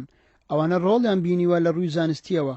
ئەوە بابەتێکی دوور و قوڵە ئەگەر بە درێژی باسی بکەین، بەڵام لەسەر ئاستی سیاسی و سەربازی و زانستی و شارستانی ڕۆڵێکی گەورەیان بینیوە بە شێوەیەکی گشتی. پرسیار: لە سەرچاوە مێژوویەکان هیچ بەڵگەیەک هەیە لەسەر ئەوەی کە سەلاحەدینی ئەیوبی بە کوردی قسەی کرد بێت؟ ئەگەر هەن ئەو بەڵگانە کامانن؟ مامۆستا کامەران عەلی فەتحوڵڵا: سەرچاوەکان باسی ئەوە دەکەن و دەڵێن لە ساڵی 569 کۆچی کاتێک گەژی دروست دەبێت لە نێوان نوێرەدین محمود و سەلاحەدین ئەیوبی، بنەماڵەی ئەیوبی کۆبوونەوەیشی تایبەتیان کردووە لەوێدا بە کوردی قسەیان کردووە. هەندێک سەرچاوی تریش ئەو زانیاریە پشتڕاست دەکەنەوە. یەکێک لەو سەرچاوانە دەڵێ خاڵی و مامی و کەسوکاری سەلاحەددین لە کۆبوونەوەکە دابەشدار بوون، بە زمانی ئەجەمی قسەیان کردووە، بەڵام ڕەنگە ئیسلامی بوونیان لە ناو دەوڵەتێکی تورکی هۆکار بێت کە سەلاحەددین بە کوردی قسەی نەکرد بێت یاخود کەمتر بە زمانی کوردی قسەی کرد بێت. لە هەمان کات لە زۆر شوێن باسی ئەوە دەکرێت کە سەلاحەددین لەگەڵ سەرکردە کوردەکان بە کوردی قسەی کردووە، چونکە ئەوان وەکو ستوونێک وابوونە سوپاکەیدا. سەلاحەددین زۆر جار بۆ ڕاوێژکردن بانجی کوردون و قسەی لەگەڵ کوردون و پشتی پێبەستون. پرسیار: ئایا سەلاحەددین لە مێژووی دەسەڵاتی خۆیدا هیچ هەڵی سیاسی کردووە تاکو لە ناوەخۆ ببێتە هۆی نیگەرانی یاخود زیان بە دەوڵەتی ئەیوبی بگەیەنێت؟ مامۆستا کامەران عەلی فەتحوڵڵا: پێش هەموو شتێک دەبێ ئەوە بزانین کە سەلاحەددین مرۆڤە، فریشتە نییە. زۆر ئاساییە هەڵە بکات، بەڵام گەورەترین ڕەخنە کە لە سەلاحەددین دەگیرێت ئەوەیە بەر لە مردنی دەسەڵاتی لە نێوان کەسە نزیکانی بە تایبەتی لە نێوان کوڕ و براکانی دابەش کرد. مێژونووسەکان دەڵێن خۆزگە سەلاحەددین هاوشێوەی پێغەمبەر صلی الله عليه وسلم دەسەڵاتەکەی بەجێهێشتبایە بۆ خۆیان. لەگەڵ ئەوەشدا کێشە و گرفت هەر دروست بوو. ئەوە ڕەخنەیەکە لە سەلاحەددین دەگیرێ، بەڵام سەلاحەددین لەوانەیە هەستی بەوە کرد بێت کە کەسێکی هاوشێوەی خۆی نەبێ پارێزگاری لە دەوڵەتی ئەیوبی بکات. لەگەڵ ئەوەشدا دەوڵەتی ئەیوبی لە دوای سەلاحەددین زیاتر لە 6 ساڵ تەمەنی خۆی درێژ کردەوە توانی چەندین دەستکەوتی تریش بخاتە سەر دەوڵەتەکە. پرسیار: هۆکاری ڕوخانی دەوڵەتی ئەیوبی چی بوو؟ مامۆستا کامەران عەلی فەتحوڵڵا: هەرچەندە دەوڵەتی ئەیوبی لە سەردەمی سەلاحەددین نەڕوخا، بەڵکو دوای سەلاحەددین بە ماوەی 61 ساڵ زیاتر بەردەوام بوو. لە ساڵی 648 کۆچی ڕوخا. دیارە کۆمەڵێک کۆکار هەبوون بۆ ڕوخانی. لەوانە لاوازی ئەو پێکهاتە ڕەگەزی و بنەماڵەیەی کە سەلاحەددین سەرکردایەتی دەکرد. ئەو فەرمانڕەواتیە لاوازیەکی تێکەوت کە سەلاحەددین مرد، جۆرێک لە پەرتەوازایی و ناکۆچی کەوتە نێوان کوڕەکانی سەلاحەددین و مامیان مەلیک عادل. دواتر هۆکاری ئابووری و فەساد و گەندەڵی دارایی لە سەردەمی مەلیک عادلی دووەم. مەلیک عادل کوڕی مەلیک کامل بوو، مەلیک کامیلیش کوڕی مەلیک عادل یەکەم بوو. ئیتر فەسادێکی زۆر لەوێ هەبوو. پاشان سیستەمی زەریبە و بات زۆر خراپ بوو، واتە ستەم و زۆرداری بە شێوەیەکی بەرچاو دەبینرا لەو سەردەمەدا. ئەوەش کاریگەری خۆی هەبوو. دواتر غیابی شوڕا لە سەردەمی سەلاحەددیندا لەو پەڕی هێزدا بوو. سەلاحەددین بە هیچ شێوەیەک دەستبەرداری شوڕا نەبوو. دواتر ململانەی نێوان خۆیان، ئەمانە هەمویان کاریگەری زۆریان هەبوو لەسەر ڕوخانی دەوڵەتی ئەیوبی. هەروەها وەستانی ئەو بەرنامەیەی کە لە پێش سەلاحەددین هەبوون، ئەویش منهەجی چاکسازی و ئیسلاح بوو. هەروەها لاوازی نیزامی هەواڵگری لە سەردەمی سەلاحەددین زۆر بەهێز بوو، بەڵام دواتر لاواز بوو. هەروەها غیابی چەندین زانای گەورە و ڕەبانی کە لە سەردەمی سەلاحەددین کاریگەری خۆیان هەبوو، بەڵام لەو سەردەمەدا نەبوون. چەندین هۆکاری تریش. لە کۆتاییدا مردنی مەلیک ساڵح نەجمەدین ئەیوب، دوای خۆی کوڕەکەی مەلیک موعەزەم تۆرانشا کە دوایەمین دەسەڵاتدار و سوڵتانی ئەیوبیەکان بوو. لە دوای خۆی هیچ میلادگیرێکی نەبوو کە فەرمانڕەوایەتی دەوڵەتی ئەیوبی بکات. تەوەری دووەم: شەڕی حەتین و هۆکار و دەرەنجامەکانی. پرسیار: گرنگترین ئەو هۆکارانە چی بوون کە بۆ هۆی ڕوودانی جەنگی حەتین؟ سەلاحەددینی ئەیوبی زیاتر بە جەنگی حەتین دەناسێت لە 583 کۆچی بەرامبەر 1187 زاینی کە جەنگێک لاکەرەوە بوو، شاری قودسی تێدا ڕزگار کرد. ئەگەر بکرێ زیاتر تیشک بخێتە سەری و ڕنکردنەوەی زیاتر بدەی. مامۆستا کامەران عەلی فەتحوڵڵا: یەکێک لەو وێزگا گرنگانەی کە سەلاحەددین لە ژیانی سیاسی و سەربازی لە مێژووی ئیسلامی بەگشتی و مێژووی کورد لە چوارچێوەی مێژووی ئیسلامیدا بینیوێتی جەنگی حەتینە. جا ئەگەر سەیری شوێنە جوگرافیەکەی بکەین، بۆ ئەوە ناگەڕێتەوە کەوە ئەو جەنگە لەو شوێنە ڕوویدا بێت.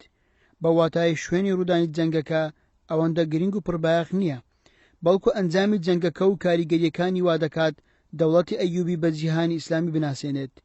تەنانەت تا ئێستاش ئەو جەنگە یەکێکە لەو خاڵە گرنگ و دیارەکان لە ژیانی سەلاحەددینی ئەیوبی. جەنگی حەتین ئەو جەنگە بوو لە گردۆڵەیەک یاخود گردێک لە گردەکانی ناوچەی فەڵەستین ڕوویدا. لە ڕاستیدا ئەو جەنگە وەکو جەنگەکانی تر جەنگێکی ئاسایی بوو. خاڵێکی گرنگ هەیە، پێویستە لێرەدا ئاماژەی پێ بدەین. ئایا جەنگی حەتین بۆ لە ساڵی 583 کۆچیدا ڕوویدا، بۆ لە 570 تا وەکو 571 هەتا وەکو 583 جەنگێکی ئاوا گەورە بەو شێوێ سەلاحەددینی زەق نەکردەوە، یاخود کەسایەتی سەلاحەددین و دەستکەوت و جەنگەکانی نەبوونە مایە ئەوەی ببێتە خاڵێکی وەرچەرخان لە ژیانی سەلاحەددین. سەلاحەددین ئەو سیاسەتەی لە ماوەی 570 تاوەکو 583 کۆچی پەیڕەوی کرد سیاسەتێکی زیرەکانە و وردبینانە بوو. بە دوو جەمسەری زۆر زیرەکانە مامەڵەی کرد، لەلایەک خەریکی یەکخستنەوەی وڵاتانی ئیسلامی بوو، بە تایبەتی میسر و شام و ناوچەکانی هەرێمی جەزیرە. سەلاحەددین لەو ماوەیەدا زۆر بە وردی کاری کرد بۆ ئەوەی شکست نەخوات.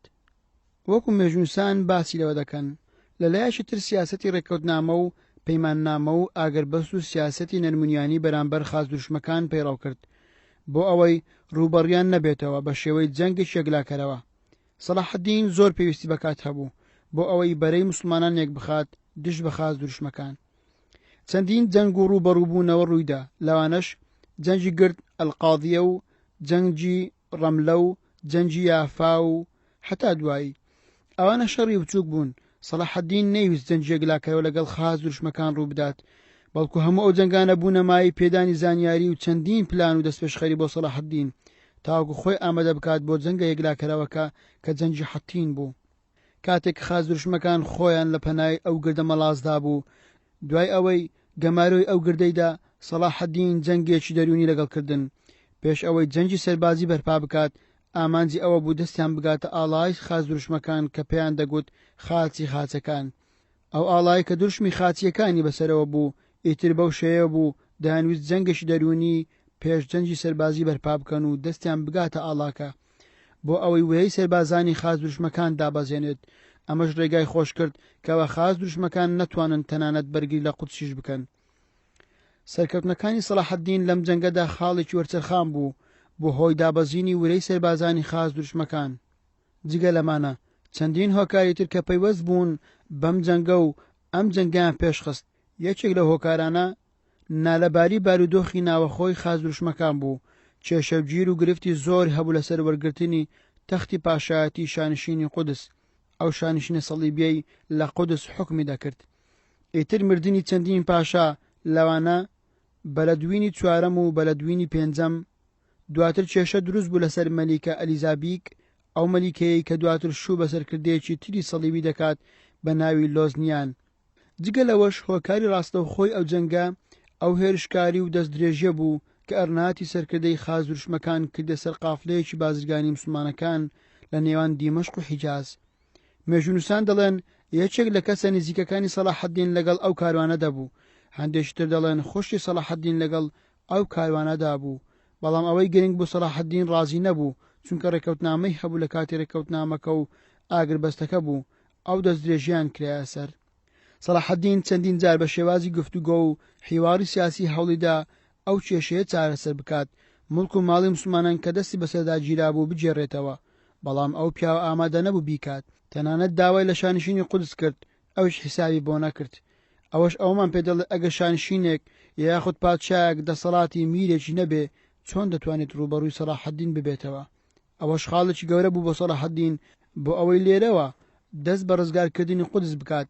بەم شێوەیە دوای نزیکەی 12 ڕۆژ لە گەمارۆدانی قودس خازدوشمەکان بە ناچاری قودسیان دا بەدەستەوە. سەلاحەددین زۆر بە زیرەکانە و مسلمانانە مامەڵەی لەگەڵ خازدوشمەکاندا کرد. ئەوە بوو زۆر بە شکۆمەندیەوە چوە ناو قودس. پرسیار: گرنگترین ئەو هۆکارانە چی بوون بوونە هۆی سەرکەوتنی سەلاحەددین لە جەنگی حەتین؟ مامۆستا کامەران عەلی فەتحوڵڵاه: یەکەم، ئامادەسازی و دەستگرتن بە هۆکارەکان لەسەر جەم بوارەکاندا، بە تایبەتی لە بواری سەربازیدا بە ئامادەباشیەوە دەچوە نێو جەنگەکان. بۆیە شەڕی حەتین ئامادەباشیەکەی بۆ سەراتاکانی ساڵی 570 بەرامبەر 1174 زاینی دەگەڕێتەوە. ئەمەش وەکو بەشێک لە پرۆژە درێژخایەنەکەیدا بۆ جێڕانەوەی قودس بۆ ژێردەسەڵاتی مسلمانان. دووەم، یەکخستنی وڵاتی شام و میسر و جەزیرە و حیجاز و یەمەن سەرجەم ناوچەکانی تری سەر بەدەسەڵاتی دەوڵەتی ئەیوبی. ئەمەش وەکو هێزێکی کەڵەکە بوو کە بەو هۆیەوە توانرا توانایەکی مرۆیی و مادی و زۆر کۆ بکرێتەوە بۆ خزمەتکردن بەلایەنی سەربازی و سەرکەوتووی لە جەنگی حەتینی یەکلاکەرەوە. جگەرەوەش سەلاحەددین بە شێوەیەک مامەڵەی لەگەڵ پرسە گرنگەکان دەکرد کە ئەویش پلەبەندی و پێشخستنی کارە لە پێشیەکان. لەم پێناوەشدا توانی یەکبوونی بەرەی مسلمانان بکاتە باشترین هۆکار بۆ سەرکەوتنە سەربازیەکانی بەگشتی و جەنجی حەتین بە تایبەتی. سێیەم دووربینی سەلاحەدین و لەهاتووی و زیرەکی سیاسی. ئەمەش زیاتر لەوەدا ڕوون دەبێتەوە کە بەبێ یەکگرتووی مسلمانان ناتوانرێت ڕوبەڕووی مەترسی خازوشمەکان ببێتەوە. بۆیە یەکبوون بوو بە هەوێنی تێکۆشان و خەباتش بە خازوشمەکان و سەرکەوتن بەسەریاندا. جگە لەمەش ڕێخستنی دەوڵەتەکەی و بەشەکانی و پەیوەندی بەهێزی لەگەڵ میر و دەسەڵاتدارەکان، هەروە ڕێخستن و لێکتێگەیشتنی لەگەڵ چاوتێبڕینی کەسایەتی نێو بنەماڵەکەی و ڕازیکردنیان. چوارەم کارە گرنگەکانی لە بواری دیبلۆماتکاری دەرەچی و ئاگربەست و ڕێکەوتنە سیاسیەکان لەگەڵ هێزەکان بەگشتی و سوودوەرگرتن لەم بوارە بۆ خزمەتکردنی زیاتری لایەنی سەربازی، بە تایبەتی لەگەڵ ئیمپراتۆریەتی بێزەنتی و شارەکانی ئیتاڵیا.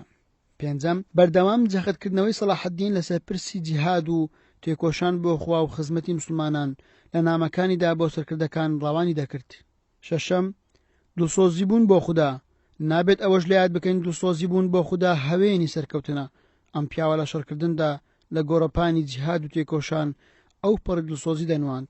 هەروەها پشتبەستن بە شەرع و بەرنامەی خوا و پیادەکردنی لە دەوڵەتەکەی و بەشداری خۆی لە شەڕەکە و پلانی سەربازی تۆکمە و سیاسەتی دانایی و بەستنەوەی هەموو لایەنەکانی بە تایبەتی بوارە سەربازی و سیاسەکەی بە تۆڕش پەیوەندی بەهێزی هەواڵگیری. ئەمە جگە لەوەی کارکردن و سەرکەوتوو بوون لە لێکترازانی ڕێزی خازدروشمەکان. حوتەم دادگەرایی و کارکردن لەسەر پیادەکردنی دادپەروەری ئیسلامی بۆ مسلمانان و غەیرە مسلمانان هۆکاری ناڕاستەوخۆی سەرکەوتنی سەلاحەدین بوون لە جەنجی حەتین. ئەشتەم پێگەیاندن و بوونی نەوەیەکی دڵسۆز و خەمخۆر بۆ پرسی جیهاد و تێکۆشان لە پێناو خاک و خەڵکی مسلمانان و بەرگریکردن لە ئاین. نۆیەم پشتبەستن بە زانایان و ڕاوێژکردن لەگەڵیاندا لەسەر جەم بوارەکان، بە تایبەتی لە جەنگ و بەڕێوەبردننی کارەکان و پەیوەندی بە هێزی سەلاحەدین بەم توێژە گرنگە هۆکارێکی تری ئەم سەرکەوتنە بوو. دەیەم پەیوەندی باش لەگەڵ خوا بە بەردەوامی و پەنابۆبردننی بە تایبەتی لە گۆڕاپانەکانی جەنگ هاوشێوەی سنەتی پێغەمبەر صلی الله عليه وسلم دوای ئامادەسازی تەواو. یازدەیەم سەرکەوتنی کاری هەواڵگری لە ناو دەوڵەتی ئەیوبی، بە تایبەتی لە دەستکەوتنی زانیاری لەبارەی دوژمن و لاوازی خازدروشمەکان و ئەو جور و گرفتانەی کە ئەو کاتە پێوەی سەرقاڵ بوون و قۆستنەوەی لەلایەن سەلاحەدین وەکو هەڵێکی گونجاو لە جەنجی حەتین. پرسیار: گرنگترین دەرەنجامەکانی جەنجی حەتین چی بوون؟ مامۆستا کامران عەلی فەتحوڵڵا: لە چەند خاڵێک کورتی دەکەمەوە بەم شێوەی خوارەوە. یەکەم، جەنگێکی یەکلاکەرەوە بوو، توانرا ئامانجی سەلاحەدین بپێچێ. دووەم، سەرەتایی لاوازی خازدروشمەکان بوو بەرامبەر بە دەوڵەتی ئەیوبی. سێیەم، جەنجی حەتین کلیلی ڕزگارکردنی شاری قودس و چەندین شار و شارۆچکەی تری سەر بە فەڵەستین بوو. چوارەم، سەرکەوتن لە جەنجی حەتین بەهۆی ئەوەی پایەی ئاینی و کۆمەڵایەتی سوڵتان سەلاحەدین لە نێوجیهانی ئیسلامدا بەرز بێتەوە. چوارەم، سەرکەوتن لە جەنجی حەتین بووە هۆی ئەوەی پایەی ئاینی و کۆمەڵایەتی سوڵتان سەلاحەدین لە نێوجیهانی ئیسلامیدا بەرز ببێتەوە. پرسیار: ئاگربەستی ڕەملە لە کوێی دیبلۆماسیەتی سەلاحەدین جێ دەبێتەوە. ئایا پێت وایە ئەویش جۆرێک بوو لە دیبلۆماسیەتی سەلاحەدین ئەیوبی؟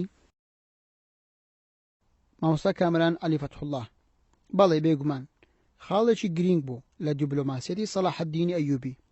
لە ساڵی 588 کۆچی لە نێوان ڕیچارد شێردڵ پاشای ئینگلیز و مەلیک عادل نوێنەری سەلاحەدین بەسترا. ئەم ڕێکەوتنە لە کاتێکی زۆر پێویست بەسترا، چونکە سەلاحەدین نەخۆش کەوت بوو، توانایی شەڕی نەمابوو. چەندین سەرکردەی دیار نوێنەرایەتی سەلاحەدینیان دەکرد لەو ڕێکەوتنەدا. ئەوە بوو ڕێکەوتن لەسەر ئەوەی بارودۆخ وەکو پێش حەملەی سێمی لێبێتەوە. سەلاحەدین تەنەزولی نەکرد لەو خاکانەی کە لە ژێردەسیدا بوون و ئەوانش کە لە ئەوروپاوە هاتبوون و ئامانجیان جێرانەوەی قودس بوو، بەڵام لەم ئامانجەیاندا سەرکەوتوو نەبوون. بەڵام سەلاحەدین سەرکەوتوو بوو لەو ڕێکەوتنەی کەوە ئەنجامیدا بوو. تەنانەت ریچارد بەدەستی بەتاڵ گەڕایەوە بۆ ئەوروپا، بەڵام دەوڵەتی ئەیوبی خەرجێکی زۆر لەسەر کەڵەکە بوو. ئەمە لەلایەک لەلایەشترەوە دەوڵەتی ئەیوبی زۆر هیلاک و ماندوو بوو، بە تایبەتی سوپاکەی، بۆیە پێویستیان بە جۆرێک لە ڕێکەوتن هەبوو، هەروەکو چۆن پێغەمبەر صلی الله عليه وسلم لە هەندێک بارودۆخدا پەنای بردووەتە بەر سوڵح و خوای گەورە لە قورئاندا لەبارەی سوڵحەوە دەفەرموێت وەسوڵح خەیڕ. ڕێکەوتن چاچی و باشی پێوەیە بۆ مسلمانان. سەلاحەدین هەر لەم ئاگربەستەدا ڕێگای بە خازوشمەکاندا کە سەردانی قودس بکەن و زیارەتی خۆیانی تێدا بکەن و دروشمە ئاینیەکانی خۆیانی تێدا جێبەجێ بکەن. بێگومان ئەوە شتێکی زۆر ئاساییە، چونکە لە ئیسلامدا زۆریکردن لە ئاین نییە. ئیسلام ڕێگە بە مەسیحیەکان دەدات بۆ ئازادی ئاینی خۆیان. خوای گەورە لە ئەو شتەی جێگیر کردووە. هەروەکو پێشترش وتمان سەلاحەدین دەستی بە ئیسلامەوە گرتبوو، ئەمە ئەرچی سەرشانی سەلاحەدین بوو. سەلاحەدین لە سەختترین بارودۆخدا لە ئیسلام لای نەداوە. تەنانەت زۆر جار ئەوان بەو پڕ توند و تیژیەوە زوڵمیان لێ کردووە، بەڵام ئەو پەنایی بۆ توند و تیژی نەبردووە، بەڵکو هەوڵی داوە هەمیشە لێبوردەی و نەرمونیانی ئیسلام بپارێز. تەوەری سێیەم لاپەڕا 79 سەلاحەدین لە نێوان دڵسۆزی لایەنگرانی و ڕەخنەی ناحەزانی. پرسیار: ئایا بە شێوەیەکی گشتی دژمنەکانی سەلاحەدین چۆن تەمەشای هەڵوێستەکانی سەلاحەدینیان کردووە؟ هەڵوەستیان نەکردووە لەسەر کارەکانی سەلاحەدین؟ مامۆستا کامەران عەلی فەتحوڵڵاه: دەتوانین بڵێین بەشێکیان شارەزای ڕەوشت و ڕەفتار و گەورەی کەسایەتی سەلاحەدین بوون. هەرگیز بە خاڵی بەهێزیان لێک نەداوەتەوە، بەڵکو بە خاڵی بەهێزیان داناوە. گەورەی پیاوی بەهێز لەوەدایە کە لە حاڵەتی ئەو پەڕی بەهێزی بێ ئینجا بتوانێت ڕێکەوتن بکات. سەلاحەدین لە چەندین شوێن ئەو سیاسەتی بەکارهێناوە. ئەمە هەرگیز سەلاحەدین بچووک ناکاتەوە، بۆیە ئێمە هەرگیز نابێ بە سیاسەتی بەرامبەرەکانمان مامەڵە بکەین. توندوتیژی هەرگیز بە توندوتیژی چارەسەر ناکرێت. چۆن لە شەڕ ئوحود ئەو کارە خراپەیان بە ئیمامی حەمزە کرد، پێغەمبەری صلی الله علیه وسلم وتی دەبێت منیش بە هەمان شێوەیان لێ بکەم، بەڵام خوای گەورە ئاەتی دابەزاند و پێی فەرموو بۆت نییە بە هاوشەوەی ئەوان مامەڵە بکەی. هەڵسوکەوتی سەلاحەدین بەڕاستی لەوەوە وەرگیرا کاتی خۆشی سەلاحەدین ئەو پەیامی بە ئەوان گەیاند: ئێوە کاتێک کە قودستان داگیر کرد چ قەسابخایەنەیەکتان بۆ مسلمانان دروست کرد. مسلمانان چۆن لەسەر شوڕەی قودس دەکەوتنە خوارەوە تەنیا بۆ ئەوەی نەکەونە ژێردەستی خاز دروشمەکان. بەڵام سەلاحەدین بەو پەڕی ڕێزەوە ئەوانی بەڕێ کرد، ئەوان سەرسوڕمان بوون بە هەڵسوکەوتی سەلاحەدین. پرسیار: زۆرێک لە مێژونووس و کەسایەتیە بیانیەکان باز لە تەسامح و لێبوردەی سەلاحەدین دەکەن. بەڕێستان تەسامح و لێبوردەی سەلاحەدین لە چیدا دەبینن؟ مامۆستا کامەران عەلی فەتحوڵڵاه: لە ڕاستیدا تەسامح و لێبوردەی سەلاحەدین لە هەموو ئاستەکاندا دەبیندرێت، لەگەڵ کەسانی دەوروبەری، لەگەڵ خزمەکانی، لەگەڵ دژمنەکانی، لەگەڵ ئافرەت و پیا و سەرکردە و سەربازەکانی. بەڵام پێش ئەوەی باسی لێبوردەی سەلاحەدین بکەین دەبێت ئەوە بزانین کە سەلاحەدین پیاوێکی ئاسایی نەبوو، بەڵکو پیاوێک بوو لەسەر بنچینەیەکی زۆر گەورە پەرۆدەکرا بوو. وەکو مێژونووسان باسی دەکەن و دەڵێن پیاوێکی پارێزگار بوو. ئەگەر باسی بکەین و مافی خۆی پێ بدەین، پیاوێک بوو بە مانای وشە خواپەرست و لە خواترس بوو، جێگای سەرسوڕمانی دژمنەکانی بوو پێش دۆستەکانی. ناکرێت بە کەسێکی ئاسایی لە قەڵەم بدرێت. ئەو ئاەتەی لە کەسایەتی خۆیدا بەردەستە کرده بوو کە خوای گەورە دەفەرموێت: وسارعوا إلى مغفرة من ربكم وجنة عرضها السماوات والأرض أعدت للمتقين. سورة العمران آية 133. بەڕاستی سەلاحەدین والعافین عن الناس بوو، یەکێک بوو لەو نمونە بەرز و بڵندانەی کە والعافین عن الناس لە کەسایەتی سەلاحەدیندا دەدرەوشایەوە. ئەو پیاوە ئەوەندە لێبوردە بوو کە گەیشتوو بە ئاسی سەرسوڕمانی دژمنەکانی. گەورەترین دەستکەوتی سەلاحەدین لە لێبوردەیەکەی ئەوە بوو کە تا ئێستا ڕۆژئاواییەکان بە شان و باڵی ئەودا هەڵدەڵێن. ئیبن شەداد دەڵێ سەلاحەدین پیاوێک بوو زۆر کەم تووڕە دەبوو، ئەگەر تووڕەش بووە لەبەر خاتی خوا تووڕە دەبوو، تەنانەت ڕێزی زۆر لە میوان دەنا ئەگەر ئەو میوانە کافریش بووایە. ئەوەش دەگەڕێتەوە بۆ ئەو پەروەردە هەمە چەشن و هەمەلایەنەی کە لەسەری پەروەردەکرا بوو. سەرسوڕمانی و لێبوردەی ئەو پیاوە لەوەدا بوو لەگەڵ ئەو دەسەڵاتە فراوانەی کە هەی بوو کەچی بەم شێوەی لێبوردە بوو لە کاتێکدا دەیتوانی ئازار بە بەرامبەرەکەی بگەێنێت و زوڵم و ستەمیان لێ بکات. پرسیار: دەگوترێت تاکە پەیوەندی سەلاحەدین کە بە کوردەوە هەیەی ئەوەیە لە دایک و باوکێکی کورد و بە کوردی هاتۆتە دنیاوە، لەوە بترازی هیچ شتێکی تر نایبەستێتەوە بە کورد. هەروەها دەگوترێت سەلاحەدین لە ژیانیدا خزمەتی عەرەب و ئیسلامی کرد. کورد چی دەست دەکەوێت بە مردووی شانازی بە سەلاحەدینی ئەیوبیەوە بکات کە کووردە؟ کۆمنتی بەڕێستان لەو بارەیەوە. مامۆستا کامەران عەلی فەتحوڵڵاه: ئەگەر سەرجەم پرسیارەکان لەوەدا کۆبکەینەوە بپرسین بۆچی سەلاحەدین ڕخنەی لێدەگیرێت یان چی بۆ کورد کردووە، کەسانێک هەن بێ ئەوەی بزانن سەلاحەدین کێیە و کەی لەدایک بووە، مێژوەکەی لە کوێوە دەسوێ دەکات، بچووکترین زانیاریان دەربارەی سەلاحەدین نییە. کەچی دێن ڕەخنەی لێدەگرن. بەڕاستی ئەوە حکمێکی پێشوەختەیە بەرامبەر بە سەلاحەدین. بەڕاستی ناحەقی کراوە بەرامبەر بەو پیاوە لەلایەن کورد خۆیەوە. دادگایەکی ناڕەوا و نابەجێیە بەبێ تێگەیشتن و وردبوونەوە لە کەسایەتی سەلاحەدین و سەردەمەکەی. ئەو دادگایە کەرستەکانیشی بەرامبەر بە سەلاحەدین بە ناڕەوایی بەکاردەهێنێ. جا ئەگەر بەتان نەبێت لە پێگەی کۆمەڵایەتی و نەتەوەیی و ئاینی و نیشتیمانیەکەی کێشەکە گەورەترە.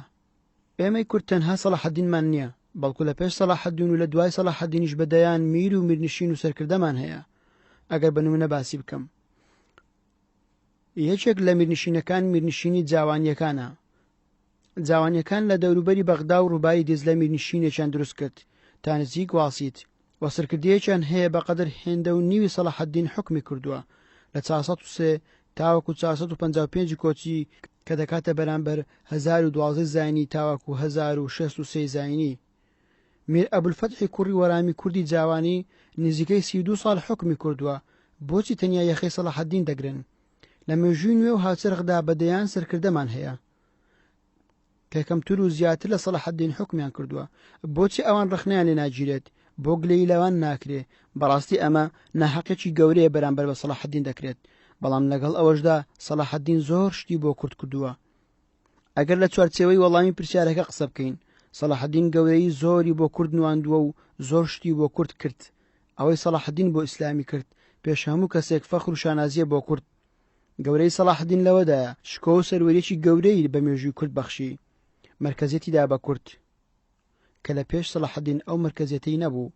سەلاحەدین پێگەی کوردی لە ناو مێژووی ئیسلامیدا بەرز کردەوە. سەلاحەدین پێگەی کوردی لە ناو هەموو مێژووی جیهاندا بەرز کردەوە. جگەلەوە وەک سەرکردەیەک چەندین هەڵوێستی بێوێنەی هەیە لە کەسایەتی خۆیدا. هەڵوێستەکانی جێگەی پند و ئامۆژگارین بۆ هەموو تاکێکی کورد. سەرباری هەموو ئەوانە، ئەو کەسانەی کە ڕەخنە لە سەلاحەدین دەگرن دەبێ ئەوە بزانن کە سەردەمی سەلاحەدین سەردەمی دروستبوونی دەوڵەتی نەتەوەیی نەبوو. ئەگەر سەرنج لە مێژووی ئەوروپا بدەین، لە ناوەڕاستی سەدەی هەژدەوە باسی یەکێتی ئیتالیا و ئەڵمانیا دەکرێت. ئەو کاتە ئەوروپاش ئەوروپای پروستانت و کاسۆلیک بوو. لە ئەوروپا دەوڵەتێک نەبوو بە ناوی دەوڵەتی فلان نەتەوە و فلان وڵات. پاشایەک لە فلان شوێن حکمی کردووە و پاشایشتر لە فلانە شوێن. لە دەوڵەتی ئیسلامی ژوا بووە. سەلاحەدین گەورەترین نەخشەی سیاسی جیهانی ئیسلامی لەژێر دەستدا بوو بە کوردستانیشەوە. خەلیفە عەباسی لە بەغدا حکمی کردووە دەسەڵاتێکی ئەوتۆی نەبوو بەراورد بکرێت بە دەسەڵاتی سوڵتان سەلاحەدین. ئێمە دەبێ بە شێوەیەکی ئەکادیمیانە ڕەخنە لە سەلاحەدین بگرین. ئەگەر سەلاحەدین لە سەدەی 19 و 20 حکمی بکردایە، مافی خۆمان بگلەی بکەین و بڵێین بۆچی دەوڵەتێکی کوردی دانەمەزراندووە. دەبێ بە شێوەیەکی ئەکادیمیانە و ژیرانە مامەڵە لەگەڵ سەلاحەدین بکرێ. کەسانێک بە ناوی ئالمانیەت و جیاکردنەوەی دین لە دەوڵەت، جیاکردنەوەی دین لە ژین بەم شێوەیە ڕەخنە لە سەلاحەدین دەگرن. خەڵکانێک هاتوون دەیانەوێت بە پێوەرەکانی سەدەی 19 و 20 سەلاحەدین دادگایی بکەن. جێگای خۆیەتی ئێمە وەکو کورد وەکو مسلمان بەرگری لەو هەڵوێستانەی سەلاحەدین بکەین. ئەرکی سەرشانمانە، چونکە ئەگەر وانەکەین ئێمەش نەحەقیمان کردو بەرامبەر بە سەلاحەدین و بەشداری نەوستەمەی کە لە سەلاحەدین دەکرێت. ئەو دنیاویز نەبوو وەکو سەرکردەکانی ئێستا. پارەپەرست و خۆفرۆش نەبوو. خەڵک و خاچ خۆی نەفرۆشت بۆ بەرژەوەندیەکانی خۆی. بە هەژاری لەدایک بوو، بە نامۆیش سەری نایەوە. ژیانی خۆی و بنەماڵەکەی کردە قوربانی کورد و دینی خوا و مسلمانان. بەردەوام لەسەر ڕێبازی خوا و پێغەمبەر صلی الله علیه وسلم بوو. ڕۆژئاواییەکان باز لەوە دەکەن و دەڵێن لە مێژووی ئیسلامی دوای پێغەمبەر صلی الله علیه وسلم، دوای عومەری کوڕی خەتاب خوا لێی ڕازی بێ، کەسی سێم سەلاحەدینە کەوا توانیویەتی پانتاییەکی گەورە لە جیهانی ڕۆژئاواش بخاتە سەر قەڵەمڕەوی دەوڵەتەکەی. پرۆفیسۆر دکتۆر موحسین دەڵێ سەلاحەدین زیاتر لە سەرکردە کوردە مێژوویەکان توانیویەتی پایەی کورد بەرز بکاتەوە. هەروەها خاوەنی کتێبی سەلاحەدین پاڵەوانی ئیسلام دەڵێ سەلاحەدینی ئەیوبی بەڕازگۆیی بۆ پەیامەکەی هەوڵیدا، بەڵام هێرشێکی زۆری دەکرێتە سەر. هەروەها عەبدوڵڵا ئەحمەد دەڵێ ئیبن ئەسیر هێرشێکی تون دەکاتە سەر سەلاحەدین. ئایا هۆکارەکەی ئەوەیە کە لەلایەن ئەتابەجیەکانی مووسڵ زەوی و زار و پارە و سامانی پێدراوە؟ واتە ئەو ناحەقیانی کە بەرامبەر بە سەلاحەدین دەکرێت. هەروەکو پرۆفیسۆر دکتۆر موحسین دەڵێ لە هیچ کاتێکدا کورد بەرپرسیار و دادگای سەرکردەیەکی تری نەکردووە جگە لە سەلاحەددینی ئەیوبی. پرسیار: پێت وانیە تەسامحی سەلاحەددین لە زۆر جێگادا ئیستیغلال کراوە لەلایەن دوژمنەکانی؟ مامۆستا کامەران عەلی فەتحوڵڵا: لەوانەیە لە هەندێک شوێندا ئیستیغلالی لێبوردەیی و تەسامحی سەلاحەددین کرابێت، لەبەر ئەوەی لێبوردەییەکەی جێگای سەرسوڕمانی هەمووان بووە، ئاساییە خەڵکێک بە خاڵی لاوازی دانابێ و بەو شێوەیە تێگەیشت بێ. بەڵام نابێت ئەوەش لایەت بکەین لێبوردەیی سەلاحەددین ئەوەندەی گەورەی بە سەلاحەددین و مێژووەکەی بەخشیوە ئەوەندە بە زیان بەسەیدا نەشکاوەتەوە. مێژوونووسە خازدوشمەکان بە تایبەتی ئەڵمانی و فەڕەنسی و ئینگلیزەکان خۆیاندان بەو ڕاستێدا دەنێن و جیاوازی دەکەن لە نێوان مامەڵەی سەلاحەددین کاتێک قودسی ڕزگار کرد لەگەڵ ئەوەی پێشتر قودس لە ژێر دەستی خازدوشمەکان بوو، چۆن قەسابخانەیەکیان بۆ موسڵمانان ئەنجامدا. تەنانەت مێژوونووسەکان دەڵێن موسڵمانەکان لەسەر شۆڕەی قودس لە ترسی خازدوشمەکان خۆیان فردەدا و گیانی خۆیان بەو شێوەیە بەخت دەکرد. ئەوە جگە لەسەر بڕین، جگە لەوەی بە شێوەیەکی وەحشیگەرانە بە ئەسپەکانیان بەسەر لاشەی مسلمانەکان دەکەوتن. هەندێک لە سەرچاوەکان دەڵێن 7,000 مسلمان لە ناوچوون کە ئەمەش گەورەترین قەسابخانەیە لە مێژووی سەدەکانی ناوەڕاست بەرامبەر بە مسلمانەکان ئەنجامیاندا. بەڵام مسلمانەکان وانە بوون، بەڵکو پێشوازیان لێکردن. گەورەی سەلاحەددین لەوەدا بوو کە بە شکۆمەندیەوە بەڕێکردن، دوای ئەو بڕەپارەی لەسەری فەرزکردن کە بیدەن 10 دینار بۆ پیا و 5 دینار بۆ ئافرەت و 2 دینار بۆ منداڵ. تەنانەت خەڵکانێک هەبوون پەککەوتە و هەژار بوون، سەلاحەددین ئازادی کردن کە بڕیکردنەوەی خۆشان نەدەن، پێویستیەکانی سەفەریشی پێدان، هەروەها چاوەکانی پڕ ئاو بوون، پێخۆش نەبوو کە کەسانێک لە ژێردەستی ئەودا بە ناخۆشی و دەردەسەری بڕۆن.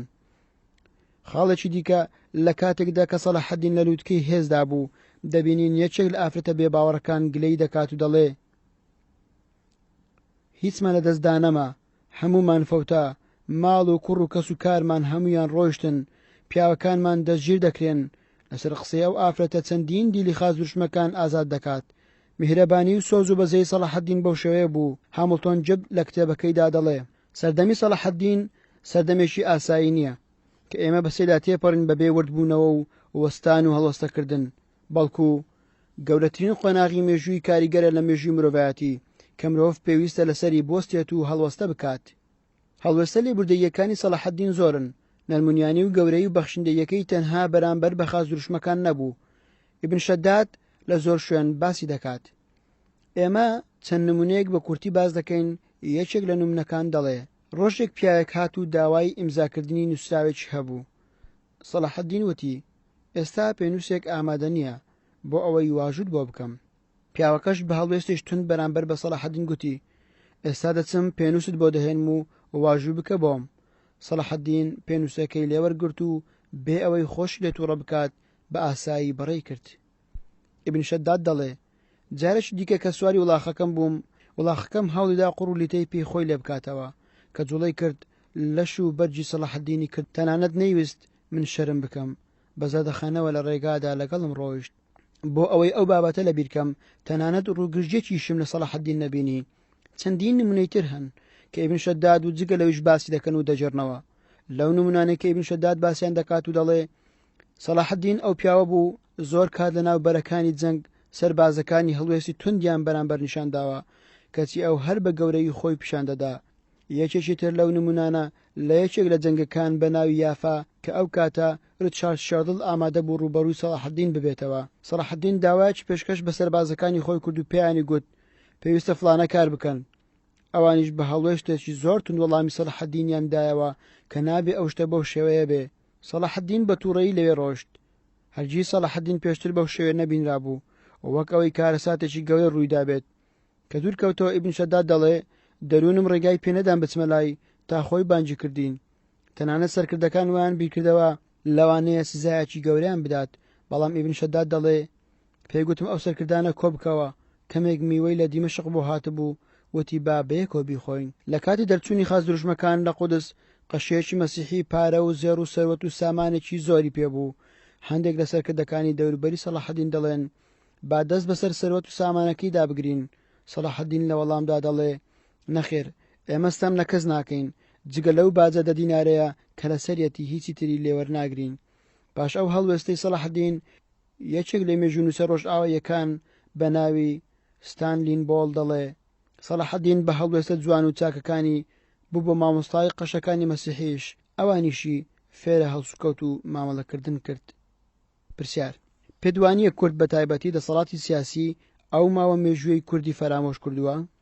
مامۆستا کامەران عەلی فەتحوڵڵاه: بەڵێ، سەلاحەدین لەسەر ئاستە سیاسیەکە ئەو ستەمەی لێکراوە، مافی پێنەدراوە. بە شێوەیەکی گشتی دەسەڵاتی کوردی بەرامبەر بە سەلاحەدین نە دادپەروەرە. بەڕاستی زوڵمی لە سەلاحەدین کردووە، ئەو مافەی پێنەداوە. خەڵکانێک هەن لە مێژووی هێندە دڵۆپێکی سەلاحەدین ڕۆڵیان نەبینیوە کەتی ساڵانە زۆر بە گەورەی و شکۆمەندیەوە کۆنگرە و نووسین و چەندەها کۆنفرانسی بۆ دەبەسترێت، بەڵام نابێ ئەوەش لە یاد بکرێت جێگەی دڵخۆشی لە ناوەندە ئەکادیمیەکانی وەکو زانکۆکانی کوردستان چەندین مامۆستای بەتوانا و کەسایەتی پسپۆڕ هەوڵیان داوە ئەو مێژووە لە زۆرێک لە ناوەندەکان و دەستگاکانی ڕاگەاندن بە نووسرا و بینرا و بوروژێنن. بە هەوڵ و تێکۆشانی کەسی خۆیان هەوڵیان داوە بۆ ئەوەی مافی ئەو مێژووە بدەن. هەروەها جێگەی دڵخۆشیە کە چەندەها نامەی ماستەر و دکتۆرا لە زانکۆکانی کوردستان لەسەر مێژووی سەلاحەدین و لایەنی سیاسی و شارستانی دەوڵەتی ئەیوبی و سوڵتان مەلیک و پاشاکانی دەوڵەتی ئەیوبی نووسراوە و توێژینەوە و لێکۆڵینەوەی لەسەرکراوە. بەڵام ئەوەش مانای ئەوە نیە مافی پێدراوە و بەس بێت، بەڵکو پێویستە ساڵانە کۆنگری جیهانی بۆ بەسترێت بە دەیەها بەڵگەنامەی گەورە هەیە لەسەر ئەو پیاوە. سەلاحەدین دەتوانێت گەورەیەکی دیکە بە مێژووی کورد ببەخشێت، جارشتر بیکەین هەوێنێک بۆ دەستکەوتن نەتەوەییەکانی خۆمان، بۆ ئەوەی جارشتر گەورەی کورد لە هەموو نێوەندە سیاسی و جیهانی و نێودەوڵەتەکان باشتر پیشان بدرێت. دەکرێت ئیش لەسەر ئەو خاڵە کرابە، بەڵام نەکرا. لەلایەکی تر کەمتەرخەمی دەسەڵاتی سیاسی هەر لەوەدا نییە کە نەیتوانیوە سەلاحەدین بکاتە سمبولێکی گەورەی سیاسی و نەتەوەی و شارستانی بۆ کورد، چونکە ئەو پیاوە تەنیا لەسەر ئاسە سیاسی و سەربازیەکان ڕۆڵی خۆی نەبینیوە. ئەگەر بگەڕینەوە بۆ لاپەڕەکانی مێژوو، سەلاحەدین نمونەیەکی زۆر بەرزە لە مێژووی کورد، نمونەی سەرکردەی کاریزمایە. تا ئێستا هیچ سەرکردەیەک نەگەیشتوتە ئەو ئاستا لە مێژووی کۆن و نوێ و هاوچەرخی کورد و سەدەکانی ناوەڕاست و مێژووی ئیسلامی. ڕەنگە سەرکردەی تری ناودارمان هەبێ، بەڵام نەگەشتوتە ئەو ئاستەی سەلاحەدین. بۆیە پێویستە سەلاحەدین بکەین هەوێنێک بۆ پرسە سیاسی و نەتەوەییەکان. بەڵام بەداخەوە نادادی زۆر بەرامبەر بە سەلاحەدین کراوە، لێرە و لەوێ زۆر ڕەخنەی نابەجێی دراوەتە پاڵ. بەداخەوە ئەو کەسانە تا ئێستا لە مێژووی سەلاحەدین نەگەیشتون و ژیانی ئەو شارەزانین و نان خوێندووەتەوە. پرسیار: پێت وایە هۆکاری ئەمە بۆچی دەگەڕێتەوە؟ مامۆستا کامەران عەلی فەتحوڵڵاه: هەموو پرسیارەکان ئەوەیە سەلاحەدین چی بۆ کورد کردووە. ئەگەر بە شێوەیەکی دادوەرانە قسە لەسەر سەلاحەدین بکەین، سەلاحەدین ئەو پیاوە بوو هەروەکو پێشتریش ئاماژەمان بۆ کرد بۆ ئەوەی خستە سەرمێژووی کورد و ئیسلام جێگای شانازیکردنی هەمومانە، تەنانەت ڕۆژئاواییەکانیش. بە نمونەیەک یان چەند نمونەیەک باسی گەورەی سەلاحەدین دەکەین بۆ ئەو کەسانە و ئەوانەشی ئەو جۆرە پرسیارانە دەکەن. ڕاستە سەلاحەدین لەسەر خاچی کوردستان لەدایک نەبووە و نەمردووە، بەڵام ئەوە گەورەیە. دوای زیاتر لە 7 سەدە ئیمپراتۆرێکی ئەڵمانی دێتە ڕۆژهەڵات بە ناوی ویلیام. قەفەسێک بە دیاری بۆ سەلاحەدین دەینێ و بە مردووی داوای لێبوردین لێ دەکات و دەڵێ داوای لێبوردنت لێ دەکەم. پێش ئەوەندە ساڵ ئیمپراتۆری ئەڵمانی فرێدریک بەربوسا هات بۆ ئەوەی جەنگ لە دژی تۆ بکات، بەڵام لە ناوچەی ئەنازۆڵ خنکا و نەیتوانی بگاتە سەربازەکانت. ئەوە گەورەی سەلاحەدینە، سەرکردەیەک دوای ئەوەندە ساڵە بە مردووی داوای لێبوردنی لێ بکرێت. ئەوە گەورەی سەلاحەدینە، سەرکردەیەک دوای ئەوەندە ساڵە بە مردووی داوای لێبوردنی لێ دەکات. سەرباری ئەوە جەنەرال غۆڕۆ کە هاتە دیمەشق بە سەلاحەدین دەڵێ هاتینەوە، شمشێرەکەت بگرە و بەرەنگارمان ببەوە. ئەو کاتە هەموو عەرەبەکان ئامادە بوون کە خاکەکەیان داگیر کرا. ئەو پێمان دەڵێت تەنها سەلاحەدینە دەتوانێت بەرامبەریان بوەستێتەوە. و گەورەی سەلاحەدین دەردەخات بە مردووی داوای لێ دەکرێت بەرەنگاریان ببێتەوە. ئەگەرچی ئەو بە شێوەیەکی ئیستفزازی بەرامبەر بە سەلاحەدین ئەو قسەیە دەکات، بەڵام لەلایەشترەوە گەورەی سەلاحەدینمان بۆ دەسەلمێنێت. پرسیار: چەند دەستاواژەیەک هەیە کە بەرامبەر بە سەلاحەدینی ئەیوبی بەکاردەهێنرێت؟ یەکەمی یان گەورەی مرۆڤ لەوەدایە کە دژمنەکەی شایەتی بۆ بدات. دووەمیان سەلاحەدین گەورەترە لە رەخنەگرانی. هەندێک لە ئەوروپیەکان بە شان و باڵی سەلاحەدیندا هەڵدەڵێن، کەچی هەندێک لە کوردەکان هێرشی دەکەنە سەر. تۆ ئەمە بۆچی دەجێڕیتەوە؟ ئایا دەبێت بیر و فکری ئەمڕۆ مێژووی دوێنێ بخوێنرێتەوە؟ چونکە دەبینین ناسیۆنالیزمە کوردەکان بە فکری ئەمڕۆ مێژووی 8 سەدە بەر لە ئەمڕۆ دەخوێننەوە. دەبینین عەرەب دەڵێن سەلاحەدین عەرەبە، تورکیش دەڵێ سەلاحەدین تورکە، بەڵام ئێمە لە سەدەی 21دا لە دادگای ناسیۆنالیزم دادگایی دەکەین بەوەی کە هیچی بۆ کورد نەکردووە. کۆمنتی بەڕێستان لەو بارەیەوە. پرسیارشتر کە لە زۆر شوێن باز دەکرێت، ئایا بۆچی سەلاحەدین دەوڵەتی کوردی دانەمەزراند؟ ئایا ئێمە دەتوانین بڵێن سەرکردێکی وەکو سەلاحەدین هەروەکو مێژوو شایەت دەبەسەریەوە ئەو شوێنە جوگرافیە فراوانەی کە دەسەڵاتی تێدا بوو تایبەت نەبوو بە کورد؟ دەکرێت ئەو پرسیارە بهێنە سەدەی 21 لە سەرکردەکانی ئەمڕۆ بپرسین ماوەکەیان ئەگە زیاتر نەبێت کەمتر نییە لە ماوەی دەسەڵاتی سەلاحەدین کە چەندین ساڵە حکم دەکەن ئەوان بۆ دەوڵەتێکی کوردیان دانەمەزراندووە. مامۆستا کامەران عەلی فەتحوڵڵا وەکو باسمان کرد ئەوانەی رەخنە لە سەلاحەدین دەگرن پێش هەموو شتێک سەلاحەدین ناناسن. ئەگەر لەیان وردبیتەوە لێیان بپرسی ناوی تاوی سەلاحەدین چییە نازانن، تەنانەت نازانن ساڵی چەند لە دایک بووە، چەند ساڵ و لە چ سەردەمێک فەرمانڕاوایی کردووە. جا ئەوانەی کە رەخنە لە سەلاحەدین دەگرن لە بنەڕەتدا رەخنەکانیان لە چوارچێوەی پسپۆڕی و مێژوویدا جێگەی نابێتەوە. سەرباری ئەوەش دینیان وەکو ژین و سیاست قبول نییە. بەمانایەکی تر ئەو ئەلمانیەتە تونڕەوانەی تا ئێستا دەهۆڵی ئەوە لێ دەدەن و دەڵێن ئیسلام دینی سیاست نییە، بە پێوەری ئەوروپی و سەدەکانی 17 و 18 و پێش شۆڕشی فەڕەنسی دێنسەیری مێژووی ئیسلام دەکەن. جا ئەوانە بەم شێوەیە رەخنە لە سەلاحەدین دەگرن. سەرەتا پێویستە بچن مێژووی سەلاحەدین بخوێننەوە، دواتر بێن بە پێوەرەکانی ئەو سەدەم بە واقعە سیاسی و فەرهەنگی و ڕۆشنبیری و کۆمەڵایەتی و شارستانیەکەی رەخنی لێ بگرن. لەم مینبەرەوە بانکهێشتی هەموو ئەو کەسایەتیانە دەکەین بابێن دابنیشین بە گفتوگۆیەکی کراوە لەگەڵیان دادەنیشین و قسەیان لەگەڵ دەکەین بە هەموو بەڵگە و پێوەرە مێژوویەکان و بە هەموو لێکدانەوە هەنووکەیی و واقعیەکان دەسەلمێنین. ئایا سەلاحەدین لەسەر حەق بووە یان نا؟ ئایا ئەو رەخنانەی کە باز لە دروستبوونی دەوڵەتی کوردی دەکرێت ڕەوان یان ناڕەوا؟ وەکو ئەوە وایە کە من هێشتا لەدایک نەبووبم ستەمێکم بەسەردا بسەپێنی. دۆزی کوردی و دۆزی نەتەوایەتی بەم شێوەیە نەبوو. ڕاستە سەلاحەدین هەوڵی داوە زۆرترین سەرکردەکانی کورد بن. بیرە نەتەوایەتیەکەی سەلاحەدین لەوەدا دەبینرێت زۆرترین ئەو کەسایەتیانەی پشتی پێبەستون کورد بوون، هەروەها ئەو کەسایەتیانەی کە بۆ شوێنە جیاواز و هەستیارەکان نردوونی کورد بوون، بە تایبەتی بۆ یەمەن. سەلاحەدین پشتی بە کوردەکان بەستووە، تەنانەت هەوڵی داوە ژمارەیەکی زۆر لە زانا و ڕۆشنبیر و کەسایەتی بە ناوبانگەکان لە ناوچەکانی کوردستان بێن بۆ ناوچەکانی وڵاتی شام و میسر لەوێ ڕۆڵی خۆیان ببینن. تەنانەت ڕۆڵی شارستانی بنەماڵەی ئەیوبی لە ڕۆڵی سەربازیان گەورەتر و گرنگترە. ئەو هەموو بایەخ و گرنجێک کە بەلایانی زانست و ڕۆشنبیری دراوە زیاترە لەو بایەخی بەلایانی سەربازی دراوە. پرۆفیسۆر دکتۆر موحسین لە کتێبەکەی سەلاحەدین بدوێنین یان خۆمان بە بەرپرسیار بزانین زۆر بە ژیرانە و عاقلانە و بە بەڵگەی مێژووی بەهێز وەڵامی هەموو ئەوانەی داواتەوە. جا هەر کەسێک دەیەوێت لەو بوارە قەنەعەت بەخۆی بهێنێت با بگەڕێتەوە بۆ ئەو کتێبە. ئەم کتێبە بە زمانی کوردی و عەرەبی لە کتێبخانەکان دەست دەکەوێت. پرسیار: زۆربەی سکۆلار و چەپڕەوەکان رەخنەی ئەوە لە سەلاحەدین دەگرن ئەوەندەی خزمەتی عەرەب و ئیسلامی کردووە ئەوەندە خزمەتی پێشکەش بە کورد نەکردووە. کۆمنتی بەڕێستان لەو بارەیەوە. مامۆستا کامەران عەلی فەتحوڵڵا ئەوانە لە بازنەیەکی داخراودا دەخولێنەوە. ئەو بۆچوونانە دەمێک کە وەڵام دراونەتەوە و ڕەتکراوەتەوە. بۆچوونەکەیان ئەرزش و بایەخێکی ئەو تۆی نییە، چونکە لە پێش و لە دوای سەلاحەدین دەبێ رەخنە لە چەندین میر و میرنشینی دیکە بگرین. بۆچی ئەوان دەوڵەتی کوردیان دانەمەزران؟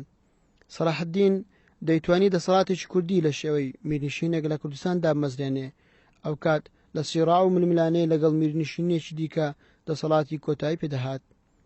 بەڵام ئێستا سەلاحەدین دەبینین جوگرافیایەکی گەورە هەموو وڵاتی شام و کوردستان و سنووری تکریت و هەولێر و جەزیرەی فڕاتی و سنوورێکی گەورەی لەژێر دەستدا بوو. لەسەر مینبەرەکانی مەککە و مەدینە دوعا بۆ سەلاحەدین دەکرا. ئەو پیاوە زۆر لەوە گەورەتر بوو کە سنووری دەوڵەتەکەی تەنها لە کوردستان بێ. سەردەم ئەویش جیاوازە لەگەڵ ئێستا هیچ دەوڵەتێکی نەتەوەیی نەبووە. دەوڵەتێک نەبوو بە ناوی دەوڵەتی عەرەبی تا دەوڵەتێکیش هەبێت بە ناوی دەوڵەتی کوردی. ئەگەر لەو کات عەرەب خاوەنی دەوڵەتێک بووایە بە ناوی عەرەب مافی خۆمان بۆ رەخنە لە سەلاحەدین بگرین بۆ دەوڵەتێکی کوردی دانەمەزران. لەبەر ئەو رەخنانە لە شوێنی خۆیان نین، ناکرێت واقعی ئەمڕۆ بۆ مێژووی ئەو سەدەم بکرێتە پێوەر. ئەگەر نمونەیەکی زیندوو وەربگرین دوای 50 ساڵ یان 100 ساڵی دیکە دەکرێ یاخود ڕەوایە رەخنی ئەوە لە مام جەلال سەرۆک کۆماری عێراق بگرین بۆچی دەوڵەتێکی کوردی ڕانەگەیان لە کاتێکدا ئەو کەس یەکەم بوو لە عێراق. مێژوو دەبێ بەم شێوەیە بخوێندرێتەوە بە چاوی هەر سەردەمێک بۆ ئەو سەردەم بڕوانین و خوێندنەوەی واقعی ئەو کاتی بۆ بکەین. پرسیار: هەڵوێستی خۆرئاواییەکان بەرامبەر بە سەلاحەدین چۆن بوو؟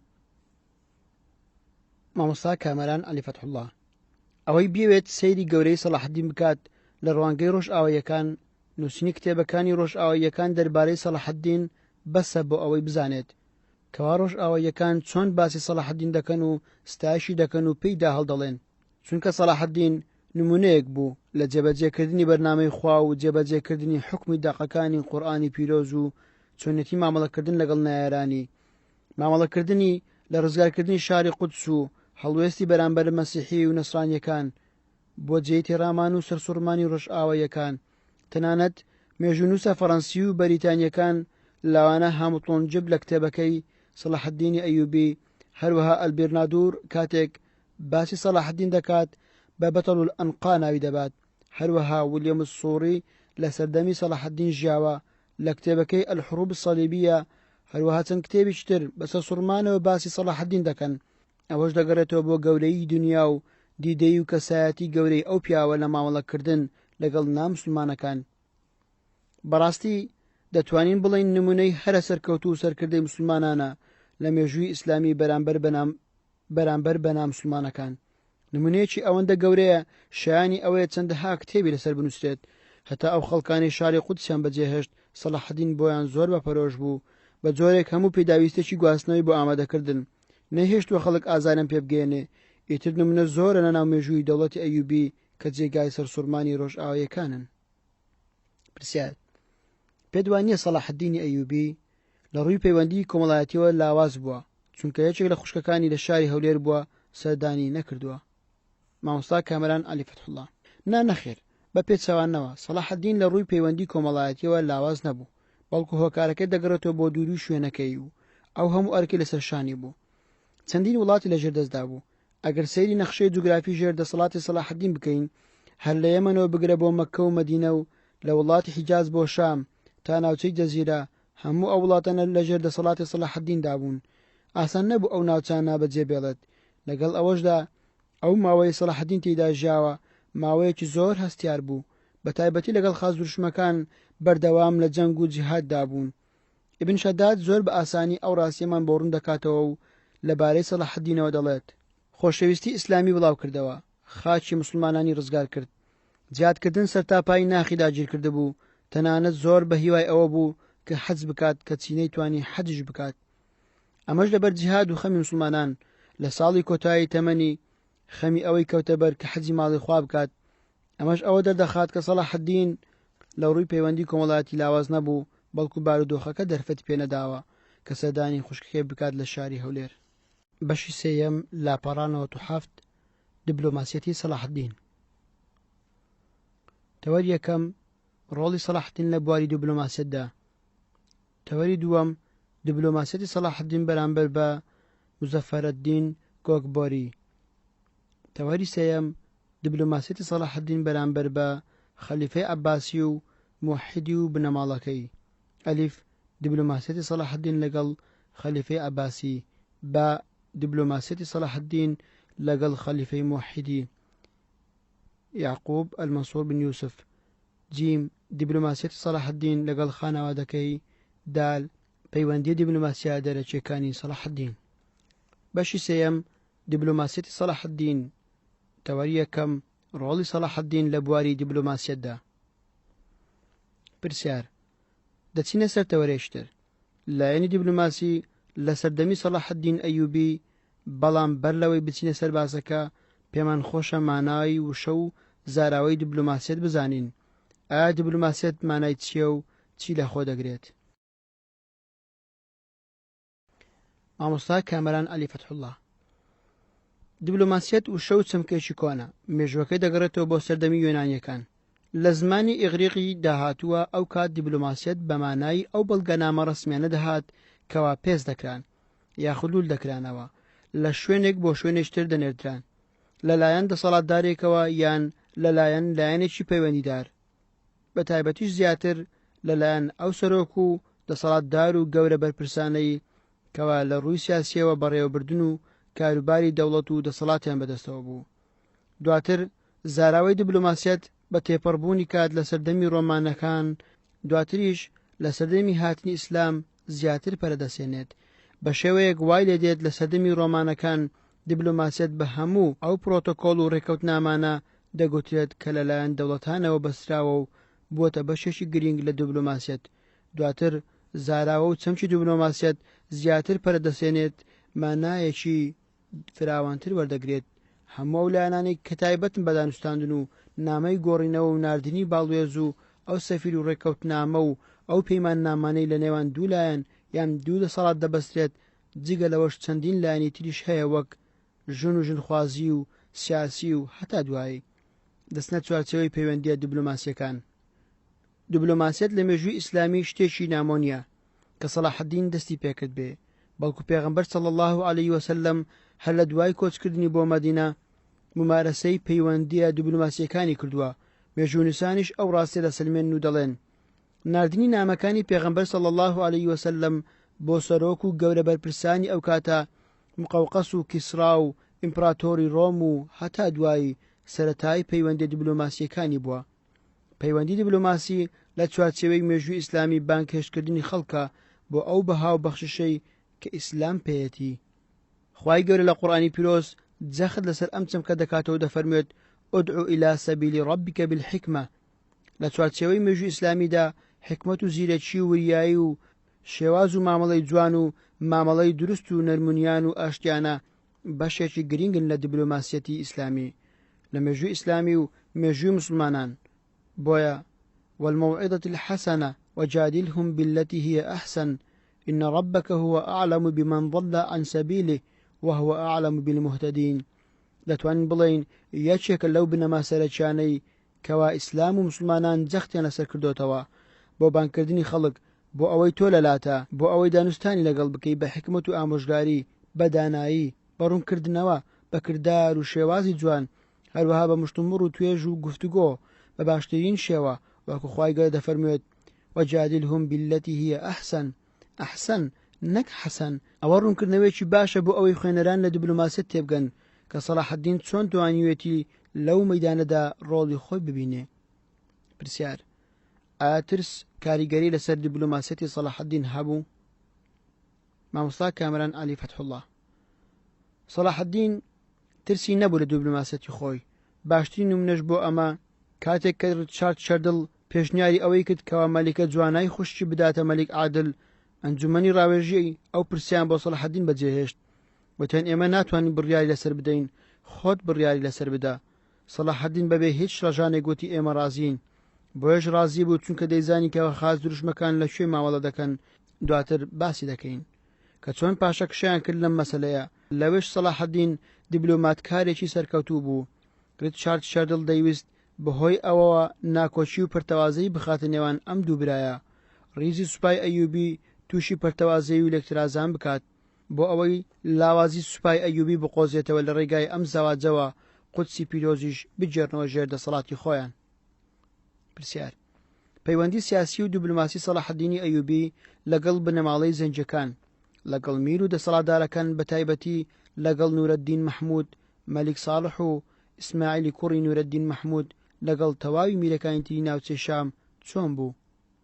مامۆستا کامران عەلی فەتحوڵڵاه: سەبارەت بە پەیوەندی دیبلۆماسیەتی سەلاحەدین لەگەڵ بنەماڵەی زەنجەکان بە تایبەتی لەگەڵ نورەدین مەحموود و کوڕەکەی بەناوی مەلیک ساڵح، سەلاحەدین یەکێک بوو لە سەرکردەکانی نورەدین مەحموود. لەژێر سێبەر و چەتری ئەو بنەماڵەیە گەورە بوو، بۆیە ئاسان نییە پیاوێک بگاتە لووتکەی دەسەڵات بێوەفایی بنوێنێ یان بەمانایشتر پەیوەندیەکانی خۆی بپسڕێنێ لە پێناوی وەرگرتنی دەسەڵات و گەیشتن بە لووتکەی دەسەڵات. بۆیە سەلاحەدین هەر لە یەکەم ڕۆژ کە پۆستی وەزارەتی میسری وەرگرت پەیوەندی دیبلۆماسیەکانی خۆی لە ڕێگای ئاڵوگۆڕکردنی نامە لەگەڵ نورەدین مەحموود نەپسڕاندووە. بە بەردەوامی خۆی بەسەرکردێکی خاچی و سادە بەرامبەر بە نورەدین پیشانداوە. دیبلۆماسیەتی سەلاحەدین لەگەڵ بنەماڵەی زەنجەکان بە تایبەتی لەگەڵ نورەدین مەحموود و مەلیک ساڵحی کوڕی لەگەڵ میرەکانی تریش لە چەند بوارێک خۆی دەبینیتەوە، یاخود لە چەند پێشهاتێکی سیاسی دەبنە ناوەڕۆک و کڕۆکی ئەم پەیوەندی دیبلۆماتکاریە.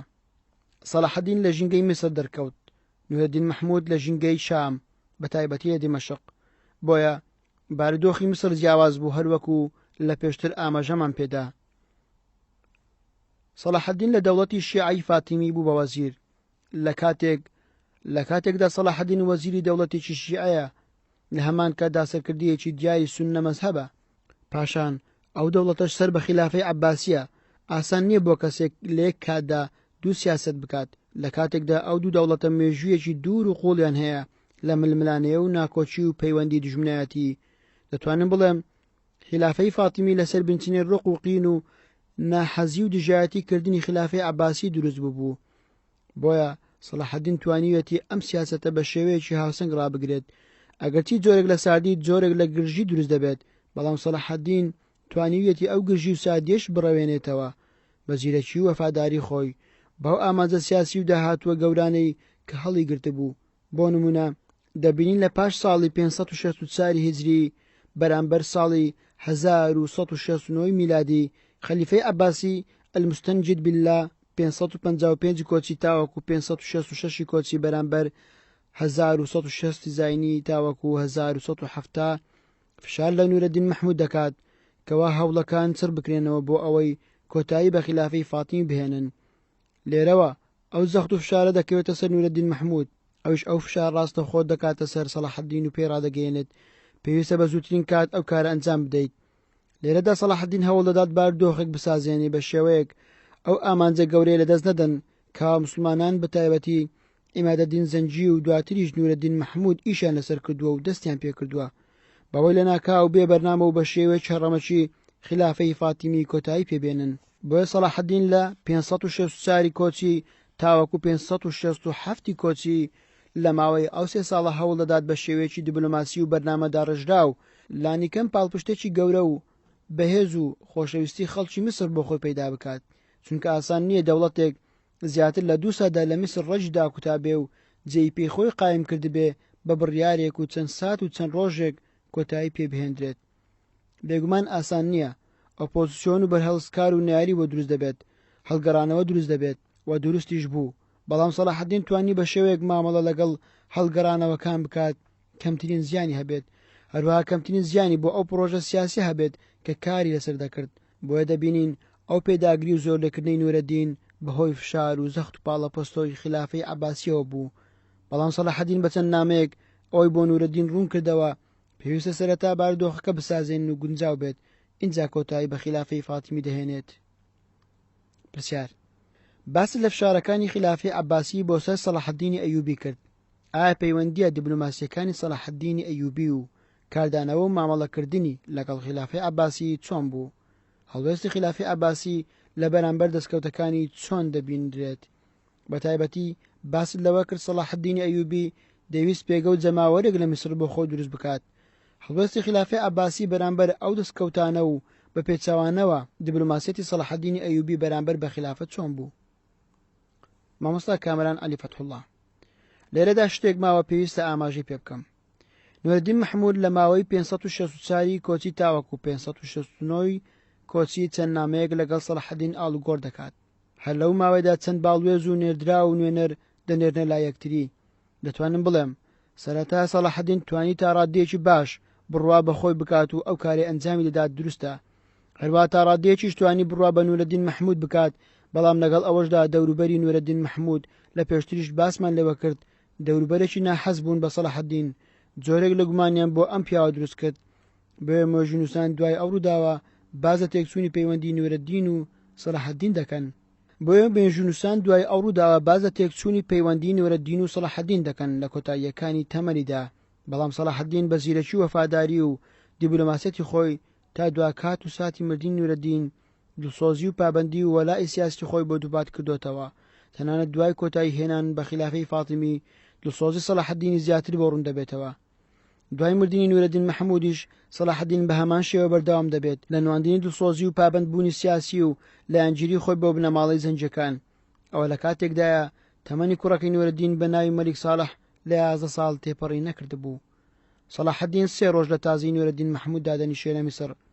لە پاشان وتاری هەینی بە ناوی مەلیک ساڵح دەخوێندرێتەوە و سکە بە ناوی مەلیک ساڵح لێ دەدات. ئەوە لە کاتێکدا سەلاحەدین لەو پەڕی هێز و دەسەڵاتدایە بەڵام نایەوێت پەرتەوازەی دروست بێت. سەلاحەدین ئامانجێک زۆر لەوە گەورەتری هەبوو کەوا بتوانێت بەرامبەر چەند میر و کەسایەتێک بۆستێتەوە. بۆیە سەلاحەدین بەردەوام دەبێت لە دڵسۆزی و پابەندبوون بە بنەماڵی زنجەکان. ئەمە ژوا دەکات خەلیفەی عەباسی بێتە سەرخەت و پەیوەندیەکانی لەگەڵ سەلاحەدین بەهێزتر بکات. بۆیە پەیوەندی دیبلۆماسیەکانی سەلاحەدین لەو کاتەوە لەگەڵ خلافەی عەباسی دەست پێ دەکات، واتە دوای مردنی نورەدین مەحموود ڕاستەوخۆ پەیوەندیەکان دروست دەبێت. پێشتر پەیوەندیەکان لەگەڵ نورەدین مەحموود بوو، بەڵام دوای مردنی نورەدین پەیوەندیەکانی خلافەی عەباسی لەگەڵ سەلاحەدین بەردەوام دەبێت. زیرەکی دیبلۆماسیەتی سەلاحەدین لەوەدا بوو لە کاتێکدا هێز و دەسەڵاتی زۆر لە خەلیفە زیاتر بوو، بەڵام نەویست ببێتە کەسێک لە خۆبایی و لە خۆڕازیبوونێکی پێوە دیار بێت، بەڵکو زۆر لێبوردووانە خۆی بە یەکێک لە دەسەڵاتدارەکانی خلافەی عەباسی دەزانی، چونکە ئامانجی گەورەتری هەڵگرت بوو. لە هەمان کاتدا هەر جوڵێک هەر دەستکەوت بەشاتێکی سیاسی و ئابووری و کۆمەڵایەتی هەتا دوایی لە میسر و دەوروبەری میسر ڕووی بدابایە سەلاحەدین بەنامە بەنێردراوی خۆی خەلیفەی لێ ئاگادار دەکردەوە. هەموو ئەو کارانە بوونە هۆی ئەوەی کە خەلیفەی عەباسی متمانەی زیاتری بە سەلاحەدین هەبێت. خەلیفەکانی عەباسی بە تایبەتی دوو خەلیفەی هاوچەرخ مستەضیع بالله کە لە نێوان ساڵانی 566 کۆچی تاک و 575 کۆچی حکمی کردووە، دواتر الناصرالدین الله لە ساڵی 575 تاوەکو 622 کۆچی حکمی کردووە. خەلیفە مستەضیع بالله کە باوکی ناصرالدین الله تا ڕادەیەکی زۆر توانی برەو بە پەیوەندی دۆستایەتیەکانی خۆی و سەلاحەدین بدات. هەموو ئەو دەستکەوت و تەشریف و شکۆداری و دیاری بۆ سەلاحەدین دەنێرێت. سەلاحەدینی زیاتر پایە بەرزتر کرد، توانی بە شێوەیەکی زۆر ڕازگۆیانە مامەڵە لەگەڵ سەلاحەدیندا بکات. لە کاتێکدا سەلاحەدین لەو پەڕی بەهێزیدا بوو، دەتوانم بڵێم هێزی لەسەروی هێزی خەلیفەوە بوو، بەڵام سەلاحەدین بەردەوام بوو لەسەر پەیوەندی دیبلۆماسیەکانی خۆی خست بۆ ژێر سێبەری خلافەی عەباسی، چونکە خلافەی عەباسی سێبەری مسلمانان بوو. بۆ ئەوەی شەرعیەت بداتە پرۆژەکەی خۆی و هەموو هێز و دەسەڵاتدارانی ناوچەکە کە لەژێر دەسەڵاتی خلافەی عەباسیدا بوون، هەروەها جیهانی ئیسلامی بەگشتی هاوسۆزی و هاوسەنگەری خۆیان بۆ سەلاحەدین پیشان بدەن. لە ماوەی فەرمانڕەوایەتی خەلیفە مستەضیع بالله سەلاحەدین توانی پەیوەندیەکی دۆستایەتی باش لەگەڵ خلافەی عەباسی دروست بکات، بەڵام لە سەردەمی خەلیفە ناصرالدین الله پەیوەندیەکان بەو شێوەیە نامێننەوە، بەڵکو چەند گۆڕانکاری دروست دەبێت. دەبینین سەلاحەدین لەسەر ڕێچکەی سیاسی و دیبلۆماسیەکەی خۆی بەردەوام دەبێت. لە هەموو ئەو هەنگاو هەڵوێست و جوڵە و بزافانەی کە سەلاحەدین ئەنجامی دەدات بۆیە خستنی میسر و شام و جەزیرە، سەلاحەدین لە هەموو هەنگاوەکانی خەلیفە ئاگادار دەکاتەوە، بەبێ خەلیفە هیچ هەنگاوێک نانێت. بەڵام لە چەند هەڵوێست و ڕووداوێکدا دەتوانم بڵێم خەلیفە لە ئاست سەلاحەدیندا نابینرێت. یەکێک لەو ڕووداوانە ئەوە بوو سەلاحەدین ویستی شاری مووسڵ بخاتە سەر پرۆژەکەی. پرۆژەی یەخستنی وڵاتانی ئیسلامی زیاتر لە 2 جار گەماروی ئەو شارەیدا چەندین جار نامە و باڵوێزی بۆ خەلیفە نارد، بەڵام خەلیفە بەدەم داواکەی سەلاحەدین نەچوو.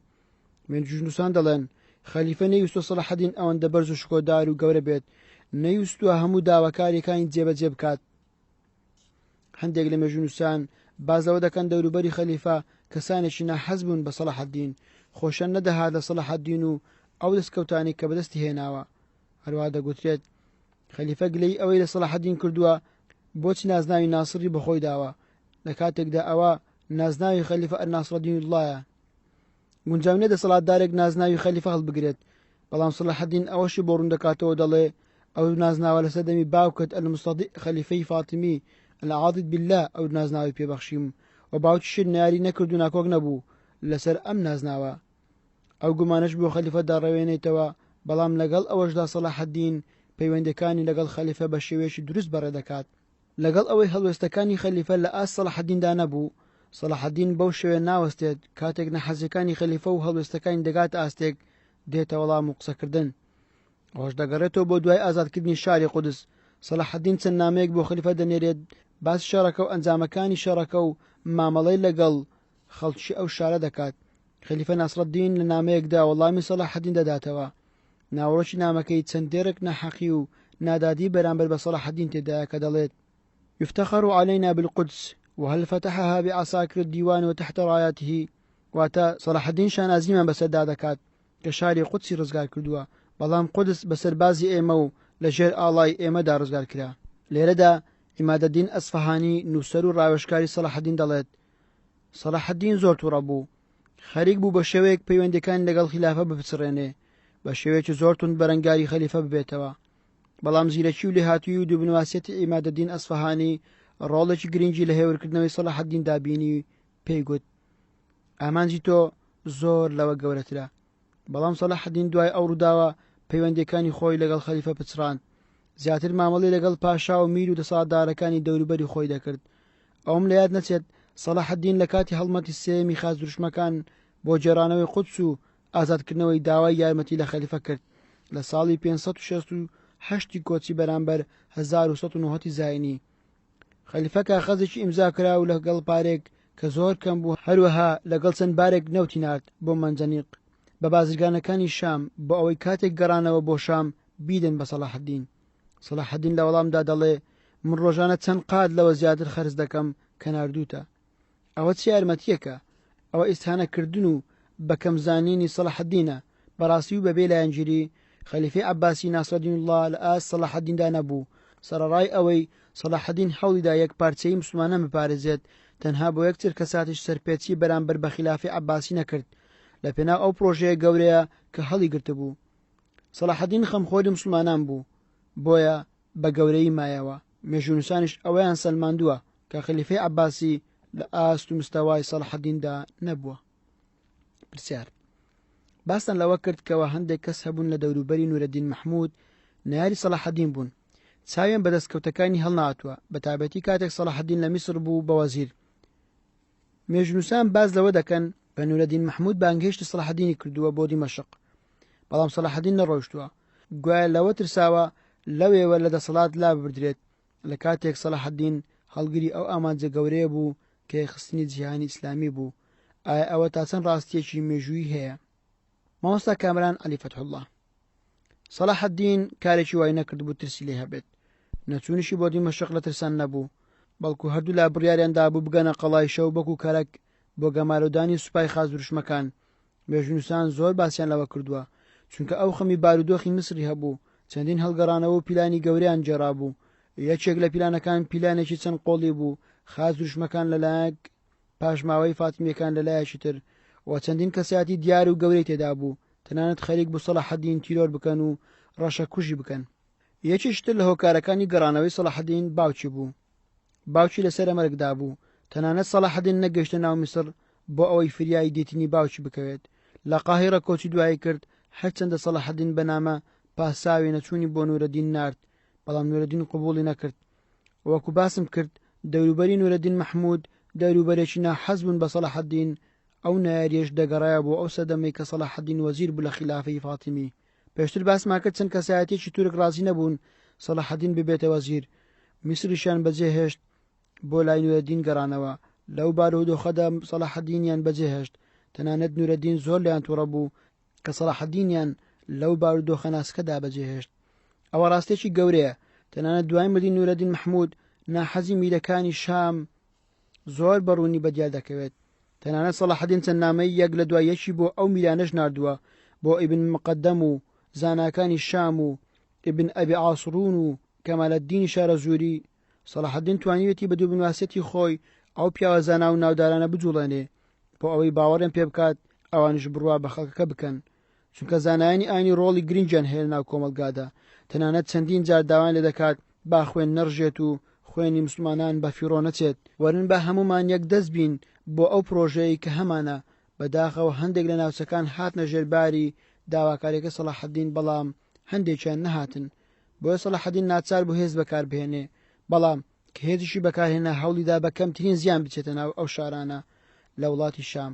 سوپاس بۆ خوا توانی ئەو ناوچانە ژەک بخات، تەنها بە ئابلوقەی دەدان بۆ ئەوەی ناچاریان بکات، نەک بە بەکارهێنانی هێزی ڕاستەخۆ. ئەوە ژێکێکی تر بوو لە دیپلۆماسیەتی سەلاحەدین. پرسیار: باست لەوە کرد خەلیفەی عەباسی هەندێک نەفتی ڕەش و کەمێک یارمەتی بۆ سوڵتان سەلاحەدین نارد. بۆچی پێتان وایە ناردنی ئەو یارمەتیە سوکایەتیکردن بوو بە سەلاحەدین؟ مامۆستا کامەران عەلی فەتحوڵڵاه: سەبارەت بە ناردنی ئەو یارمەتی خەلیفە بەڕاستی نادادێکی گەورە بوو بەرامبەر بە سەلاحەدین و دەستکەوتەکانی. تەنانەت لە دەوروبەری خەلیفە ناکۆچێکی گەورە هەبوو لە نێوان وەزیری گەورەی خلافە و بەرپرسی مەخازن. مەخازن بەو کەسە دەگوترا بەرپرسی هەموو فەرمانگە و دام و دەستگا کارگێڕیەکان بوو.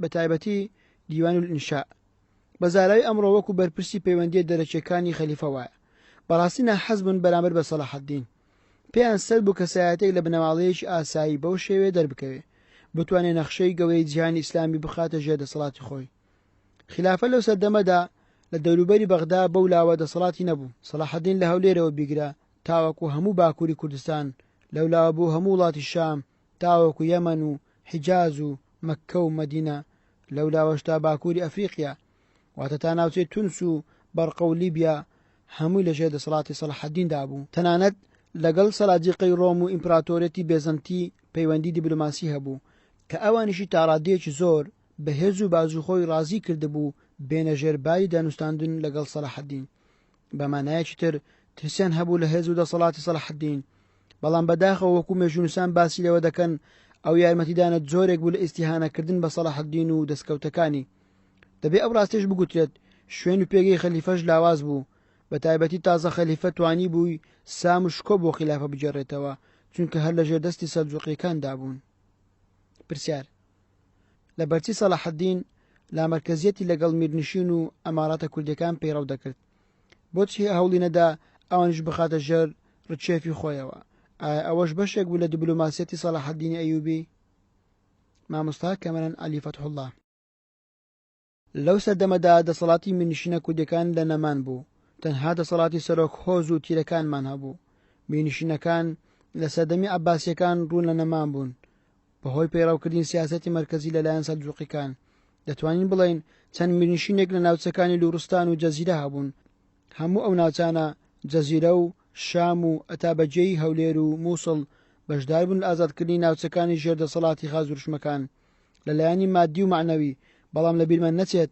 سەلاحەددین ئامانجێکی گەورەتری هەبوو ئاسان نەبوو ئەو ناوچانە بخاتە ژێر دەسەڵاتێکی مەرکەزی هەرچەندە سەلاحەددین توانی بووی تا ڕادەیەکی باش قەناعەت بەو ناوچانە بهێنێ کە لە ژێر فەرمانی سەلاحەددین دابن و حکم بکەن لەو سەردەمەدا سەلاحەددین ئاراستەی بەرەو خازوڕشمەکان بوو بۆ دوورخستنەوەی مەترسی خازوڕشمەکان و بێزەنتیەکان نەک تۆخکردنەوەی دەسەڵاتی مەرکەزی چونکە تۆخکردنەوەی دەسەڵاتی مەرکەزی بۆ سەلاحەددین شتێکی پێویست نەبوو چونکە خلافەی عەباسی هێشتا مابوو ئەگەرچی خلافەی عەباسی لاواز بوو ئامانجی سەلاحەددین ڕزگارکردنی ئەو پەڕی وڵاتی شام بوو و پاککردنەوەی وڵاتی شام بوو لە مەترسی خازوڕشمەکان چونکە پێش هاتنی سەلاحەددین ئەوان سێ ئەمارەتی گەورەیان لە وڵاتی شام و جەزیرە دروست کرده بوو لەگەڵ ئەوەشدا هەڕەشەیەکی گەورە بوون بۆ سەر میسر هەروەها میسر وەکو دەستکەلایەک بوو بەدەستیانەوە ئەوان یاریان بە خەلیفە و وەزیرەکانی خلافەی فاتیمی دەکرد بەڵام سەلاحەددین توانی هەموو ئەوانە لە خاچی مسلمانان دوور بخاتەوە تەوەری دووەم دیبلۆماسیەتی سەلاحەددین بەرامبەر بە مزەفەرەددین گۆگبۆری لاپەڕا 115 پرسیار پەیوەندی دیبلۆماسی سەلاحەددین لەگەڵ میر و دەسەڵاتدارە ناوخۆییەکان بە تایبەتی لەگەڵ مزەفەرەددین گۆگبۆری چۆن بووە مامۆستا کامەران عەلی فەتحوڵڵاه دیبلۆماسیەتی سەلاحەددین لەگەڵ دەسەڵاتە ناوەخۆییەکان و ئەو دەسەڵاتانەی کە سەربەخۆ بوون واتە سەر بە دەسەڵاتی دەوڵەتی ئەیوبی نەبوون هەڵوێستی بەرامبەر بە سوڵتان مزەفەرەددین گۆگبۆری و سوڵتان و دەسەڵاتدارەکانی هەرێمی جەزیرە و مووسڵ و سەلاجیقەی ڕۆم سەلاحەددین مامەڵەکردنی لەگەڵ ئەو سوڵتانانە تەنانەت لەگەڵ میری مەککەش ئەگەر بە شێوەیەکی گشتی باسی پەیوەندی سەلاحەددین بکەین لەگەڵ مزەفەرەددین گۆگبۆری سەلاحەددین زانیوێتی کەوا هەولێر پێگەیەکی گەورەی هەبوو چونکە پێش ئەوەی سوڵتان مزەفەرەددین گۆگبۆری ببێتە سوڵتانی هەولێر لە ناوچەی جەزیرە دەسەڵاتدار بوو و بەشدار بوو لە خستنی میسر و شام و جەزیرە لە چوارچێوەی دەوڵەتی ئەیوبی تەنانەت پیاوێکی زۆر بەتوانا و زیرەک بووە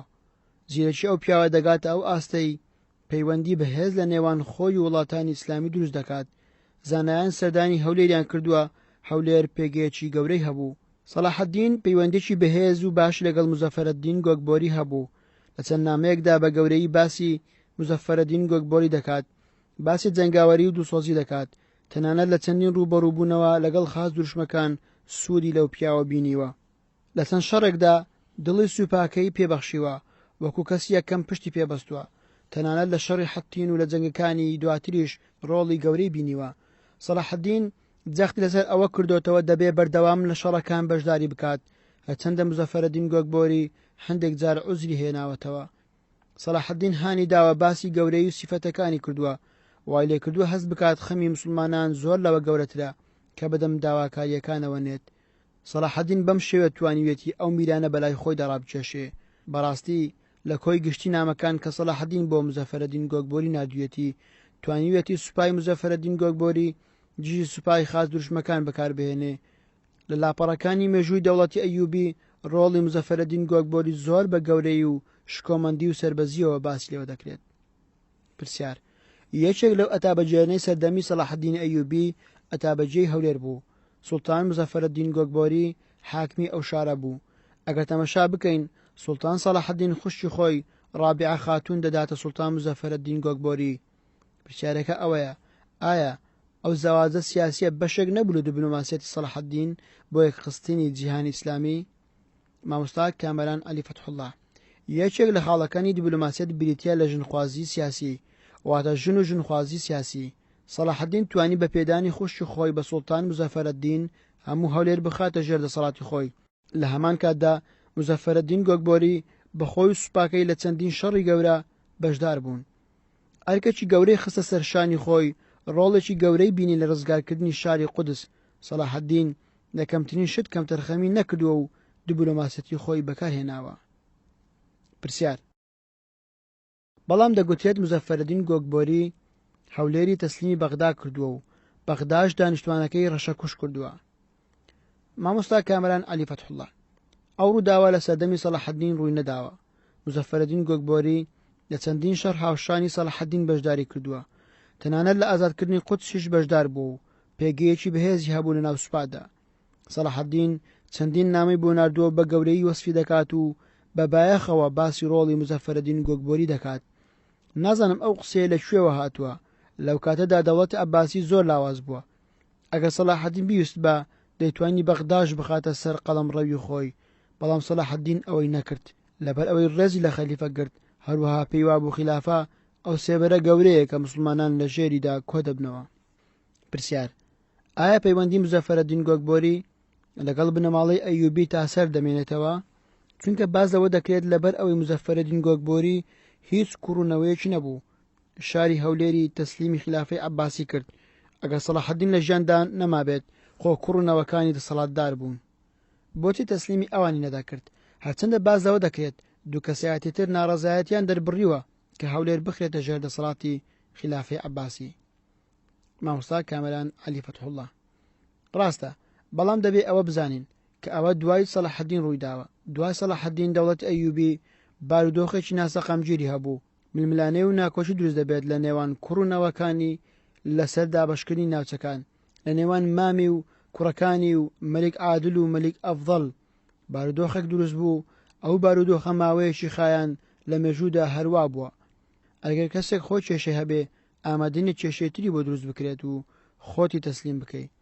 ئەوە پەیوەندی بەو بارودۆخەوە هەیە کە دەوڵەتی ئەیوبی تێکەوت بوو.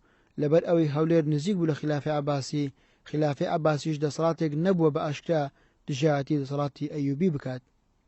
پرسیار: پرۆفیسۆر دکتۆر موحسین دەڵێ لەبەر ئەوەی مزەفەرەدین گۆگبۆری هیچ کوڕێکی نەبوو، لەبەر ئەوە هەولێری تەسلیمی خلافەی عەباسی کردووە. مامۆستا کامەران عەلی فەتحوڵڵا: بەڵێ، ئەوە هۆکارێک بوو. ڕاستە مزەفەرەدین گۆگبۆری هیچ کوڕێکی نەبوو، هەرچەندە لە مێژوودا ئەگەر نییە، بەڵام ئەگەر سەلاحەدین زیندوو بووایە ئەو بارودۆخە دروست نەدەبوو. لەوانەیە سەلاحەدین بۆ خۆی هەوڵی دەدا دەسەڵاتدارێک بۆ شاری هەولێر دەستنیشان بکات. ئەوە لەلایەک.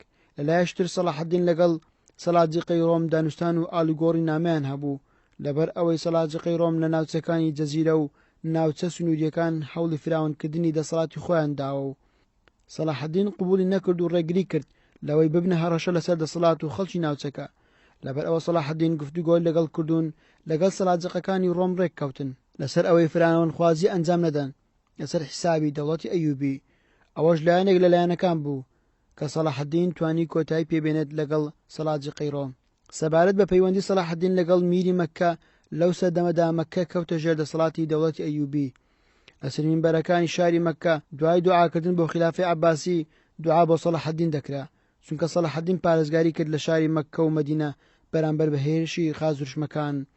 هەوڵێکیشیان هەبوو کە ویستیان تەنوی پێغەمبەر صلی الله علیه وسلم دەربهێنن.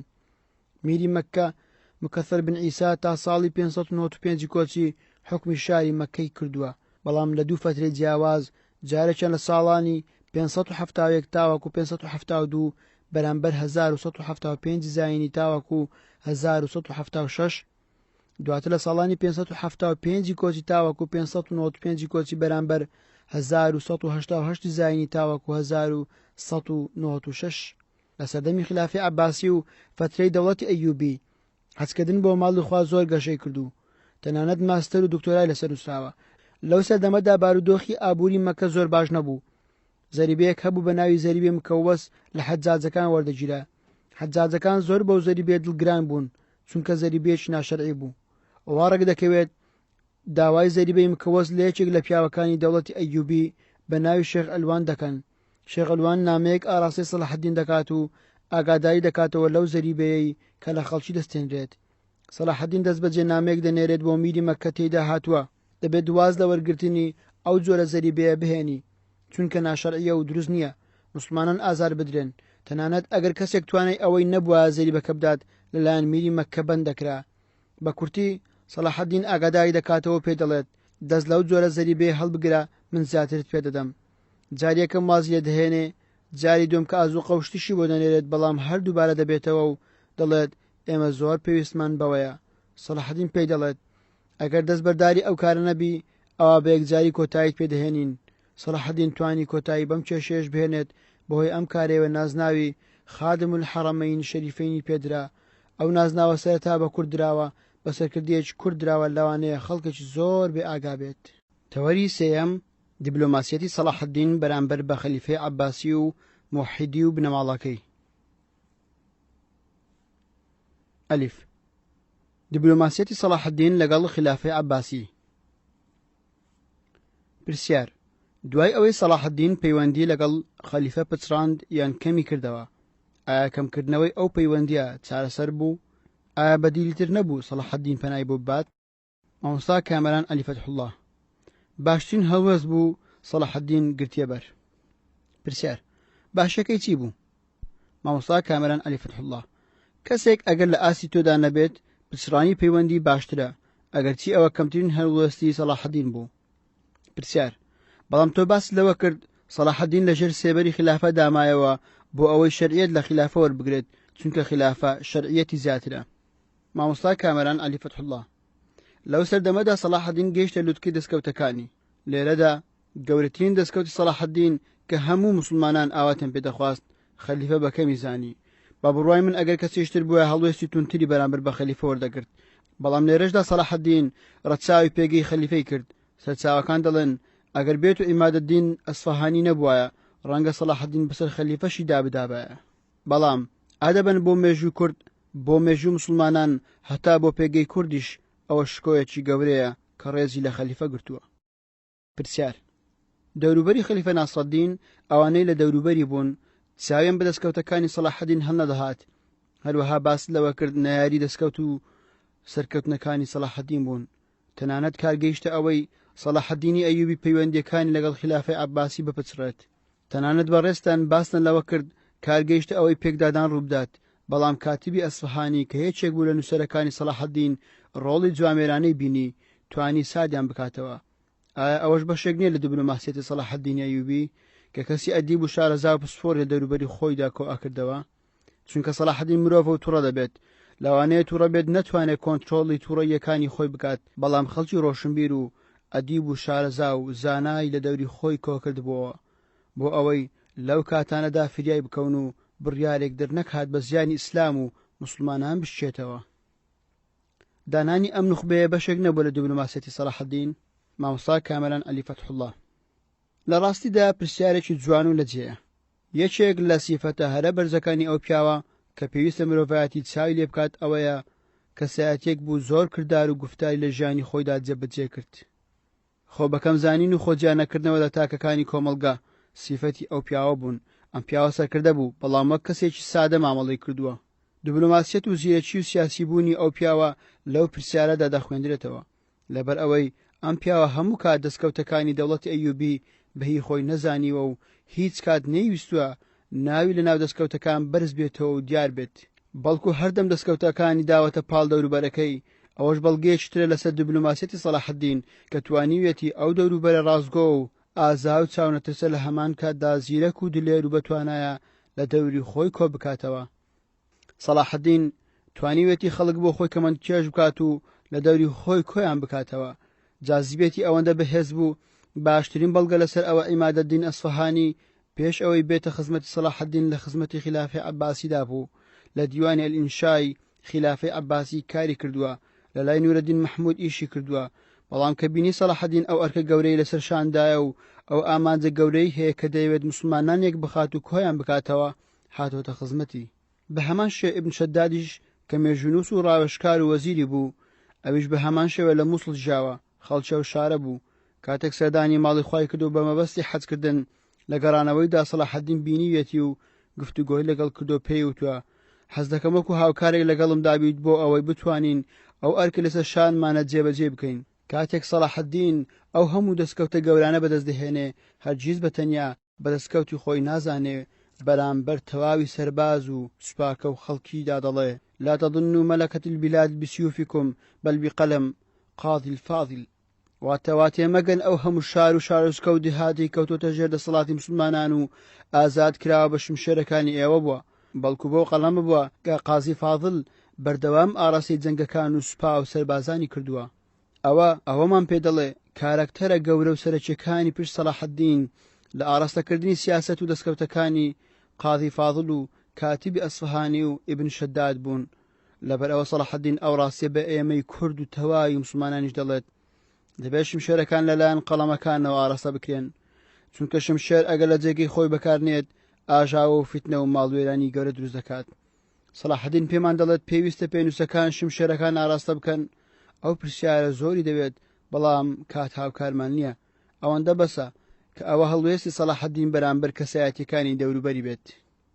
پرسیار: پێدوانیە ئەگەر سەلاحەدین پۆستی خلافی وەربگرت بە زانایان و مێژونووسان بە خەلیفەی شەشەمی ڕاشدین نایەن دەبرد، هەروەکو عومەری کوڕی عەبدولعەزیز کە لە ساڵی 99 تاوەکو 101 کۆچی حکم و فەرمانڕەوایی کردووە، لەگەڵ ئەوەشدا لە مێژوودا بە خەلیفەی پێنجەم ناوی دەبن لەبەر کار و شاکارە جوانەکانی. بەڵام سەلاحەدین هەموو دەستکەوتەکانی کە بەدەستی هێناوە بە ناوی خەلیفە و لەژێر سێبەری خەلیفە کردوویەتی بۆ خەلیفە جێڕاویەتیەوە. مامۆستا کامەران عەلی فەتحوڵڵاه: ئەوەش بەشێک بوو لە دیبلۆماسیەتی سەلاحەدینی ئەیوبی، چونکە ئامانجی گەورەتری هەبوو لە پشت ئەوە، بۆیە بە دوای ناو ناوبانگ نەکەوتۆ و لای لێ نەکردوتەوە، تەنانەت نەیویستوەکو کەسێکی گەورە بەدیار بکەوێت. لە هەمان کاتدا ئەوەش لە یاد نەکەین لە لاپەڕەکانی مێژوو ئەوەی لەبارەی سەلاحەدین نووسراوە، چ لەلایەن مسلمانەکان چ ئەوانەی مسلمانیش نین، بەردەوام لە دوای خەلیفەی دووەمی ڕاشدین لە دوای عومەری کوڕی خەتاب ڕەزای خوای لێبێ ناوی سەلاحەدینیان تۆمار کردووە و ناوی هاتووە. دووەم ڕزگارکەری قودسە. قودس یەکەم ڕووگە و قیبلەی مسلمانانە. سەلاحەدین فەخر و شانازیە بۆ کورد، هەروەها ڕەمزی ناسینەوەی کوردە. پرسیار: سەرباری ئەوەی سەلاحەدین لە ڕووی سەربازی و سوپاییەوە لە خلافی عەباسی بەهێزتر بوو، وەکو جەنابەت باست کرد، خلافەی عەباسی لە ئاست سەلاحەدیندا نەبووە و زۆر لاواز بوو، لەگەڵ ئەوەشدا بەردەوام کێشەی بۆ دروست کردووە. ئەی بۆچی سەلاحەدین خۆی وەک خەلیفە تەعامولی نەکردووە؟ مامۆستا کامەران عەلی فەتحوڵڵاه: مێژووی مسلمانان جیاوازە لەگەڵ مێژووی خەڵکانی دیکە. پلەپای خەلیفە و خلافە لای هەموو تاکەچ مسلمان جێبایەخەوە بە گرنگیەوە تەماشا دەکرێت. تەنانەت دەسەڵاتی یەکەم لە دوای پێغەمبەر صلی الله علیه وسلم خەلیفە بوو. ئەو خلافەتەش نەوە لە دوای کەسایەتی لە دوای کەسایەتی هاتووە. سەلاحەدین نەیویستووە پەرتەوازەی لە نێوان مسلمانان دروست بێت، ئەو پەرتەوازەیە وا بکات مەترسی لەسەر مسلمانەکان دروست بکات، لە هەمان کاتدا ببێتە هۆی لە دەستدانی ئەو دەستکەوتانەی کە بەدەستیان هێناوە، ئەو دەستکەوتانەش کە کاری بۆ دەکات بەدەست بێنێ. ڕاستە خەلیفە لە ئاستێکی زۆر لاوازدا بوو، تەنانەت دەتوانم بڵێم لە ئاست سەلاحەدیندا نەبوو، بەڵام نادادی و تووڕەیی دەگاتە قوڕک، مرۆڤ دەبێ هەڵوەست وەربگرێت. سەلاحەدین ویستی هەڵوێستێکی تون وەربگرێت، بەڵام ئەو ڕاوێژکارانەی لە دەوروبەری سەلاحەدیندا بوون، بە تایبەتی ئیمادەدین ئەسفەهانی، ئەوەی بەبیر سەلاحەدین هێنایەوە کە ئەرک و ئامانجی تۆ زۆر لەوە گەورەترە کە خەلیفە هەیەتی. تەنانەت خەلیفە شای کووتی لەژێر دەستدانە بوو. تەسەوڕ کە چەند نزیکە لە شاری بەغداد، تەنانەت زۆربەی جار هێزە هەرەمیەکانی دەوروبەری بەغدا هێرشیان کردوتە سەر شاری بەغدا. یعنی ئەوە دەسەڵاتی خەلیفە بوو، بۆیە خەلیفە لە ئاسی سەلاحەدیندا نەبوو، دەستکەوتەکانی سەلاحەدینیان پێ قبوڵ نەدەکرا. مێژوش ئەوە دەسەلمێنێ کە کورد هەر کاتێک ستەمی لێکرابێ هەرگیز بەستەمکردن وەڵامی نەداوەتەوە. سەلاحەدین بەکردار ئەوەی بۆ خەلیفە سەلمان کە چێ دەتوانێت بەرامبەر بە خاز دروشمەکان بوەستێتەوە. تەنانەت پێش سەلاحەدین و دوای سەلاحەدینیش خەلیفە نەیتوانیوە سوپایەکی سەدکەسی دروست بکات بەرامبەر بە خاز دروشمەکان. ئەوە باشترین بەڵگەیە کە خەلیفەی عەباسی نەیتوانیوە لە پایە و شکۆ و گەورەی سەلاحەدین کەم بکاتەوە. تەنانەت مێژونووسە عەرەبەکانیش ئەو هەڵوێستەی خەلیفەی عەباسی بەرامبەر بە سەلاحەدین بە خراپ و نەنجێکی گەورە دەزانن. دیبلۆماسیەتی سەلاحەدین لەگەڵ خەلیفەی موحیدی یعقوب ئەلمەنسوور بن یوسف. پرسیار: هەر سەربارەت بە پەیوەندیە دیبلۆماسیەکانی سەلاحەدین، دیارە سەلاحەدین زۆر نامە و باڵوێزی ناردووە بۆ خەلیفەی موحیدی یعقوب ئەلمەنسوور بن یوسف. ئایا ناردنی نامە و باڵوێزانە بۆ چ مەبەستێک و ئامانجێک بووە؟ مامۆستا کامەران عەلی فەتحوڵڵا: لە ڕاستیدا ئەوە بابەتێکی زۆر گرینگە، زۆر تەوەرە و دەواازە و بابەتی گرنگی لێ دەکەوێتەوە. ناردنی نامە و باڵوێز بۆ خەلیفە و پاشای موحیدی یعقوب ئەلمەنسوور بن یوسف کە سوڵتان و دەسەڵاتدار و کەسی یەکەمی دەوڵەتی موحیدیەکان بوو. ناردنی نامە و سەفیر بۆ ئەم پیاوە بۆ چەند مەبەست و هۆکارێک بوو. لە هۆکارە هەرە زەق و دیارەکان سەلاحەدین نامەی بۆ دەنێرێ و داوای هاوکاری لێ دەکات بۆ ڕزگارکردنی شاری قودس. دوای ئەوەی خاز دروشمەکان هەڵدەستن بە ئەنجامدانی هەڵمەتی سێیەمی خاز دروشمەکان کە دەسەڵاتدار و گەورە پاشاکانی ئەوروپا، ئیمپراتۆری ئەلمانی و ڕیچارد شەردڵ، پاشای ئینگلیز و پاشای فەڕەنسا و هەموو دەسەڵاتدارانی خاز دروشمەکانی ڕۆژهەڵات لە پاڵ هەمووشیانەوە پاپای مەسیحی بە هەموو توانایەکانیەوە بە هەموو ڕاگەاندن و هێزێکەوە خۆیان سازدا بۆ ئەوەی تۆڵە لە سەلاحەدین بکەنەوە. ئامانجیان لە ناوبردنی موسڵمانەکان بوو بۆ ئەوەی لە کارەکان سەرکەوتوو بوون زۆرترین ژمارەی خەڵک کۆبکەنەوە. هەستان زەریبیان بەسەر هەموو تاکێکی مەسیحیدا سەپان بە ناوی ضەریب العەشریە سەلاحەدین. زەریبەی دەیەکیان خست بەسەر هەموو تاکێکی مەسیحی، واتە ئەوەی بەشدار نەبێت پێویستە 10 دینار بدات. هیچ کەسێک لێی دەرباز نەبوو بەبێ جیاوازی. ئەوە ترسێکی هۆشیاری خستە دڵی سەلاحەدین بۆ ئەوەی سوود لە هێزی موسڵمانانی ناوچەکە وەربگرێت، بە تایبەتی لە مەغریب و ئەندەلوس کە موحیدیەکان حکمیان دەکرد. لێرەدا سەلاحەدین هەڵسا بە ناردنی نوێنەرێک بە ناوی ئەبا حەزم بن عەبدوڕەحمان بن منقذ نازناوی شەمسەددینی هەبوو کە یەکێک بوو لە پیاوە ویلیمەت و زیرەکەکان لەلایەنی دیبلۆماسیەوە. لە ساڵی 584 کۆچی بە نامەیە کۆ دەینێرێت بۆ لای خەلیفەی موحیدی، داوای یارمەتی سەربازی لێ دەکات لەلایەنی کەشتیگەلیەوە لەبەر ئەوەی خاز دروشمەکان لە ڕووی کەشتیگەلیەوە زۆر بەتوانابوون. سێ دەوڵەتی زلهێزی جیهانی بەهێز بەشداری ئەو هەڵمەتە بوون بۆ سەر موسڵمانەکان بە هەموو سوپا و کەشتیگەلیانەوە. هەرچەندە فریدریک باربروسە نەگەیشت و لە ڕێگادا خنکە، سەلاحەدین لە نامەیەکدا زۆر بەڕوونی بارودۆخی موسڵمانان و هێز و توانا و مەترسی خاز دروشمەکانی بۆ خەلیفەی موحیدی ڕوون کردبووەوە. پرسیار: خەلیفەی موحیدی بەهانای سەلاحەدینەوە هات لە کاتێک دامەترسی هەڵمەتی خاز دروشمەکانی بۆ ڕوون کردەوە؟ مامۆستا کامەران عەلی فەتحوڵڵا: نا، بەداخەوە خەلیفە بەهانایەوە نەهات. سەلاحەدین تەنها بەیەک نامەوازی نەهێنا، دووەم و سێم و چوارەم نامەشی بۆ نارد. پرسیار: بەڵام سەرچاو مێژوویەکان باز لەوە دەکەن کە سەلاحەدین لە نامەکەیدا بە خەلیفە ناوی نەهێناوە، بۆیە وەڵامی داواکاریەکەی سەلاحەدینی نەداوەتەوە. مامۆستا کامەران عەلی فەتحوڵڵا: ئەوە یەکێکە لە هۆکارەکان، ئەجینە هۆکار زۆرن. دەمەوێت لەسەر ئەو پەیوەندیە دیبلۆماسیە ڕابۆسین و هەڵوەستە بکەین کە سەلاحەدین لەو پەیوەندیە دیبلۆماسیە سەرکەوتوو نەبوو، نەک لەبەر ئەوەی سەلاحەدین هاوشانی خەلیفەی موحیدی نەبوو، نەخێر بە پێچاوانەوە، بەڵام چەندین هۆکاری مێژووی پێشووتر هەبوو کە بۆتە هۆی ئەوەی ئەو پەیوەندیە دروست نەبێت، یاخود ئەو پیاوە یارمەتی سەلاحەدین نەدات و بەدەم هاوکاری سەلاحەدین نێت. لە پێش هەموو ئەو هۆکارانە کە پێویستە باسی بکەین بریتی بوو لە پاشەوەی خاز دروشمەکان ئابلوقەی شاری عەکایاندا کە شوێنێکی گرنگ و هەستیار بوو. 2 ساڵ ئابلوقە لەسەر ئەو شارە بەردەوام بوو. سەلاحەدین لە خەمی موسڵماناندا بوو چونکە دەیزانی خاز دروشمەکان زۆر بێبەزەین، تەڕ و وشک بێکەوە دەسووتێن و بە هیچ شێوەیەک بەزەییان بەرامبەر بە موسڵمانەکان نییە، چونکە پێشتر قەسابخانە و کوشتارێکی گەورەی موسڵمانەکانیان کردهبوو. پێش ڕزگارکردنی قودس کاتێک سەلاحەدین نامەی بۆ خەلیفەی موحیدی نارد، ئەوانەی پێگوت بۆی ڕوون کردبەوە. تەنانەت لە نامەکەدا بە گەورەترین میری سوپایی ناوی هێنابوو. تەنانەت زۆر خاچانە وەسفی خۆی دەکات بە الفەقیر من ڕەبیه یوسف بن ئەیوب. خۆی بە کەسێکی زۆر سادە پیشان دەدات تەنها لە پێناوی بەدەستهێنانی ئەو هاوکاریە بۆ خزمەتی موسڵمانان، نەک بۆ خۆی. سەلاحەدین بۆ خۆی پێویستی بەو یارمەتیە نەبوو، بەڵام بارودۆخەکە ئەوەی دەخواست. زیرەکی سەلاحەدین لەوەدا بوو، ڕووداوەکانی دەخوێندەوە، بەڵام دەبینین بە هەر شێوەیەک بێت ئەو سەفیر لە ساڵانی 84 تا 88 کۆچی لەوێ دەمێنێتەوە. تەنانەت وەڵامیش بۆ سەلاحەدین دەنێرێتەوە کە هاوکار نییە و یارمەتیمان پێشکەش ناکات. لێرەدا مێژونووسانی ڕۆژهەڵات و ڕۆژئاوا جیاوازن لە باسکردنی هۆکارەکان و خوێندنەوەیان بە هۆکارەکان. جیاوازیەکەشی ئەوەیە مێژونووسانی ڕۆژهەڵات دوور بوون لە ڕووداوەکان، بەڵام مێژونووسانی ڕۆژئاوا مەبەستم مەغریب و ئەندەلوسە نزیکی ڕووداوەکە بوون. ئەوان کۆمەڵێک هۆکاری تر باز دەکەن، زانیاری ورتریان لەسەر ئەو پەیوەندی بەدەستکەوتووە. بۆیە دەبینین ئەو چەند نامەیە کە سەلاحەدین بۆ پاشای دەوڵەتی موحیدی دەنێرێت و داوای یارمەتی لێ دەکات، یارمەتیەکان بەدەست نایەن لەبەر چەند هۆکارێک. سەفیر و نێردراوەکەی سەلاحەدین ڕاستەخۆ پاشای دەوڵەتی موحیدی نەبینیوە، لەبەر ئەوەی لەو کاتەدا لە ناوچەی ئەندەلوس بوو بۆ ڕوبەڕووبوونەوەی پورتوگالیەکان و مەمالیکە ئیسپانیەکان کە مەترسیان هەبوو لەسەر مەغریب و ئەندەلوس. ئەوەی چەکە لە هۆکارەکان. تەنانەت سەرچاوەکان باسی ئەوە دەکەن نزیکەی 2 ساڵ خەریکی ئەو جەنگە بووە و نەگەڕاوەتەوە.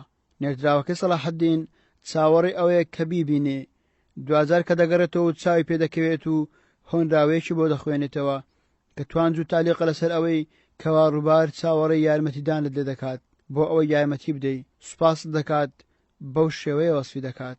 ابن خەلدون دەڵێت لە کۆتایی یارمەتیەکەی ئامادەکرد بینێرێت، بەڵام خاز دژمەکان و مەمالیکەکانی ئیسپانیا ڕێگر بوون لە ناردنی ئەو یارمەتیە، چونکە سەلاحەدین داوای لێکردبوو کەنارەکانی شام زۆر لە مەترسین و پێویستی بە یارمەتی کەشتیگەل هەیە. ابن خەلدون ئەو قسەی هەیە، بەڵام نازانم ابن خەلدون ئەو قسەی لە کوێ وەرگرتووە و لە چ سەرچاوەیەک هێناوێتی. بەڵام مێژونووسانی دیکەی ڕۆژهەڵات و ڕۆژئاوا هۆکاری دیکە باز دەکەن. سەبارەت بە نەگەیشتنی ئەو یارمەتیە دەڵێن قەرەقوش یەکێک بوو لە مەملوکەکانی سەلاحەدین لەگەڵ یوزیا لەشکرچێشیان کردووە لە باکووری ئەفریقیا لە خواروی مەغریب. ئەو لەشکرچێشەش بە یارمەتیدانی میری ناوچەکە عەلی بن غانم و چەند کەسایەتیشی دیکە بوو. پاشای دەوڵەتی موحیدی ئەوەی بە هەڕەشەیەک زانیوە بۆ سەردەسەڵاتەکەی هەر بۆیش بەدەم داواکاریەکەی سەلاحەدین نەهاتووە. ئەمەش هۆکارێشترە کە سەرچاوە مێژوویەکان باسی دەکەن. هۆکارێشتر ئەوەیە کە موحیدەکان پێیان وابوو دەوڵەتی ئەیوبی و دەوڵەتی زەنجی و خلافی عەباسی لە ڕاستەڕێ لە عەقیدەی ئیسلامی ڕاست و دروست لایەن داوە، بەڵام ئەوەش هۆکارێکی لاوازە.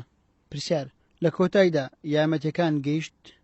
مامۆستا کامەران عەلی فەتحوڵڵاه: نەخێر، یارمەتیەکان نەگەیشتن لەبەر ئەو هۆکارانەی باسکران. جگە لە هۆکارانەش وەک ئەوەی جەنابەت باست کرد کە سەلاحەدین بە خەلیفە ناوی پاشای دەوڵەتی موحیدی نەهێناوە، سەرباری هەموو ئەوانەش سەلاحەدین لێی بێئومێد نەبوو، تا دواساتەکانیش هیچ هەڵوێستێکی سلبی بەرامبەر پیشان نەدا. تەنانەت بیانوشی بۆ هێنایەوە کە ئەو لەشکرچێشە بە فەرمانی من نەکراوە، بەڵکو بە فەرمانی تەقیەدین عومەر کراوە کە کوڕی برای سەلاحەدین بوو. ئەو بیانوەشی نەهێشت، تەنانەت لە نامەکانی دیکەی زۆر بە گەورەی باسی ئەو پیاوەی کرد لە بەرچەند هۆکارێکی بابەتی و میزاجی یارمەتیەکان بە سەلاحەدین نەگەیشتن. سەلاحەدین لەو دیبلۆماسیەتەی سەرکەوتوو نەبوو، نەک لەبەر ئەوەی کەمتوانە بوو، بەڵکو لەبەر ئەوەی بەرامبەرەکەی ئەو یارمەتیدانەی تێدا نەبوو.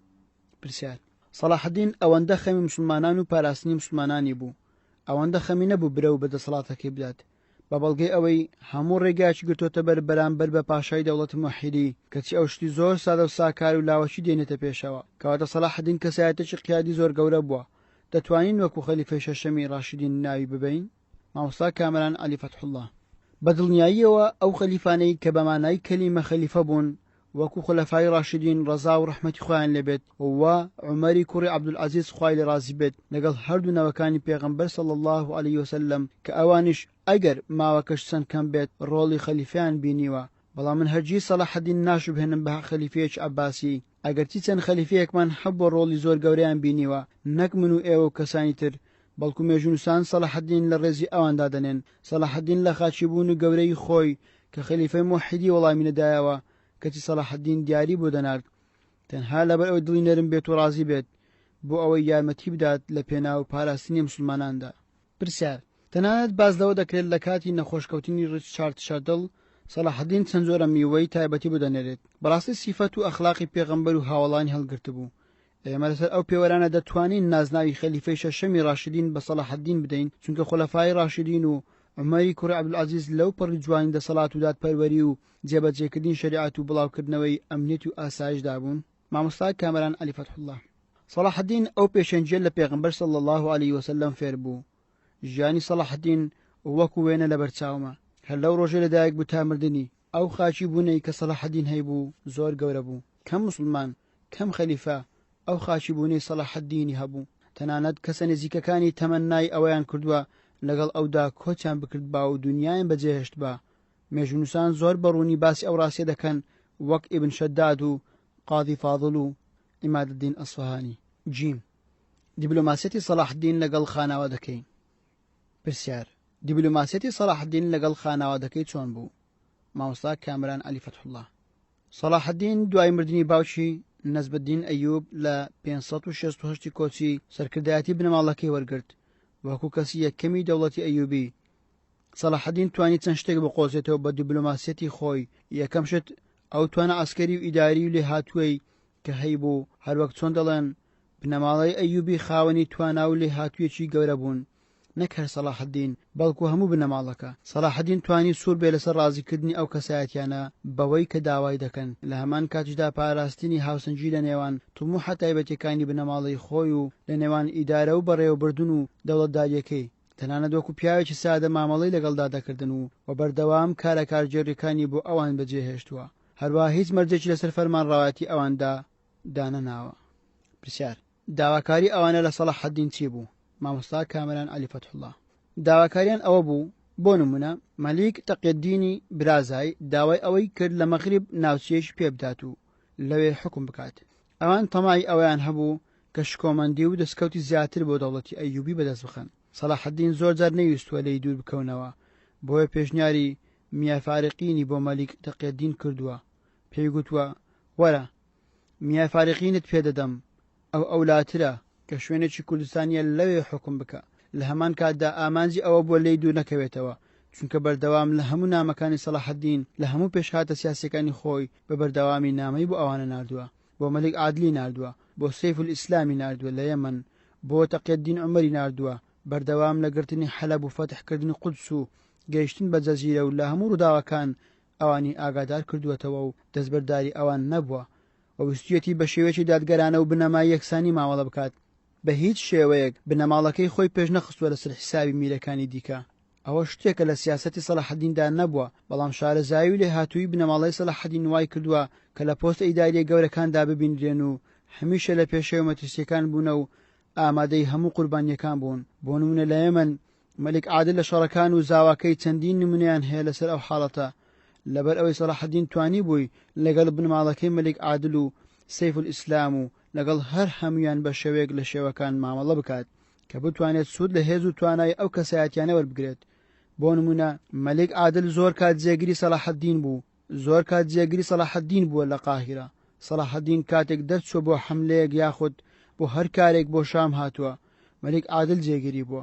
هەروەها سەرچاوەکان بازەوە دەکەن و دەڵێن سەلاحدین زۆرترین ڕاوێژی بە تەقیەددین عومەر کردووە و تەنانە لەسەر کوڕەکانی خۆشی تەفزیلی کردووە و ئەوی لە پێشتر داناوە. پرسیار: هیچ دژایەتی و ناکۆچی و نەیاریەک هەبوو لە کاتی ئەو پەیوەندیە دیبلۆماسیانی سەلاحدین لەگەڵ خاناوادەکەی؟ مامۆستا کامران عەلی فەتحوڵڵا. نەخێر، تەنانەت لە شوێنێکدا مەلیک عادل داوا دەکات و دەڵێ ئەگەر بێت و حەلەبم پێ بدەی منیش بڕی 150,000 دینارت بە قەرز پێ دەدەم. سەلاحدینیش بە شێوازێکی زۆر جوان وەڵامی مەلیک عادل دەداتەوە و دەڵێ وها گومان دەبەی کە وڵات بفرۆشێت بە بەرامبەر، یان هەوا هەز دەکەیت ئێمە پاسەوانی ئەم وڵاتەین بۆیە بە هیچ شێوەیەک ئامادەنین. ئێمە خەزێنە و گەنجینەی مسلمانانین، خۆمان دەکەینە قوربانی ئەوان. ئێمە شوان و بەرپرسین لەسەر دین و پاسەوانیکردنی ماڵ و سەرۆت و سامانیان. پرسیار: هۆکاری داواکردنی حەلەب لەلایەن مەلیک عادل تەنانەت لە بەرامبەر پێدانی 150,000 دینار بە سەلاحدین بۆچی؟ مامۆستا کامران عەلی فەتحوڵڵا. ئێمە نابێت لەوە دەربچین، چونکە ئەوانی وەکو ئێمە مرۆڤن و زۆر جار تموحی شەخسیان هەبووە بۆ حکمکردن، چونکە شوێنی وا هەبوو بۆ نمونە وەکو ئەسقەلان کە شوێنێکی زۆر خۆش بوو.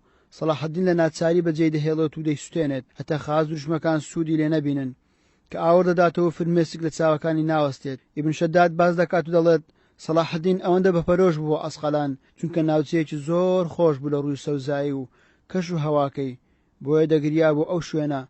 دەوڵەتی ئەیوبیش لە ڕووی ئابووریەوە زۆر پێویستی بە پارە هەبوو، چونکە ئەرچی جیهادی و مسلمانان و ئەو ناوچانە هەمووی لەژێر دەسەڵاتی ئەوان بوو، هەروەها خەرجی سوپا لە هەموو ڕووەکانەوە.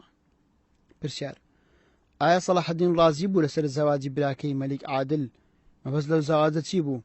کێ پێشنیاری ئەو زەواجەی کرد؟ مامۆستا کامران عەلی فەتحوڵڵا. ریچارد شەردڵ ئەم پێشنیارەی کرد.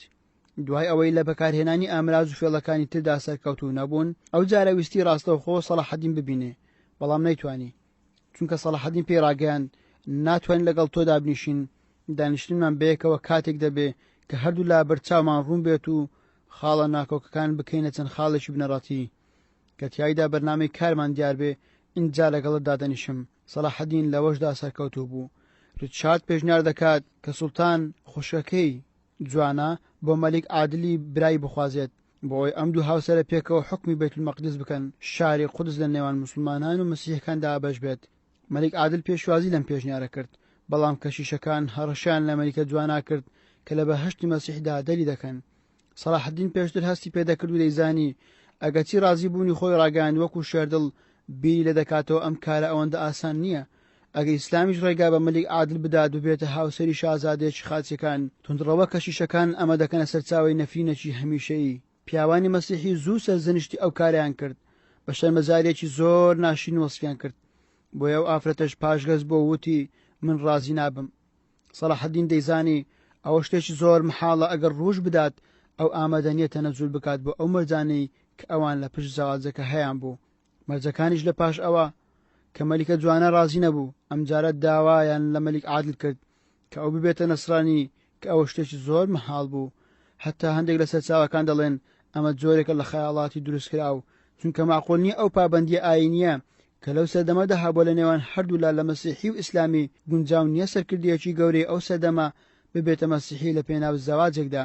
بەڵام ئەوان هاتن ئەوان کردە پێشنیار وتیان هەردووچیان بەیەکەوە حکمی قودس بکەن و هەموو ئەو ناوچانەی کە سەلاحەدین لە هەڵمەتی قودسدا کەوتە ژێردەستی هەموو ئەوانە و کەنارەکانی شام بجێردرێتەوە ژێردەستی ئەوان. ئەمەش فێڵی ریچارد دەردەخات کە دەویست داهاتوودا ئەم ناوچانە بە شێوەیەک لە شێوەکان بجێڕێتەوە ژێردەستی خۆی. پرسیار: ئایا ئەو زەواجە مەلیک عادل لەسەر ڕازی بوو یان هەر پێشنیاری ریچارد شێردڵ بوو؟ مامۆستا کامەران عەلی فەتحوڵڵا: مەلیک عادل لەسەر ڕازی بوو، هەروەکو سەرچاوەکان ئاماژەی پێ دەکەن، بەڵام ئەوان خۆیان پاشەکشیان کرد و شکستیان هێنا. لەوەش سەلاحەدین و مەلیک عادل سەرکەوتن و ڕزگاریان بوو. زۆرێک لە سەرچاوەکان باز لەوە دەکەن کە ئەوە فێڵێکی ریچارد بوو بۆ ئەوەی پەرتەوازەی بخاتە نێوان ڕیزەکانی مسلمانان بەتایبەتی لە نێوان سەلاحەدین و مەلیک عادلی برای. دال: پەیوەندیە دیبلۆماسیە دەرەچیەکانی سەلاحەدین. پرسیار: پەیوەندیە دیبلۆماسیە دەرەچیەکانی سەلاحەدین لەگەڵ پاشا و سەرکردەی هێزە خازوڕشمەکان بەتایبەتی شارەکانی ئیتاڵیا لە چ ئاستێکدا بوو؟ مامۆستا کامەران عەلی فەتحوڵڵا: سەلاحەدین لەگەڵ چەندین لایەن پەیوەندی دیبلۆماسی هەبوو، بەتایبەتی لە قۆناغی یەکەمدا لە ساڵانی 570 تاوەکو 582 توانیوێتی سیاسەتی حکمت و دانایی و دیبلۆماتکاری خۆی بەکاربهێنێ. بۆ نمونە کاتێک سەلاحەدین نامە بۆ سەرکردا بەلەدوونی پێنجەم دەنێرێت کە بەلەدوونی چوارەم وەفاتی کردووە، لە نامەکەیدا پرسە و سەرخۆش خۆی لێ دەکات و پیرۆزبایی لێ دەکات بە وەرگرتنی دەسەڵاتی قودس. ئەوانیش زۆر بەمەسەرسان بوون کە سەرکردەیەکی گەورەی مسلمانان کە دوژمنی ئەوانە پرسە و سەرخۆشی خۆیان ئاراستە دەکات. بەڵام سەلاحەدین بەڕاستی زیرەکایەتی و بەکارهێناوە. هەروە نامەیەکی تر بۆ ناوخۆی دەوڵەتی ئەیوبی دەنێرێ و دەڵێ ئەو پاشایە زۆر ئەزیەت و ئازاری مسلمانانی داوە و زۆر تون و تیژ بۆ لەسەر مسلمانان. لێرەدا بە شێوەیەکی خراپ باسی دەکات، بەڵام لە بەرامبەر ئەواندا سیاسەتی دیبلۆماتکاری خۆی بەکارهێناوە، چونکە ئەو قۆناغە ئەو پێویستی بە نەرمونیانی و لەسەر خۆی هەبوو تاوەکو تەوحیدی میسر و شام و جەزیرە بکات لە پێناو ئامانجە گەورەکە کە قودس بوو. قودس بەو سیاسەتە گەڕایەوە. ئەگەر تەماشا بکەین دیبلۆماسیەتی سەلاحەدین لە زۆر شوێنی تر دەبینرێت. بۆ نمونە کۆنتریمۆندی سێیەم کە میری تەرابلوس بوو لە ساڵی 570 کۆچی هەوڵی داوە خۆی لە شا ساڵحی کوڕی نورەدین محمود نزیک بکاتەوە بۆ ئەوەی بتوانێت ڕێگری لە پرۆژەی یەکگرتنی میسر و شام و جەزیرە بکات. بەڵام سەلاحەدین بە دیبلۆماسیەتی خۆی زۆر بە لێزانانە نامەیەکی بۆ دەنێرێ و داوای لێ دەکات واز لە شا ساڵح بهێنێت و خۆی تووشی گرفت و کێشە نەکات، چونکە گەروا بکات زەرەر دەکات. سەلاحەدین بەمەش توانی ئەم پیاو دوور بخاتەوە لە شا ساڵح و لەوەشدا سەرکەوتوو بوو. چەندین نمونەی تریش، بەڵام گرنگترین نمونە لەگەڵ ریچارد شێردڵە و ئیمپراتۆری بێزەنتی و پێشەوای ئەرمەن کاغیکۆسە. لەگەڵ ریچارد شێردڵ هەروەکو پێشترش باسمان کرد ریچارد کە لە ئینگلتەرا هات و ویستی سەلاحەدین ڕازی بکات بەوەی کەوا بە گفتوگۆ بگەن ئەنجام و قودسی لێوەربگرێتەوە. نامە و نێردراوێکی نردووتی ئەو سەلیبەی کە ئێوە لە قودسدا دەستان بەسەرداگرتووە هیچ بەهایەکی نییە لە لای ئێوە، پارچەدارێکە و لای ئێمە گەورەیە و پیرۆزە و هەتا دوایی. سەلاحەدین وەڵامی دایەوە وتی ڕاستە ئەوە لە لای ئێوە هیچ بەهایەکی نییە، بەڵام ئەمە کەیسێکە. ئەگەر ئێمە بەکاری بهێنین تەنیا لە بەرژەوەندی مسلمانان بەکاری دەهێنین بۆی پێویستە ئاگادار بن ئێمە هیچ زیادە ڕەوی و سوکاتێک بەرامبەر بە ئێوە ناکەین. هەروەها ڕیچارد پێیوت پێویستە قودس بگەڕێتەوە و هی ئێمەیە. سەلاحەدین لە وەڵامدا گوتی القودس لەنا کەما هو لەکم، واتە قودس هی ئێمەیە هەروەکو بۆ ئێوەشە. ئەمەش لەبەر هۆکاری دینی مەسیحی بوو. سەلاحەدین لێرەدا حسابێکی تایبەتی بۆ دینی مەسیحی دەکات، بەڵام دەڵێ هو ئەعظەم عیندەنا، بەڵام قودس گەورەتر لای ئێمە، چونکە مەسرا نەبیونە شوێنی شەوڕۆی پێغەمبەرە صلی الله عليه وسلم. هەروەها شوێنی کۆبوونەوەی فریشتەکانە، هەروەها یەکەمین قیبلەی مسلمانانە. بۆ ئێمە ئامادەنین ئێوە کاتێک دەستان بەسەر قودس داگرت کە ئەو مسلمانانە لەوێ بوون لاواز بوون، بەڵام ئێستا ئێمە عیزەت و شکۆمان بۆ مسلمانان جێڕایەوە. سەلاحەدین بەم شێوەیە وەسفی دەکات، هەتا ئاماژە بە لاوازی مسلمانان دەکات لەو سەردەما، بەڵام ئێستا ئێمە ئامادەنین بەم شێوەیە و بەم ئاسانە قودس بجێڕینەوە ژێر دەسەڵاتی ئێوە. دیبلۆمەتکاری لێرەوە زۆر گرنگە کە تۆ بتوانیت چۆن وەڵامی بەرامبەرەکەت بدەیتەوە، هەروەکو چۆن لە شەڕ ئوحددا کاتێک ئەبوو سوفیان بە پێغەمبەر صلی الله عليه وسلم گوت الحرب سجال، شەڕ پێشبڕکێ و تۆمارە، ڕۆژێک بۆ ئێمەیە و ڕۆژێک بۆ ئێوەیە. بەڵام کە ئەبوو سوفیان گوتی علووەن هوبەل بەرز ڕابگرن، پێغەمبەر صلی الله عليه وسلم گوتی الله مولانا ولا مولا لكم. ئەگەر پێغەمبەر صلی الله عليه وسلم ئەو وەڵامەی نەبوایە بۆ ئەبوو سوفیان، ڕەنگە کاریگەری خراپی لەسەر ناخ و دەرونی مسلمانان دەکرد.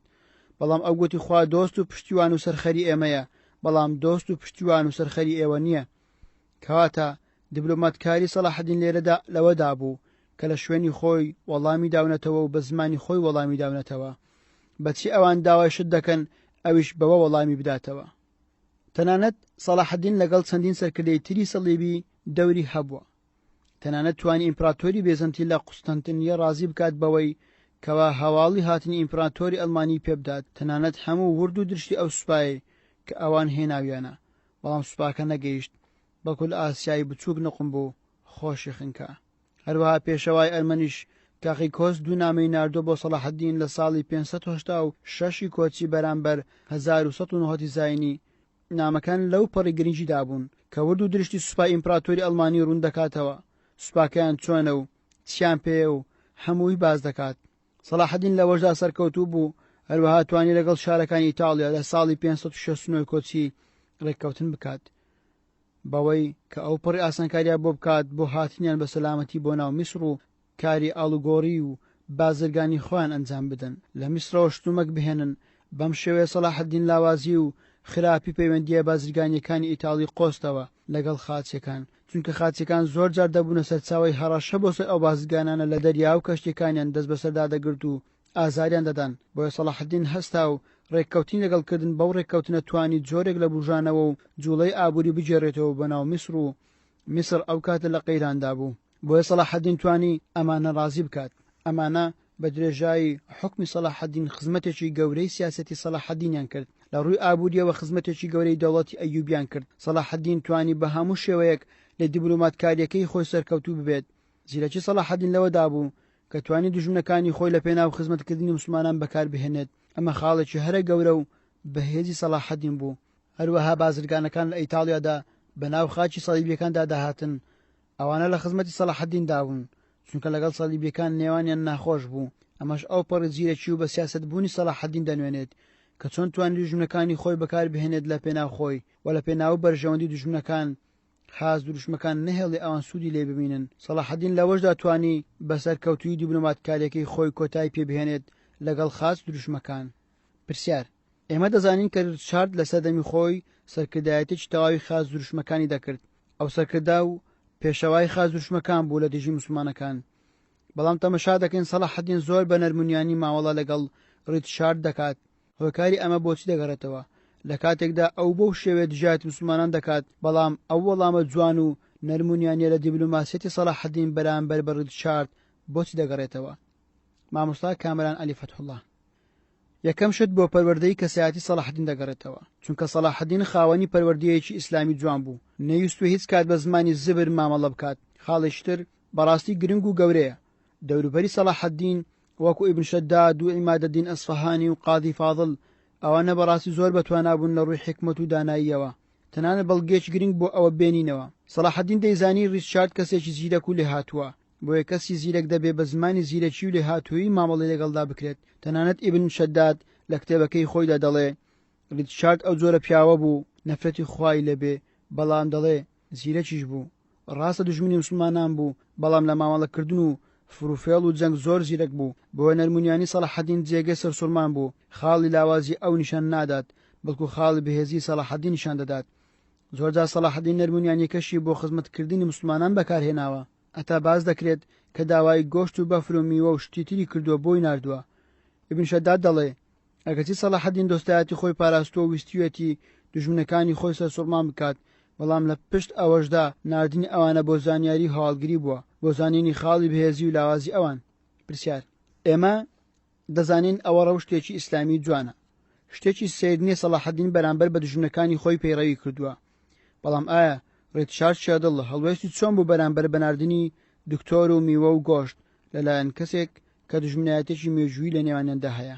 مامۆستا کامەران عەلی فەتحوڵڵا ئەوەی سەرچاوەکان باسی دەکەن ئەوەیە تەنها سوپاس و شکری سەلاحەدینیان کردووە، تەنانەت ریچارد زۆر بەپرۆش بووە کە سەلاحەدین ببینێ. بەشی چوارەم پند و ئامۆژگاری وەرگرتن لە ژیانی سەلاحەدین لاپەڕا 147. پرسیار: نهێنی سەرکەوتنی سەلاحەدینی ئەیوبی لە کارەکانیدا بۆچی دەگەڕێتەوە؟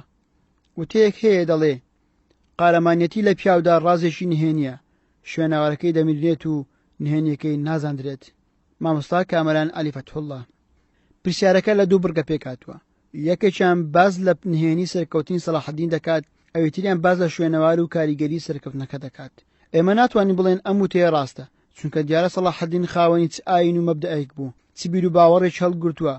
ئەم وتەیەکان گیر نابێت لەگەڵ دەقەکانی قورئانی پیرۆز و فەرمایشتەکانی پێغەمبەر صلی الله علیه وسلم. جا پێش ئەوەی باسی سەرکەوتنی سەلاحەدین بکەین، خوای گەور لە زۆر شوێنی قورئاندا باسی چۆنێتی سەرکەوتنی مسلمانان دەکات. ئەگەر ئاماژە بە چەند ئاەتێک بکەین لەم ئاەتانە، دەبینین لە زۆر شوێندا خوای گەور دەفەرموێت يرفع الله الذين آمنوا والذين أوتوا العلم درجات. هەروەها دەفەرموێت إن تنصروا الله ينصركم ويثبت أقدامكم. سەرخستنی خوا واتە سەرخستنی بەرنامەی خوا، هەر کاتێکێک بەرنامەی خوای جێبەجێ کرد، بێگومان ئەو کەسە سەر دەکەوێت. لە دەیان ئاەتی قورئاندا خوای گەورە باسی کرانەوە و هاوکاری و هاریکاری خۆی دەکات. بۆ نمونە دەفەرموێت ومن يتق الله يجعل له مخرجا. هەروەها دەفەرموێت ومن يتق الله يجعل له من أمر يسرا. ودەفەرموێت ومن يتق الله يرزقه من حيث لا يحتسب. لەم ئاەتانەدا خوای گەورە باسی ئەوانە دەکات کە پەیوەندیان لەگەڵ خوادا پتەوە، بێگومان خوای گەورە دەرگای خێر و بەرەکەتیان بۆ دەکاتەوە، هەموو کارە قورسەکانی لەسەر ئاسان دەکات. ئەوەی نزیکی لەگەڵ خوددا هەبێت ئەوە خوای گەورە ڕزق و ڕۆزی بەسەردا دەبارێنێت.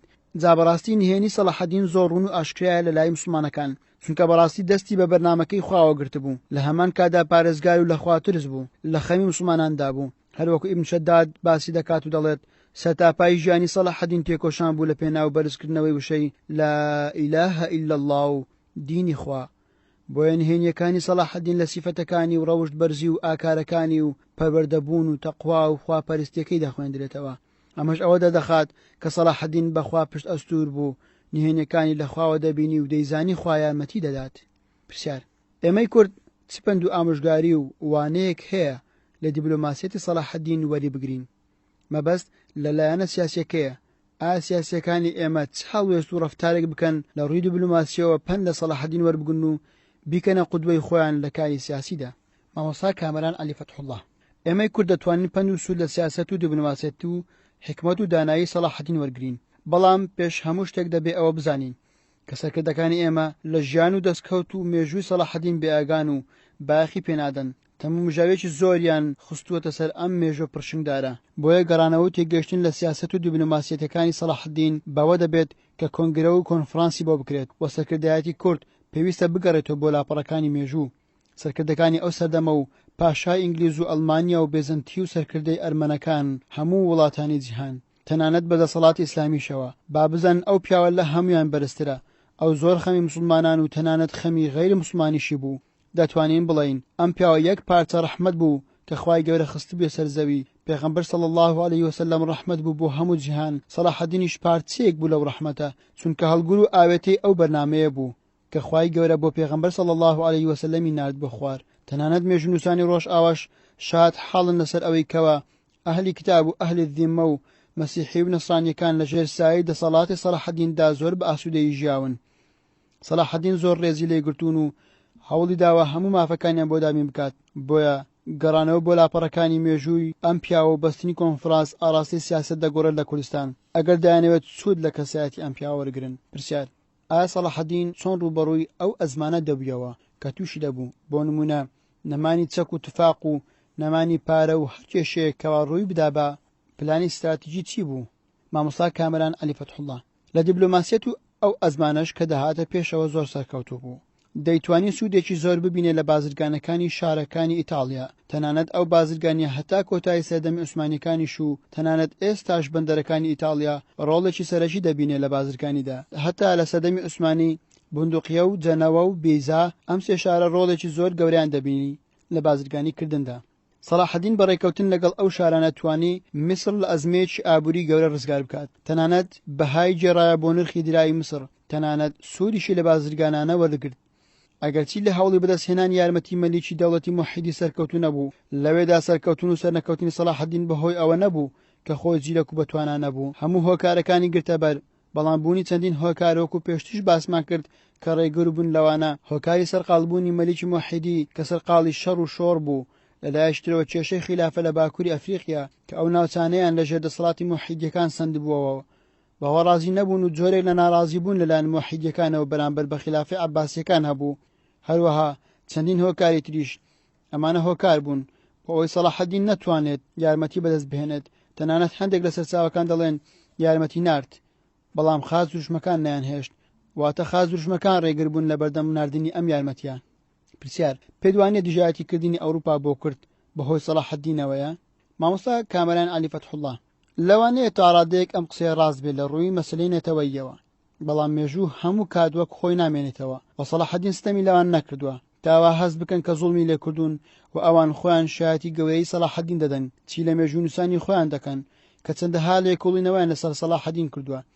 تا ئێستاش ئەم لێکۆڵینەوانە بەردەوامە، بۆیە بەم شێوەیە نییە کە ببێتە ڕێگر لە مەسەلە نەتەوایەتیەکان، بەڵکو بە پێچاوانەوە ئەو سەلماندی کە کورد خاوەن توانستێکی بەهێزە لە ڕووی سیاسی و ئیداری و دیبلۆماسی، نمونەیەکی پرشنگدارە لە ناو مێژوو کورد. سەلاحەدین ئیمپراتۆریەتێکی بەهێزی ئەو سەردەمە بوو، کەسێکی زۆر خۆ بەکەم زان و بە بەزەیی بوو.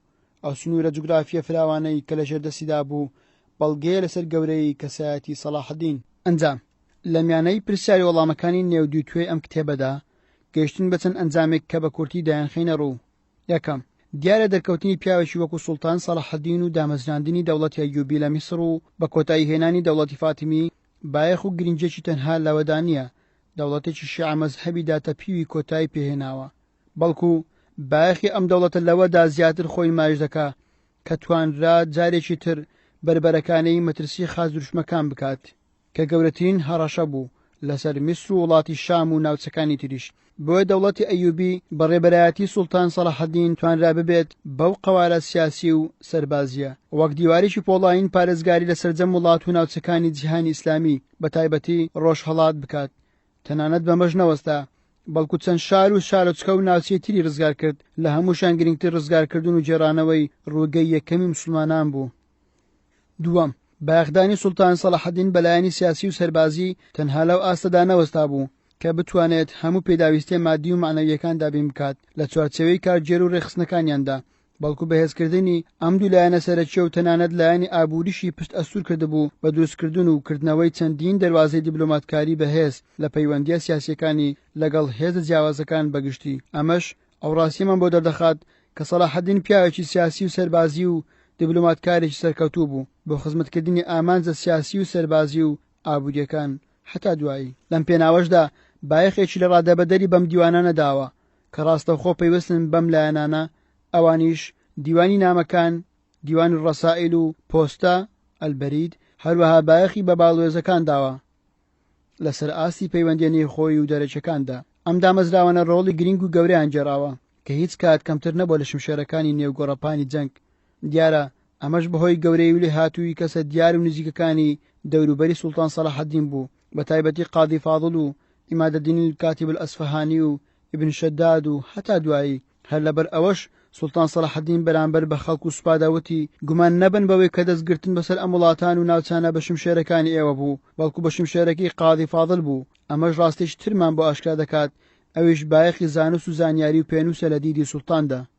سێیەم لەلایەشتر سوڵتان سەلاحەدین بەرامبەر بە دەوروبەرەکەی و ئەوانەی چاکیان هەبوو بەسەریەوە ئەمەکدار و بەوەفا بوو هەرگیز ناپاشی بەرامبەریان ئەنجام نەداوە لەسەر ڕووی هەمووشانەوە نورەدین مەحموود و بنەماڵەی زەنجیەکان و تەنانەت کوڕە مێرد و منداڵەکەشی بەڵکو خۆی بە بەرپرسیار دەزانی لە گەیاندن و گەشتن و تاواکردنی پرۆژە سیاسی و سەربازیەکەی ئەو بنەماڵەیە کە ئیمادەدین پێی هەڵسا و نورەدین مەحموود و سەلاحەدین تەواویان کرد.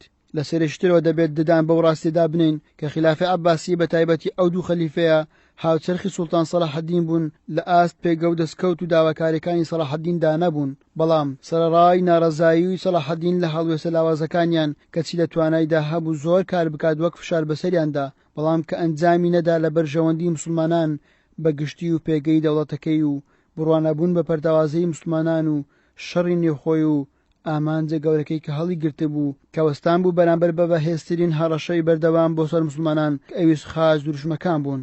چوارەم لە ئاستی پەیوەندیەکانی لەگەڵ هێز و دەسەڵاتدارە مسلمانەکان توانی پەیوەندی سیاسی و دیبلۆماسی سەرکەوتوو بنیاد بنێ کە ئەمەش ڕنگدانەوەی زۆر دیار و سەرکەوتوی لێکەوتەوە لە سەرکەوتون و گەیشتن بە ئامانجەکانی ئەگەرچی ئەم پەیوەندیانش تیایدا ناسەرکەوتووی ڕوویدا بێ بە تایبەت لەگەڵ دەوڵەتی موحیدین لە باکووری ئەفریقیا کە ئەمەش چەندین هۆکاری بابەتی و مێژووی لە دواوە هەبوو هەرچەندە سەلاحەدین لەم پەیوەندیە هەوڵی خەمخۆری مسلمانان و دوورخستنەوەی مەترسی خاز دژمەکان هەبوو بەڵام بەرامبەرەکەی بەم دوو سۆزیە سەلاحەدین نهاتە پێشەوە.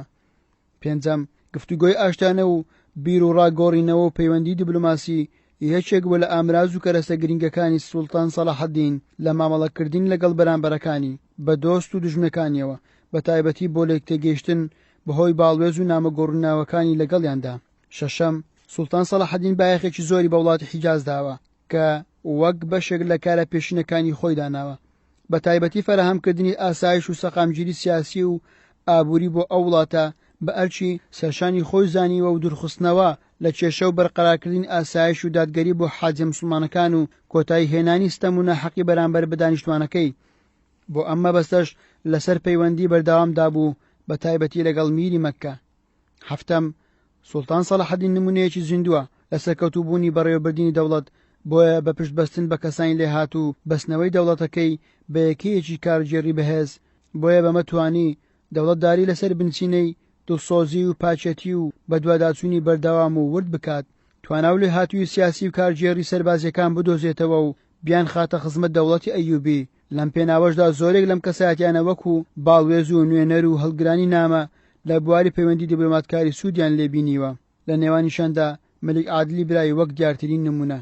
هەشتم زۆرترین و دیارترین ڕەخنە کە ئاڕاستەی سەلاحەدین ئەیوبی کراوە لە نێو و ناوەند ئەکادمی و ڕۆشنبیریەکان و خەڵک بەگشتی ئەوەیە چی بۆ کورد کردووە بۆچی دەوڵەتی کوردی دانەمەزراند و کوردی وەک نەتەوە نەکردوتە خاوەن قوارەیەکی سیاسی سەربەخۆ کورد چی دەست دەکەوێت بە مردووی شانازی بە سەلاحەدینەوە بکات کە کووردە لە دوو توێی وەڵامەکانی تایبەت بەم پرسە ڕوونکردنەوەی دروست و زانستی خراوەتە بڕوو بۆ کەسێک کە پێوەرە مێژوویەکان بناسیێ و لێی تێبگا چونکە سنگاندنی ڕووداوە مێژوویەکان دەبێت بە واقعە سیاسی کۆمەڵایەتی و جوگرافیەکانی سەردەمی خۆی بپێورێت ناکرێت واقعی ئەمڕۆ بۆ مێژووی ئەو سەردەم بکرێتە پێوەر پێویستە بە چاوی هەر سەردەمێک بۆ ئەو سەردەم بڕوانین و خوێندنەوەی واقعی ئەو کاتی بۆ بکەین. ئەگەر سەلاحەدین لە سەدەی 17 و 18 و 19 و 20 و 21 بژایە ماف بۆ ڕەخنەگرانە بوو کە گلەی و ڕەخنەی توندی ئاراستە بکەن بۆیە دەڵێن ئەو سەردەمی دەوڵەتی نەتەوەیی نەبوو نە لە ڕۆژهەڵات و نە لە ڕۆژ ئاوا. نۆیەم سوڵتان سەلاحەدین تەنها لەسەر ئاسی سەربازی بەرامبەر بە خاز دژمەکان سەرکەوتو نەبوو بەڵکو لەسەر ئاسە سیاسی و دیبلۆماتکاریەکان نمونەی سەرکەوتنینەکانی نێو مێژووی مسلمانانە بەگشتی و کورد بە تایبەتی. ژاننامەی زانستی مامۆستا کامەران عەلی فەتحوڵڵا لە شاری هەولێر لە 25 هەفتی 1979 لەدایک بووە. خوێندنی سەرەتایی و ناوەندی دواناوەندی لە هەولێر تاوا کردووە. لە ساڵی خوێندنی 1997 تاوەکو 1998 لە بەشی مێژوو کۆلێژی ئاداب زانکۆی سەلاحەدین وەرگیراوە و لە ساڵی 2000 تا 2001 خوێندنی کۆلێژی تاوا کردووە بە پلەی یەکەم لەسەر ئاستی بەشی مێژوو گشتی. پاش 2 ساڵ خزمەتکردنی زانکۆی وەکو یاریدەدەری توێژەر معید پاشان لە خوێندنی باڵا ماستەر لە کۆلێژی پەروەردە زانکۆی مستەنسڕیە لە بەغدا وەرگیراوە. بەهۆی ناجێگیری بارودۆخی عێراق و بەغدا بە تایبەتی تاوتوێکردنی نامەی ماستەرەکەی دواکەوت. لە 16 سی 2010 بڕوانامی ماستەری بەدەستهێناوە و نامی ماستەرەکەی بە ناونیشانی دیوان الرسائل في عهد صلاح الدين الأيوبي 570 تاوەکو 589 هجری بەرامبەر 1174 تاوەکو 1193 میلادی. پاشان وەکو مامۆستا یاریدەدەر لە کۆلێژی خوێندنی ئێواران و کۆلێژی ئەدەبیات ئێواران ئێستاش وەکو مامۆستا لە بەشی مێژوو بەرداوامە لە خزمەتکردندا. لە ساڵی 2012 لە خوێندنی باڵا دکتۆرا وەرگیرا لە زانکۆی مووسڵ و ئێستاش لە قۆناغی نووسینی تێزی دکتۆرایە بە ناونیشانی الدبلوماسية في الدولة الممالك البحرية وعلاقاتها مع الدولة المجاورة 648 و 784 هجری. چەندین توێژینەوەی بڵاوکراوە و بڵاونەکراوەی هەیە لە گۆڤاری ڕۆشنبیری کوردستانی و دەنجی میلەت و گۆڤاری مێژوو. لە چەندین بەرنامەی رادیۆ و تەلەڤیزیۆنیدا بەشداری کردووە بە تایبەت لە پرس و بابەتە مێژوویەکان. زیاتر لە 6 ساڵ بەرنامەی مێژووی کورد لە رادیۆ پێشکەش کردووە.